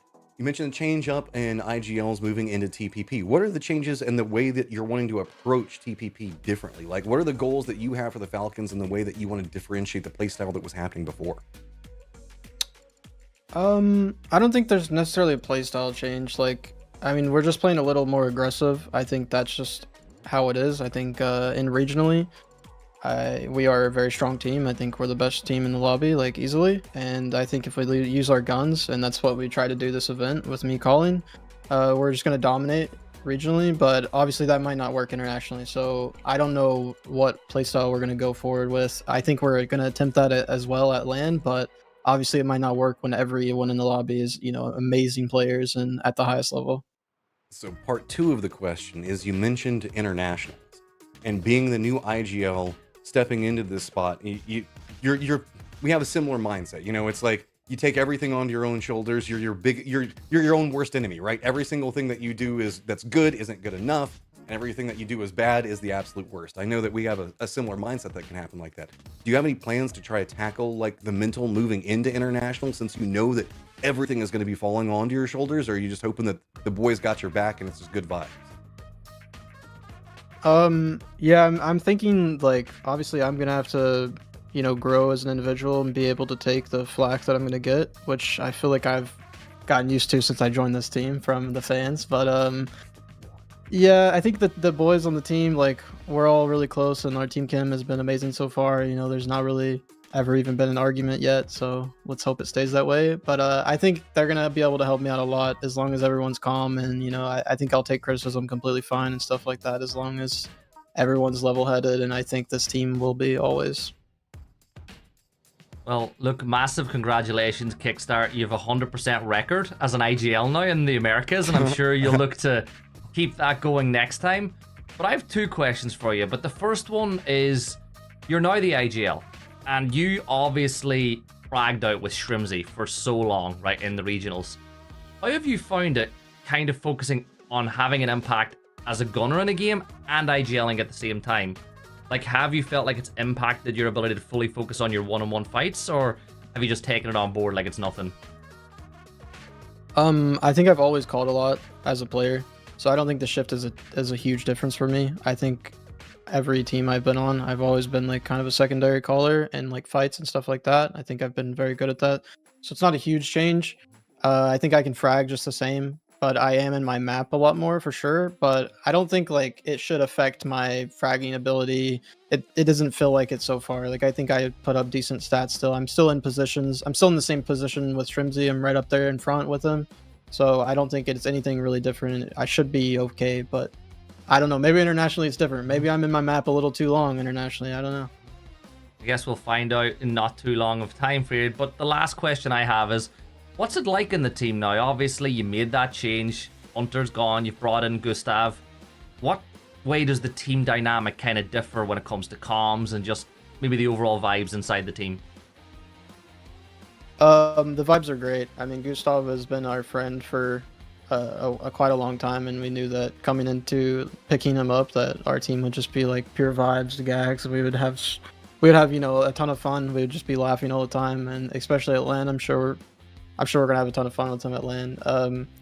Other than that, I mean, I don't know. I don't see it really getting bad. So I think the vibes have just been amazing so far. Like, I've had fun playing. Even I'm IGLing and everything's my fault when it goes bad, and I've still had fun. You know, some days have been stressful in scrims and stuff, but I think it'll be great with just the 4 of us. And Gustav has been an amazing ad.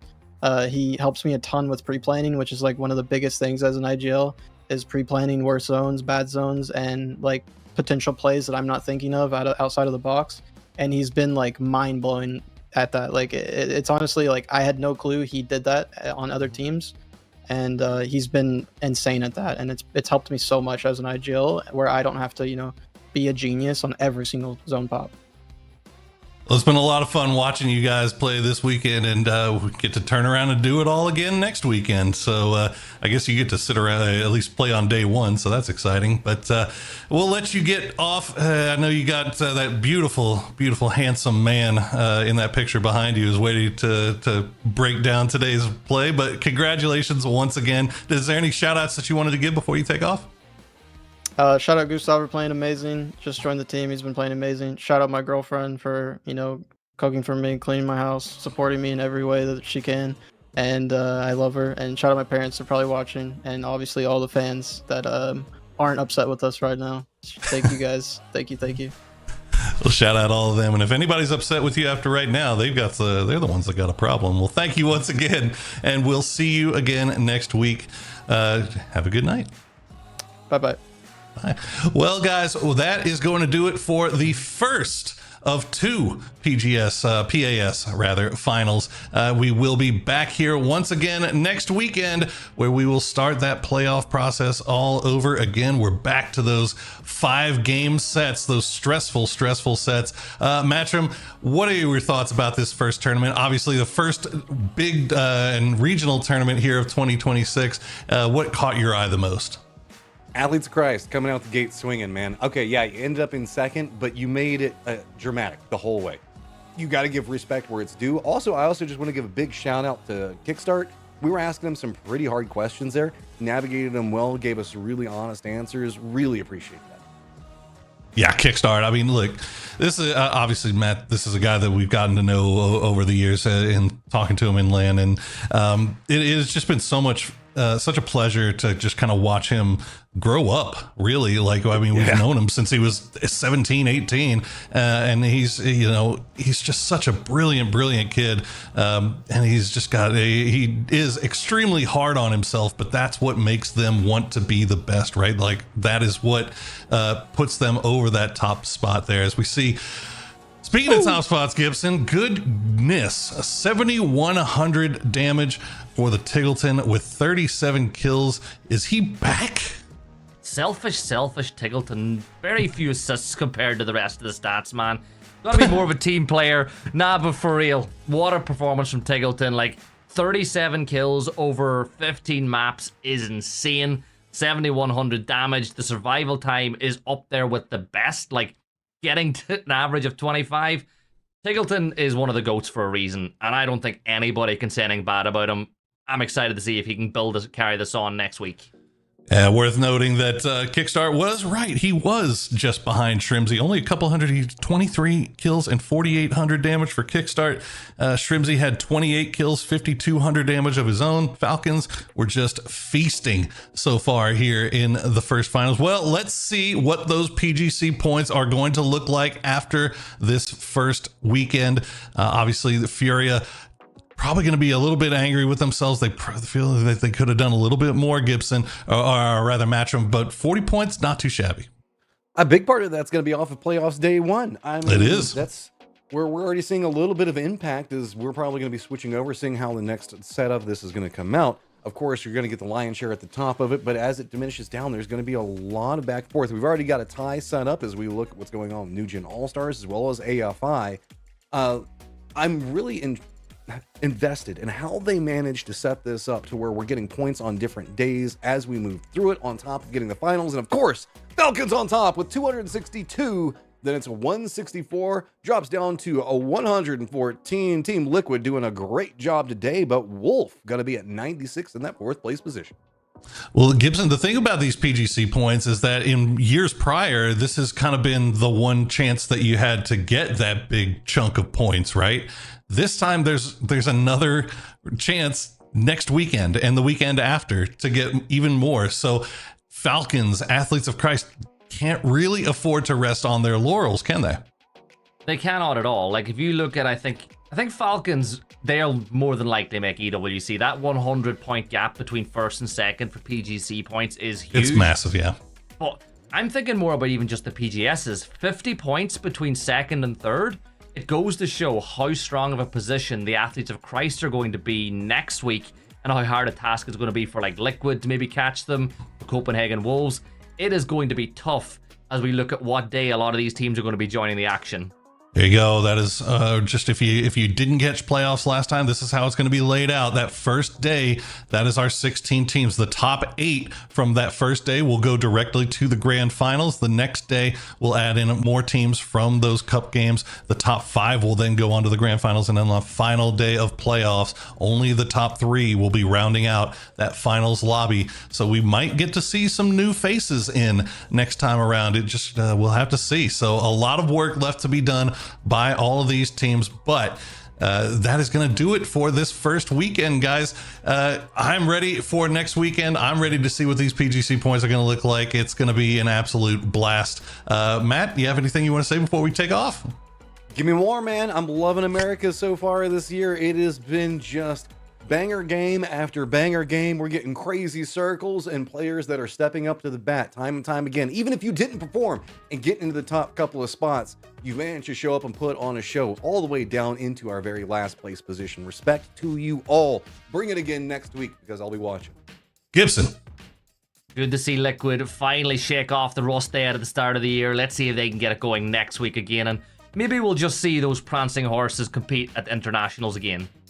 Could be. A shout out to all of our teams that had made that grind all the way from the cup weeks all the way till now. Athletes of Christ, congratulations on your second place finish. That is absolutely huge for you. Hopefully we'll get to see them right back at it again next weekend. But for now, that is going to do it for us. I have been Porosaurus. These boys have been Matcham and Gibson, and you guys have been amazing. We'll see you next time.